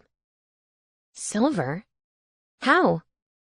Colloidal silver is available in several shops in town, the Valkyrie said. I'm looking into its origin. But she was a werewolf, I said. Exactly. Astrid leaned forward. I think she was poisoned. Why is suicide ruled out? I asked. Wouldn't poisoning herself be a less violent way to go? Because it wasn't one lethal dose. Based on the autopsy results, it built up in her system over time. There's a good chance she didn't know she was ingesting it. The gears began clicking in my mind. Someone had poisoned her. Alex? Astrid pressed her lips together. It doesn't look good for him. The marriage was arranged, I said. Lorenzo pushed for Jolene. Maybe Alex never really accepted it, Astrid said. Because he was headstrong and fiercely independent, or because he disliked his intended mate? Does Sheriff Hugo think Daniel poisoned her with silver? I asked. No, but he won't come out and say it. He's a stubborn centaur. That's why I came to you, my human friend. She cleared her throat. Sorry, my witch friend. I smiled. Calling me a human is not an insult, I assured her. At least, not to me. Is he planning to question Alex with this new information? Yes, she replied, but not until the morning. Why the delay? Astrid made a disapproving face. It's his poker night. I guess that's the attitude you can afford to have when you have a job for life. A very long life. Who does he play poker with? I was curious to know who the sheriff's cronies were, so that I could avoid them. Frank. He's the gnome who owns the enchanted garden. She ticked the rest off on her fingers. Lord Gilder, Stan, the town registrar, Boyd, a few other occasional players. You don't play poker? I asked. Her expression darkened. Doesn't matter if I did. Boys only. Wow. Sexism was alive and well in the cursed town of Spellbound. We should start our own poker club, I said. It's not a club, just a weekly game. I knew nothing about poker. Okay, so let's have a game night. Girls only. Who can we invite? A slow smile emerged. Are you serious? Why not? Lucy will join us. I sensed that, beneath her sweet fairy exterior, Lucy could be quite competitive. Lucy would be awesome. What about your classmates? I'll invite them. How about tomorrow night at my house? If all went well, Daniel would be free to leave before then. I'll bring the cards. Astrid was practically vibrating with excitement. It seemed she was a fan of poker after all. So, back to business, I said. If Sheriff Hugo is heading to poker soon, I'm guessing it would be a good time for a chat with Alex. Astrid held up her hands. What you do in your private time is your business, Miss Hart. If you want to check on Alex and see how he's coping with his loss, I won't stop you. I winked at her. You go first, so we're not seen together. I'm going to find a couple of books on my way out. As I walked over to the Pines from the library, I realized how poor my timing was. The sun was low in the sky, casting a pink and orange glow across the horizon. Is it a full moon tonight, Sedgwick? He was too high to hear me properly, so I used telepathy. No, tomorrow night, but it doesn't matter. The werewolves won't turn. There's an ordinance, remember? So there was no cause for alarm, at least where werewolves and other shifters were concerned. Alex was within view on the front porch as I approached the house, shirtless and working up a sweat with a hammer. His biceps bulged, and suddenly the allure of the alpha male became crystal clear. He stopped and sniffed the air before his gaze alighted on me. You again. Emma, right? It is. I picked up the pace and caught sight of Sedgwick heading for the rooftop. Alex set down the hammer and wiped his brow. What brings you all the way out here at this hour? I just wanted to see how you were doing, I said. The front door opened, and Kayla emerged from the house, carrying a tray with a jug of lemonade and 2 glasses. Her brow creased when she noticed me. Sorry, I didn't realize we had company. I can fetch another glass. Don't trouble yourself on my account, I said. Kayla placed the tray on a small table. It's no trouble. I'll be right back. When she disappeared inside the house, Alex grinned at me. Werewolf hospitality. Ain't nothing like it. He swiped a glass from the tray and filled it to the brim with ice-cold lemonade. It's homemade. Jolene's family recipe. Kayla's keeping the tradition alive. He took a long sip. Every little thing reminds me of her. I guess you've been trying to keep busy, I said. I knew what it was like to keep a shattered mind occupied. Hands, head, heart. He exhaled loudly. I've been aiming to keep every bit of me distracted. Heart? I thought that was an interesting inclusion. The front door swung open, and Kayla thrust the glass into my hand. Here you go. Ah, the awkward teenage years. How little I missed them. Thanks for coming out to check on us, Kayla said. Most townsfolk seem to be steering clear like we have a disease or something. She lifted the jug and filled my glass halfway. I think it's human nature. I paused. Or just nature. People don't know how to act, especially when we still don't know what happened to Jolene. Everyone's on edge. Well, the sheriff says she killed herself, Kayla said. Is everyone afraid they're going to catch suicidal thoughts? Alex shot her a hard look. That's enough, Kayla. She immediately lowered her head. Sorry, she mumbled. Why don't you take your lemonade inside and leave the adults to talk out here? Alex said. Judging by the scowl on her face, Kayla didn't seem to like that suggestion, but she did as she was told. Alex waited until she was in the house to continue the conversation. Why do I get the feeling you have something to tell me? He asked, polishing off his lemonade. Is it something to do with the angel? No, I said. Nothing to do with Daniel. Thank goodness. The sheriff is going to come and see you tomorrow. The lab found traces of silver in Jolene's body. I watched him carefully to gauge his reaction to the news. Silver? He scoffed. That's impossible. Our systems can't handle silver. He hesitated, his expression shifting from confusion to understanding. Silver's what killed her. I nodded. You mentioned before that you resisted your engagement to Jolene. His brow wrinkled. You're not seriously suggesting. He placed his empty glass on the tray, and I followed suit. It was good lemonade. Under different circumstances, I would have gone for a greedy second glass. It was a long walk home, though, and my bladder wasn't known for its patience. I want to prepare you, Alex, because the sheriff may very well show up here tomorrow bright and early with a shiny pair of handcuffs. He's not exactly known for his thorough investigations. He banged his fists on the porch ledge, nearly splintering the wood. I wouldn't harm a hair on my mate's head. Jolene was everything to me. When?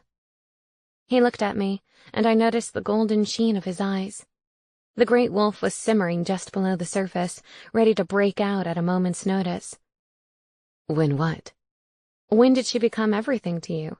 It wasn't before you got engaged. You said so yourself. Outwardly, I remained calm and cool. Inwardly, I was in meltdown mode. He turned and leaned against the ledge. Better his butt there than his fists. I hated the idea of being told what to do. I wanted to be free to choose my wife. He covered his face with his hands. Jolene was a sweetheart from the very first day. It didn't matter that she was fighting her own demons. She still tried to be the best mate she could be. Was there someone else? I asked. For you? Never. He snarled, and I jumped back a fraction. It wasn't about another mate. It was about control. That explained why he was heralded as a potential pack leader. Power and authority were ingrained in him, as natural to him as breathing. When did you know? I saw the hint of a smile. It was the night of our engagement party. It was under the full moon. He stopped. Pack rituals are almost always held under a full moon. Makes sense. After the ceremony, we turned together. What about the ordinance? I asked. We can get special dispensation for events. It's called a limited license. The bureaucracy in Spellbound never ceased to amaze me. You hadn't turned with her before? I queried. He shook his head. It's not like that here. Turning with someone can be a very intimate experience. His expression turned wistful. What was she like? Wonderful. Amazing. He smiled fully now, showing his teeth. I'd thought of her as this docile, almost breakable female before that night. I couldn't imagine her as my mate. She changed my mind with one run through the forest. She liked her werewolf form? I didn't know much about it. In the movies, it always looked like a painful transformation. The snapping of bones and stretching of skin. Yuck. He rubbed the back of his neck. Loved it. Jolene was truly herself in wolf form. When I glimpsed her raw energy that night. He whistled. I never looked at her the same way again. I imagine it must have been difficult seeing her depressed, I said, especially when you knew she was capable of embracing life so completely. His eyes softened. It was soul-crushing. Everything I did to support her, I did in the hope of seeing that Jolene again, the one from the forest. I knew in my gut that Alex was innocent. Aside from his obvious love for Jolene, silver poisoning was a coward's tool, and, by all accounts, Alex was no coward. I wasn't ready to end the conversation, though. Alex clearly needed to vent, and I had the sense that his pack members weren't as willing to listen to him wax poetic about his beloved. Do you think she felt trapped in her human body? I asked. Maybe if she'd been able to turn more often, it would have helped to alleviate her depression. Alex shrugged. It's possible. She was fighting her natural instinct, and the wolf was strong in her. And everything she tried to do to combat those feelings. In my mind, I ran through the efforts she'd made. Harp therapy, Daniel, potions. They were all at odds with the state her body and mind wanted to embrace. But she didn't kill herself, he said firmly. And I'd never. I held up a hand. You don't need to tell me, Alex. I can see it in your eyes. Just be ready for Sheriff Hugo. I don't want to end up defending you in an official capacity. He clapped me on the shoulder. You're good people, Emma Hart. The pack is happy to have you in Spellbound. Give it time, I said. I haven't been here very long. Chapter 16. I can't believe you volunteered to host poker night in my house, Gareth complained. It's my house now, Gareth, I said. If you don't want to observe the festivities, then go mope downstairs. I don't need your negative vibes ruining my fun. He surveyed the room thoughtfully. Which table are you planning to use? The one in the dining room. It's huge. He glided across the floor. No, don't do that. Why not? The living room is much better for entertaining. Bring the dining room table into the living room. With what? My super strength? I asked. I'm not a vampire, remember? Haven't you learned any useful spells at the Ass Academy? The devil knows you spend enough time there. I've learned plenty of useful spells. Blowback, the shield spell, a transformation spell. And now I could add broomstick license to the list. Can any of those move a heavy wooden table from one room to another? I lowered my gaze. No, I mumbled. Where's that useless angel? Gareth asked. I haven't seen him all day. I gave him the green light to go home, I said. Gareth folded his arms across his chest. Is that so? I had it on good authority that the sheriff was turning his attention elsewhere. Plus, he'd been wearing the same outfit for days on end. It was time to change. Gareth smirked. I thought you might pretend the investigation was ongoing, just to keep him here. I didn't hide him here for my sake. Didn't you? I groaned in frustration. We really need to find you other places to haunt. Send an owl to Demetrius for help, he argued. I wouldn't mind watching his muscles at work. I can't shoot him down and then ask him for a favor. Sure you can. He's a vampire. He'll jump at the opportunity to prove his manliness. Is that how you were? I asked. I had an ego, same as any other vampire. I whistled for Sedgwick. I'm not a dog, he said, immediately flying into the room. You can just call my name. I can call a dog by its name, too. How can I be of service, mistress?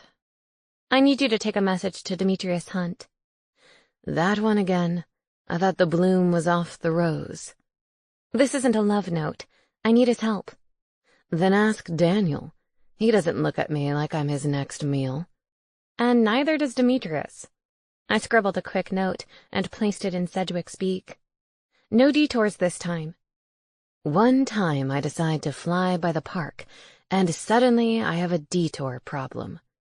You get distracted by squirrels. I may have you tested for ADHD. I don't know what that is, but I don't like the sound of it.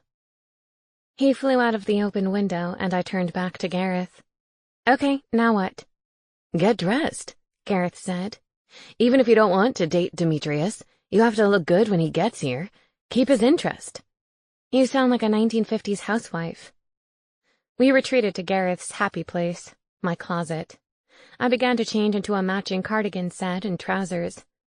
You can't wear that, Gareth said. This is poker night. You look ready to head to court. I studied my reflection. What should I wear then? A tracksuit? His face contorted. Have mercy, woman. Have you no sense of decency? No beachwear, sportswear, or fashion drudgery allowed. What qualifies as fashion drudgery? He swiveled his finger in front of me. You're looking at it. Fine, I huffed. How about this? I pulled dark jeans and a brightly colored top out of the closet. Better, but you need accessories. There's a box downstairs in my closet. I cleared out the boxes. Not this one, he said. You didn't see it, so I may have opted not to point it out to you. I got changed and went downstairs to unearth the hidden box. Magpie ran ahead of me, as though eager to show me what I'd missed. Your cat is thumbing his nose at me, I said. Be grateful those are the only body parts he's using. The box was pushed to the back of the shelf in the closet. It was filled with garish visors, a pack of cards, and a smaller box of magic cigars. How often did you play poker? I asked. The box is dusty. The country club hosts a Monte Carlo night every so often, and Lord Gilder would host the vampires on occasion. I didn't go as often as some of the others. I placed a green visor on my head. Do I look ready now? He tried to reach for a cigar, but his hand went right through the box. Damn, I'll never get used to this. If I can get used to being a witch, then you can get used to being a ghost. Tell me who's coming tonight. No, let it be a surprise. The doorbell rang. I whipped off the hat, and Gareth disappeared to see who it was. Dem's here, he said, and I hurried upstairs to answer the door. I just saw him smoothing back his hair on the porch. He wants to make a good impression. Doesn't everybody? I opened the front door, and Sedgwick sailed in over my head.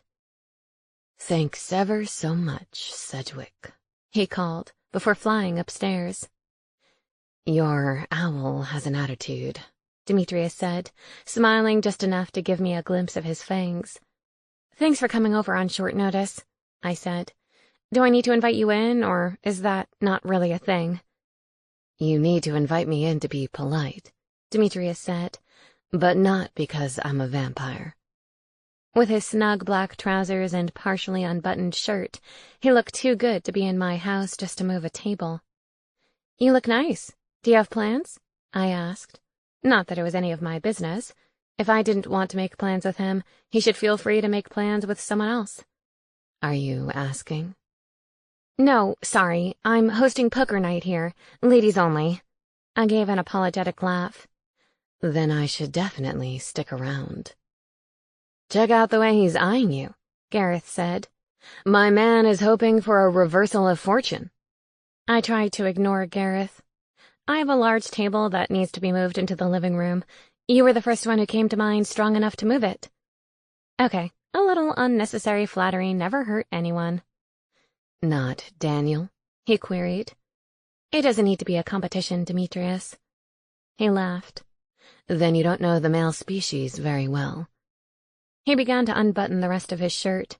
For a moment, I was too distracted to speak. His pecs were, well, they belonged to someone more alive than undead. What are you doing? I asked nervously. He hung his shirt on the banister. It's a neatly pressed white shirt. If I'm going to move furniture, I don't want to wrinkle it. Liar, Gareth said. This is his peacock move. He's trying to catch your fancy. Well, it's working, I whispered. What's working? Demetrius asked. Damn vampire hearing. Nothing, I said quickly. The table is in the dining room. I'd like to move it to the living room. Demetrius waltzed straight into the dining room, lifted the table with one muscular arm, and carried it into the living room like it was a handbag. He set down the table and grinned at me. Anything else? My mouth hung open. I was beginning to rethink my decision not to go out with him again. The doorbell rang, jarring me back to reality. Company already? Demetrius asked. Gareth came gliding into the room. You didn't tell me you invited Jemima. That's because I didn't invite her. Well, she's standing on our front porch wearing a hat that says, Girls Allowed. Great balls of fire. Before I could make it to the door, she let herself in, just in time to see Demetrius buttoning up his shirt. I could see from her expression that she'd completely misjudged the situation. Hello, Demetrius, she said, sliding a tongue over her upper lip. Good evening. He clearly didn't know her name. Demetrius, this is Jemima. She's in the coven, and, apparently, she's here for poker night. I hope you don't mind, Jemima said, in a way that suggested she didn't care if I did mind. I adore card games, and I never get invited to any. Gee, I couldn't imagine why not. I brought a bottle of turtle snaps. She thrust a green bottle into my hand. I had no idea what turtle snaps was, but my money was on alcohol. Be careful with that, Demetrius warned. Don't make me send you another hangover remedy in the morning. He winked at me, and Jemima nearly fainted. When we'd gone to the Horned Owl together, I'd had too much to drink, and he'd kindly sent over a hangover cure via owl in the morning. If you need anything else from me, you need only ask, Demetrius said. I'm good for all kinds of chores. Unclogging pipes is a specialty. I'll keep that in mind. Thanks, Demetrius. He flashed his fangs one more time before heading out the door. Jemima gripped my arm, ready to yank it out of its socket. Demetrius Hunt? Are you kidding? Why are you not upstairs with him right now instead of playing stupid card games? I wrenched my arm free. I thought you adored card games. The front door opened again, and Lucy fluttered inside. I'm in it to win it, y'all, she sang. Lucy, so glad you made it. I hugged her, careful not to crush her pink fairy wings. Lucy was one of the first residents I met in Spellbound. She worked as the assistant to Mayor Knightsbridge, and was the best shopping companion in town. I wouldn't dream of missing a poker night. She noticed Jemima. You look familiar, but I don't know your name. Jemima, I work at Mix and Match. Lucy returned her attention to me. Will I be the only non-witch in attendance this evening? No, it's a healthy mix. Good. She fluttered around the room. This house looks so much better. You've really done wonders here. Hey, Gareth objected. No offense to Gareth, she added. 5 minutes later, and my house was filled with witches, a fairy, a vampire ghost, and a Valkyrie. I figured if tonight went well, then we could include other supernaturals next time. I was eager to meet Althea's sisters, although I wasn't sure about 3 Gorgons in one room. One head of snake seemed more than enough. Where's the creature from the deep? Astrid asked. Gareth? I queried. No, last time I checked, Gareth was dead. I mean the thing he claimed is a cat. Magpie's hiding. Crowds make him nervous, Gareth explained. He's hiding, I told Astrid. He's not very social. Can I get anyone a drink? I asked, once we were assembled in the living room. It occurred to me that I needed to improve my hostess skills. I didn't have any snacks or beverages out yet. It's all taken care of, Lucy said, waving her wand in the air. A table appeared alongside the wall, covered in snack bowls and wine glasses. Jemima's bottle of turtle snaps was there, as well as a few other bottles. I think I called the wrong person for help earlier, I said. Never call a male to do a fairy's job, Lucy said. How did you know I called a male? I asked. Do you think I didn't see Demetrius when I arrived? She wiggled her eyebrows. He's hard to miss. I went over to the table to pour myself a drink. Begonia sidled up next to me. Why did you invite Jemima? I didn't, I said softly. She just showed up. And Demetrius? She said. Did he just show up too? I needed him to move the table, I said. Begonia fixed me with her hard stare. I thought he was out of the picture. It was a favor, that's all. I took a sip of my drink, and the bubbles tickled my nose. You're not jealous, are you? You promised me you weren't. I'm not jealous, Begonia insisted. Not exactly. But if he made it clear you're not interested, he may set his sights on another girl. That's all. Meaning you? She tasted a glass of fairy wine. Only if I'm lucky. I felt torn. On the one hand, I hadn't ruled out Demetrius completely. I just wasn't ready to dive into a relationship right now, not when I was still adjusting to this new life. Part of the problem was, of course, Daniel. It was silly, really. He didn't have a romantic interest in me, whereas Demetrius did. And I was attracted to Demetrius. You'd have to be dead, truly dead, not to be attracted to the charismatic vampire. Begonia, other than with me, have you ever spoken with Demetrius? I asked. Sure, lots of times. I'm talking about more than thank you for holding the door. She frowned. Okay, no. You don't even know him. What makes you think he's the right guy for you? I asked. You know he has a certain reputation. Yet one more reason I was hesitant to get involved.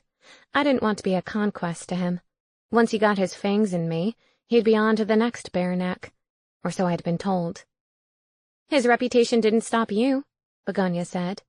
It actually has, I said. It's one of the reasons I'm hesitant to give him a chance. All right, ladies, Astrid said, placing an arm around each of us. No more guy talk. It's poker time. It occurred to me at some point during the evening that I should have learned how to play poker beforehand. My lack of skills didn't matter, though. Everyone was laughing and having a good time. The more I lost, the more everyone laughed. Like I said, good times. The wind chimes alerted me to another guest. I hurried to the door to find Sheriff Hugo on my doorstep, his expression grim. Did someone complain about the noise? Maybe I should have invited the harpies after all. How can I help you, Sheriff Hugo? I asked. Just wondering if Alex has been by your place tonight, he said. Alex? I echoed. No, why? He's missing, the sheriff said. And he knew I wanted to speak with him about Jolene's autopsy. He peered over my shoulder, picking up on the noise from the living room. You sure he isn't here? I'm afraid it's ladies only in here, I said, omitting Gareth. Somehow I doubted the sheriff would want to know about my invisible roommate. I don't think Alex could pass as female no matter how hard he tried. The werewolf oozed masculinity. I went by his house, but nobody's there. Not even Kayla? The younger werewolf always seemed to be around. Nope, no sign of activity. His subtle way of saying he peeked in the windows. Did you check his parents' house? I asked. They haven't seen him since yesterday, the sheriff said. When I saw him last night, he didn't mention... I stopped mid-sentence. Uh-oh. The sheriff squinted at me. Where did you see him? Last night. I stalled for a split second, but it was no use. At his house. I stopped by to see how he was coping. Sheriff Hugo folded his arms and glared at me. Did you now? He seemed okay to me, I said. Kayla made lemonade. It was delicious. No way was I elaborating on our conversation. The whole truth would get both Astrid and me in hot water. He decided not to push the issue. Send me a message by owl if you see him. Sure. I forced a smile, but my head was screaming. Astrid appeared in the foyer. Sheriff? The sheriff squinted. Deputy, what are you doing here? Astrid ripped the visor with horns from her head. Poker night. I see. Sheriff Hugo did not look impressed. Did I hear you say Alex is missing? Astrid asked. That's right, but never mind, the sheriff said. I take it you've been drinking. We've all been drinking, I said. Except Laurel. She's been drinking lemon fizz. Then you should stay here, the sheriff said. Of course, Sheriff Hugo, I said. We're having too much fun to leave. As soon as he was out of earshot, Astrid bumped my arm. We're not really staying here, are we? I flung my visor onto the steps. Absolutely not. Good. I strode back into the living room and clapped my hands. Listen up, ladies. Alex is missing. Sheriff Hugo is searching for him. We're going to check the forest behind my house because it's a full moon, and we know werewolves like to go there when they turn. But they're not supposed to turn, Lucy said. I know, but there's a chance Alex decided to do his own thing, I said. Feel free to stay here and keep the party going. I'd like to look for Alex. Anyone who wants to join the hunt, feel free. What if he has turned? Laurel asked. Won't he be hunting us? You stay here, I told her. You're too young. To be fair, she was too young to be at poker night, but her parents seemed relaxed about her whereabouts, maybe because she was the youngest of 5. Everyone says I'm too young, Laurel complained. Jemima grabbed her hand. Stay here and play with me. I'm not going in the woods. I'm winning this hand. Lucy fluttered nervously around the room. Maybe I should send an owl to Mayor Knightsbridge. Why don't you wait until we have a better sense of the situation? I suggested. Otherwise, you'll upset her for no reason. Good point, Lucy said. Then I'll stay here and keep playing. Probably because Jemima was winning, Lucy seemed to be as competitive as I suspected. I'll come with you, Begonia said. Me too, Sophie added. Millie glanced helplessly around the room. Werewolves frighten me. But Alex is really nice, I said. Really nice werewolves don't kill their fiancés and then hide in the forest, Millie pointed out. Although I wasn't convinced that was the situation, I was willing to reserve judgment. Okay, Astrid, Begonia, Sophie, and I will head into the forest. Once I reached the foyer, I said to Gareth, You keep an eye on the home front. Aye, aye, Cap'n, he said, and saluted me. I tucked my wand into the back of my waistband and headed into the woods with the other girls. Poker night just got serious. Chapter 17. Leaves and twigs crunched beneath my feet. Thanks to the light spell, my wand doubled as a flashlight. It was a simple spell and very useful, especially now. The forest was so dark that I could only see about 2 steps in front of me. I suddenly felt foolish for insisting that we split up to cover more ground. We should have at least gone in pairs. Emma, is that you? A voice whispered. Laurel? I recognized her voice, but couldn't see her. I told you to stay at the house. You're too young to be out here. I know more spells than you do, Laurel said, appearing beside me. Anyway, I didn't like the way Magpie was looking at me. His eye kept twitching. That's the way he always looks, I said, like he's ready to suck out your soul and feast on your innards. Well, I'd rather take my chances out here, Laurel said. Suit yourself. Just be quiet so we can listen. The forest was eerily silent. No birdsong, no leaves rustling, not even the sound of scampering. What are we listening for? Laurel asked. Anything to point us in the direction of Alex, I said. Do you think he's kidnapped Kayla to kill her too? I spun around and faced her. Where would you get an idea like that? Even in the darkness, I could see the embarrassed blush of her cheeks. From Millie. Alex is not the killer, I said. Laurel wasn't buying it. How can you be so sure? You barely know him. Because not a single resident I've spoken to has referred to Alex as anything other than brave and a natural-born leader. If he were going to kill someone, it would be swift and violent, and he'd make damn sure everyone knew about it. If he's so brave, then why is he hiding out here? I didn't want to share my theory with Laurel. Not yet. Like Lindsay's case, I was fairly certain Jolene's death was about a guy. It was always about a guy. If Alex is out here, then I think it's for another reason. Now hush so I can listen. We both stopped walking and listened intently for any sign of movement. It's as silent as the grave, Laurel whispered. Don't say that, I snapped. But it's true. Only if you don't commune with ghosts. The only reason Gareth's grave is silent is because he isn't in it. How's that going anyway? She asked. My mother says it must be a nightmare for you, having someone as critical as Gareth following you around all the time. I glanced at her. Your mother thinks Gareth is critical? Laurel immediately looked guilty. I don't think she means to speak ill of the dead. We all adored Gareth.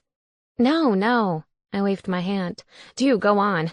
I need ammunition for the next time he annoys the crap out of me. He had a certain way of doing things, and he didn't like to be told otherwise. She hesitated. They served on the pet rescue committee together a few years back. My mom says that's when he adopted the cat. I would love to sit down and have a coffee with your mother one of these days, I said. I knew she was a witch and a botanist, but little else. Laurel beamed. I'll let her know. Maybe I could come too. Why do I get the impression you'll be there whether you're allowed or not? It was difficult to bend the will of teenagers. I heard a twig crack in the distance and placed a finger to my lips. Laurel nodded mutely. Of course, if we were dealing with a werewolf, it didn't matter how quiet we were. The wolf would have smelled us already. Oh! I said suddenly. A creepy yet strikingly beautiful white tree stood in front of me. I recognize where we are. I heard a noise from somewhere above. A low growl. That doesn't sound like a bird, Laurel said, glancing skyward.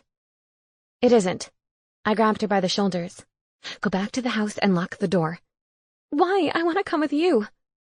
It's too dangerous, and I don't want to be responsible if anything happens to you. You need my wand, Laurel insisted. Another growl. I have my own wand. I need to go, I said. Don't follow me. I ran around the base of the white tree and pushed through the overgrown bushes. In front of me stood the hollow tree. It was too high for me to see the platform, but I knew that was where I would find Alex. I climbed up the ladder as quickly as I could, oblivious to the growing distance between the ground and me. The empty bottle of scorpion's tail on the platform made sense to me now. When I reached the top, I took out my wand and prayed Alex was alone. He was sprawled across the platform, trapped between shapes, partially covered in fur with a human body and a wolf's head. It was like nothing I'd ever seen before. Judging from the contorted position of his body, he was in horrible pain. I had no idea what could have caused this, but one thing was perfectly clear. He hadn't done it to himself. "Alex!" I exclaimed, and hurried to his side. It only mattered to me after I was beside him that he might lash out at me. Who knew what his mental state was in this condition? He growled in response, but it wasn't an aggressive sound, more of a pathetic whine. Other than his in-between state, there were no obvious injuries. "What are you doing here?" a voice asked. I didn't need to turn around to know it was Kayla. "I heard his cry for help," I said, keeping my attention on Alex. "How can we fix him?" I heard Kayla step toward me. We were far too close to the edge for my liking, but I couldn't make any sudden moves. "He'll be fine," she said, and crouched next to me.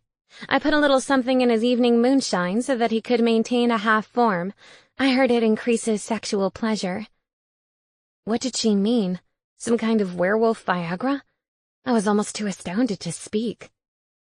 "Kayla, aren't you a little young to know about these things?" "And aren't you a little naive? Listen, new witch. Just because you're destined to live a life as a spinster in some dead vampire's house doesn't mean the rest of us intend to go quietly into that good night." Poetry? Who was this girl? Are you telling me you and Alex are involved? "Not yet." She poked him in the furry abdomen with a finger. "I must have used too much of the potion. He's useless right now, but he'll shift back soon." Don't you think he's going to be upset with you for drugging him? I asked. It'll blow over, she said, as though she'd borrowed his car without permission. I'm all he has now, and I'm the closest thing to his precious Jolene. He won't want to lose me. I glared at the young werewolf. So it was you. If she was about to kill me, I at least wanted to hear the truth from her first. Her lips parted in an odd mixture of a snarl and a smile.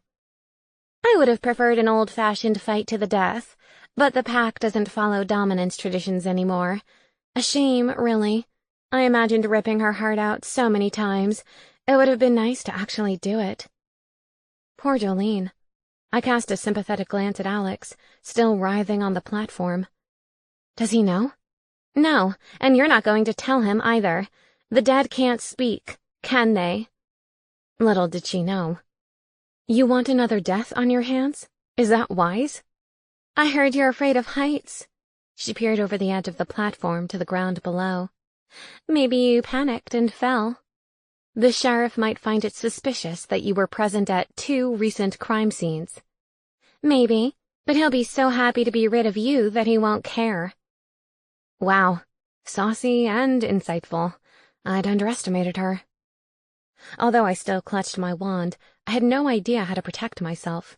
Kayla was strong and had the advantage of not being deathly afraid of heights. Thank goodness for the anti-anxiety potion. It was the only reason I hadn't had a complete meltdown already. Do you even know any spells? Kayla challenged me. I heard all you do is follow around the other remedial witches and ask stupid questions. Kayla seemed to hear a lot of gossip for a teen werewolf that hung out in her cousin's house plotting murder and marriage. I know a few, I said, and extended my wand in her direction. Care to test me? Please say no. She folded her arms and grinned. Go on then. Try one. Ugh. I'd successfully used the blowback spell on Mumford. If I managed it again, I'd send Kayla sailing over the edge to her death. Even though she seemed determined to kill me, I couldn't quite muster up the cold-bloodedness required to do the same to her. She checked her imaginary watch and pretended to yawn. Any day now. Man, I hated teenagers. I considered the other basic spells. One seemed better than the others under the circumstances. I focused my will and said the spell in my head so that Kayla didn't grasp my intention. You really do suck, don't you? Kayla said. I lowered my wand. Guilty as charged. She snarled and lunged for me. I stood perfectly still, watching as her face smashed against the invisible barrier I'd placed between us. You look like a pug, I said. She banged her fists against the invisible wall. What is this? I shrugged. Sucky magic, apparently. On the platform, Alex stirred. I noticed that his face now matched his body, and the fur had receded. I also noticed that he was naked. Oh my, I said, and turned my head back to Kayla. Why aren't you naked? I'd like to be, she said, but someone decided to interfere with my evening plans. Alex raised his head and blinked. Kayla? His brow furrowed. Emma? He sat up and rubbed his temples. What happened to me? Long story, I said, but the critical piece of information is that Kayla here is responsible for killing Jolene. Liar, Kayla said. What a rotten accusation. To her credit, she managed to squeeze out a few tears. Alex shifted his weight in order to stand and bumped against my force field. What's going on? I'm hiding behind this magical wall because Kayla wants to kill me. Because she murdered Jolene. It was so preposterous, I nearly laughed. Why would she kill Jolene? Alex asked. We only met her the day she came by the house, after Jolene was already dead. Kayla was grasping at straws. Think about it, Alex, I said. Kayla was the only one with access to Jolene that morning.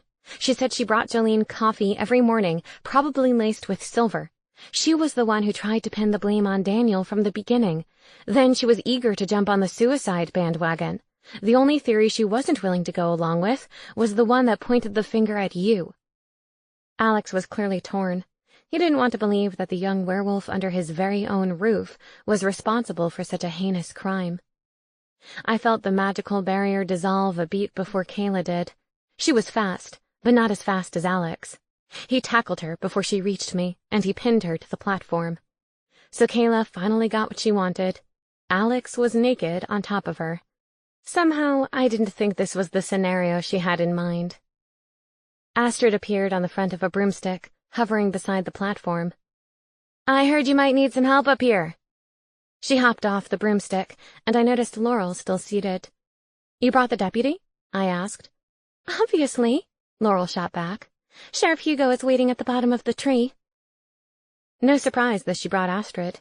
Getting the centaur up a ladder or on a broomstick would prove difficult. Astrid snapped open her handcuffs and moved toward Alex. "Get off the girl!" "Not Alex," I said. "It's Kayla you want." Alex jumped to his feet, and I heard Laurel gasp behind me. "Cover your eyes," I told her. "I can't," she said. "I'm on a broomstick. It's a requirement that we keep our eyes open." "Then fly back down to the sheriff and tell him we're coming down," I said through gritted teeth. Thankfully, Laurel did as she was told. I let Astrid lead Kayla down the ladder first. Not an easy task in handcuffs. "Thanks for helping me," I said, once Alex and I were alone. "I wasn't sure if you'd believe me." "It just didn't make sense that you'd hurt Jolene," he said. "Not that any of this makes sense. It's a nightmare." "My house isn't far. Why don't you come back there and we can talk it through?" "You might want to let me go down the ladder first," Alex said, "unless you're interested in the view." He gestured to his private area that was on full display. The back of my neck warmed. Good thinking. Everyone decided to converge back at my house, including the participants from poker night, who'd apparently carried on playing after I left. The sheriff wanted to get a proper statement before transporting Kayla to a spellbound holding cell, and Alex wanted to hear what she had to say. I borrowed an outfit of Gareth's that I hadn't donated for Alex to wear, much to the vampire's dismay. "He's been naked for hours. Surely he can stay naked just a wee bit longer," Gareth complained as I handed the buff werewolf a pair of leather trousers. Alex slipped on the tight pants, and Gareth gave him an admiring look. "On second thought, he can keep the trousers. They suit him better than they ever suited me." "How generous of you," I said, watching Gareth stare at the vampire's tight bottom. "Is the vampire checking me out?" Alex asked. I'd warned him about Gareth's ghost the moment he entered the house. "Don't take it personally. He offers a running commentary on everyone. You should hear what he has to say about Sheriff Hugo's bare hooves." "If you're going to spread lies," Gareth complained, "at least make them good ones." We rejoined the rest of the group in the living room, where Sheriff Hugo had just finished questioning Kayla. She didn't appear remotely apologetic or scared. A real sociopath. "She totally confessed," Jemima said triumphantly, as though she'd single-handedly cracked the case from the comfort of my poker table. Alex shook his head in disbelief. "So the silver in her body was from Kayla?" "She brought her cousin coffee every morning," the sheriff explained. "At some point, she started adding a drop of silver, just enough that Jolene wouldn't taste it. Over time, the poison built up in her system and killed her." "Jolene took her coffee black and bitter," Alex said. "She was unlikely to taste it or smell it." Kayla stood there, smug and defiant. "It was convenient. Milk and sugar would have made the whole thing more difficult." "Why?" Alex asked, slapping both hands hard against the wall on either side of Kayla's head. "Jolene and I would have done anything for you." "Not anything," Kayla spat. "She never would have willingly stepped aside. That depressed moron didn't deserve an esteemed place in the pack. She didn't have what it takes to be a leader." She puffed out her chest. "I do. I'm a wolf that can go the distance, bring honor and glory to the pack." "Honor and glory?" Alex repeated, baffled. "We live in Spellbound, Kayla. We lead pleasant, quiet lives. We're not asserting our dominance over a territory." "Well, maybe we should," Kayla said, raising her chin a fraction. "And we should start with these ridiculous ordinances. No other creatures have the right to tell a werewolf when and where to shift. When you and I lead the pack, things will be different." "When you and I—" Alex flinched before stalking out of the room. He'd clearly had enough of her brand of crazy. Did Kayla actually think she was going to walk free? Even crazier, did she think Alex would marry her? "You poisoned Jolene slowly," the sheriff said, picking up the loose thread. "You didn't know when she'd drop dead, so you hung around waiting for the big day." "Took longer than I thought," she admitted. "I was afraid the wedding would go ahead, and then it would be harder for me." She bit her lip and fell silent. "Didn't you realize the autopsy report would show the silver?" I asked. Even though she was a teenager, she seemed smart enough to register that fact. "I figured they'd rule it a suicide, or blame someone else." "The way you tried to blame Daniel," I said. Kayla flashed a diabolical smile. "Sorry about that. Didn't mean to drag your boyfriend into it. But with his history, he was an obvious choice." "He's not my—" I stopped talking. My relationship status with Daniel hardly seemed important in this moment. "Transport's outside, boss," Astrid said, peering out the window. "Looks like Mancini's here, too." Someone must have alerted the head of the pack to the situation. Lorenzo Mancini appeared in the living room. My living room. The house was beginning to feel like a public building. Gareth whistled. "Nice suit." Lorenzo didn't seem to own an ugly one. Each time I saw him, the aging werewolf looked more dapper than the last. "I understand you're conducting pack business without me," Lorenzo said. "I must say, Sheriff Hugo, this is terribly disappointing." The sheriff grabbed Kayla's arm. "This is not pack business. This is spellbound business, and the appropriate authorities are handling it." Alex stood beside Lorenzo and placed a hand on his broad shoulder. "Let the sheriff deal with Kayla, sir." Lorenzo gave his future replacement an understated nod, a sign of respect. I stood by the front door and watched as Astrid joined Kayla in the deputy's jalopy. The centaur didn't need wheels when he had 4 hooves. "It's so easy to lose your way," Gareth said, "especially when you're a psychopath." Through the glass of the car window, Kayla's gaze met mine, and I shivered. "Promise me something, Gareth. If I ever want to offer room and board to a friend, don't hold back if you think it's a bad idea." He did his ghostly best to pat me on the arm. "I wouldn't dream of it."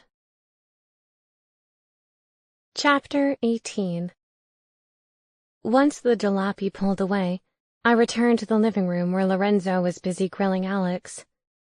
"Kayla is guilty?" the pack leader asked. "You're certain?" Alex's shoulders sagged. "We're certain. Even without her confession, the evidence points to Kayla."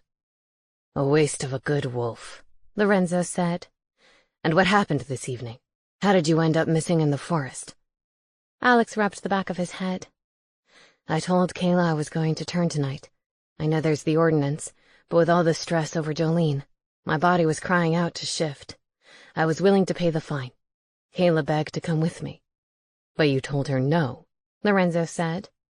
He punched his fist into his palm. "Damn straight. It wasn't appropriate. She's only a kid, and Jolene's cousin to boot. Shifting with someone else is an intimate act." In Kayla's warped teenage mind, though, she viewed herself as an adult and a rival for Alex's affections. "You didn't have any idea that she was in love with you?" I asked. His dark eyes widened. "In love with me? Kayla?" Even now he appeared oblivious. "I thought it was because she wanted to rise up the ranks and use me to do it, that she was tired of being treated like a cub." I chose my words carefully. "Alex, I hate to be the one to lay it out for you like this, but Kayla wanted you and everything that came with being married to you. She murdered Jolene so that she could take her place in your heart and home. It's that simple. And that complicated." A low moan escaped from Alex, a heart-wrenching, primal sound. "You must have noticed something about her behavior," I said. "Flattery? Did she go out of her way to be around you?" "She lived with us. It was hard not to be around us." He raked a hand through his thick, wavy hair. "She always had a nice word to say to me. I thought she was just grateful for the room and board." "Did you think she was going to live with you indefinitely?" He looked completely blindsided. "I tried to convince her to go back to her parents, but she's a teenager. I thought it was only natural she'd prefer to live with Jolene and me. We weren't as strict as her parents." "Was Jolene happy for her to stay?" I asked. He opened his mouth to reply, and then quickly thought better of his response. "At first, yes. She was always willing to help pack members in need. Plus, she was like a big sister to Kayla." I could tell by the expression on his face that there was more to the story. "What changed?" "Dunno. Jolene started talking about how great it would be when it was only the two of us again." He smiled wistfully. "To make room in the house for the cubs she hoped to have after the wedding." 3 daughters with horrible rhyming names. I already knew that part of the story. "But you didn't associate her statement with a desire to get rid of Kayla?" I queried. He shook his head. "Jolene wasn't that forthright. In hindsight, I should have understood what she was trying to say." I squeezed his shoulder. "It's not your fault, Alex." "Isn't it? How could I have been so blind?" "Speaking of blind." Lorenzo made a noise at the back of his throat. "May I ask why you are wearing leather trousers?" "Because he can," Gareth said. Alex looked down at his tight pants. "It's either these or go all the way back to the Pines naked." "Come along, Alex," Lorenzo said. "I shall save your dignity and take you home in my car." "It will never feel like home again," he said. His pained expression seemed to underscore the remark. Lorenzo shook my hand. Even his handshake felt expensive. "The pack is in your debt, Miss Hart." "I'd rather not have anyone in my debt, Mr. Mancini." "Nevertheless, if you find yourself in need of pack assistance for any reason, don't hesitate to send an owl." Somehow I didn't think Sedgwick would be thrilled to fly into pack territory on my behalf. At this point, everyone had cleared out of my house with the exception of Jemima. Since I hadn't wanted her at poker night in the first place, it was a mystery as to why she was lingering behind. "How could he not know?" Jemima asked, scooping up a handful of snacks and munching away. "There's no way they could spend that much time together for him to be clueless about her feelings. He probably liked the attention. Those werewolves like their ego stroked as much as their fur." My thoughts immediately turned to Daniel. I knew exactly how easy it was to fall for someone without the other person realizing it. Not that I'd go so far as to admit I was in love with him. I preferred to think of it as a case of extreme like. "Secrets are all too easy to keep, I'm afraid," Gareth said, sliding around Jemima. "Take it from someone who knows." "She can't hear you, remember?" I said. "I know. I said it for your benefit." He gave me a knowing look. "Is that Gareth?" Jemima asked, scrunching her nose and peering around the room like she was hunting down a fly on the wall. "The one and only," I said. "Awesome. Can you do me a teeny favor and ask him if my butt looks big in this dress?" She stood and turned, flashing her derriere in our direction. "Why would you need to ask Gareth?" I asked. "I can tell you." That the answer was a firm yes. "Because he's a gay male. They have the right opinions on these matters." I scratched my head and looked at Gareth, who simply shrugged. "I can't decide whether to be flattered or offended," he said. "I don't want women to make a habit of coming over here to see if their butts look big," I said. "I don't live in a public mirror." "I won't tell anyone. So what's the verdict?" she asked, patting her behind. "It's fine," Gareth said with complete disinterest. "Very flattering." "He says it looks like 2 cats fighting in a trash can." "What?" she and Gareth said in unison. I made an apologetic face. "Sorry, he's very blunt. Must be the Scottish ancestry." Jemima made an unpleasant squeal before spinning on her heel and marching out of the house. I pretended to dust off my hands. That should nip any future unwelcome visits in the bud. Gareth gave me an appraising look. "You really do have a tough streak," he said. "I like this side of you." "Better than looking at the back side of her." I jerked my thumb toward the front door. "Can we do poker night again next week?" he asked. "It's the most excitement this house has seen in ages." I surveyed the disaster in the living room. Poker chips scattered everywhere. dirty wine glasses. I don't know if my heart can take it. He followed my gaze. No worries about the mess. That's what your fairy cleaning service is for. I thought about Alex and the mess his life was now, all because he and Jolene trusted the wrong person. It was a huge risk, placing your faith in another person. The next morning, Gareth swept into the kitchen, gesticulating wildly. If he weren't incorporeal, I'd worry he'd knock something over. "Daniel's here," he said. "Quick, magic yourself a brush and do something about that rat's nest you call a hairdo." Instinctively, my hand flew up and touched my hair. I don't know how to do spells like that yet. "No wonder you're in the remedial class," he grumbled. "Cut me some slack," I said, incensed. "I passed my broomstick class, didn't I?" The doorbell chimed. "I miss my organ bell," Gareth said. I shrugged. "Too bad, I changed it. New owner's prerogative." I opened the door to greet Daniel. As always, my heart caught in my throat at the sight of him. I wondered if that feeling would ever go away. Knowing that he was committed to a romance-free lifestyle, part of me wished it would, for my own sanity. "Hi," he said. "Are you busy?" "She was just about to get naked and roll around in a tub of whipped cream," Gareth said. If I could make contact with Gareth's shin, I would have kicked him. "Not at all. Come in." Daniel stepped into the foyer. "I heard you hosted an eventful poker night." "I did." No surprise that word got around. Word seemed to get around when a tree fell in the woods and no one heard it. "Maybe next time you'd think about inviting me," he said. "You'd want to come?" I was so flabbergasted, I didn't even remember to say that it was females only. "I like card games. I used to play a lot." He hesitated. "I suppose it was quite a long time ago, but still." "Then I'll be sure to let you know next time." I hardly thought the women of Spellbound would object to ogling Daniel under their green visors all night. "Now that you're here," I said, "I have something for you." "Really?" I hurried to the kitchen counter where I'd left the stack of Winnie the Pooh books. Magpie was standing on top of the pile, like he was claiming them. "Scoot, Magpie," I ordered. He hissed before leaping to the floor. Maybe he wanted me to read to him. Stranger things have happened.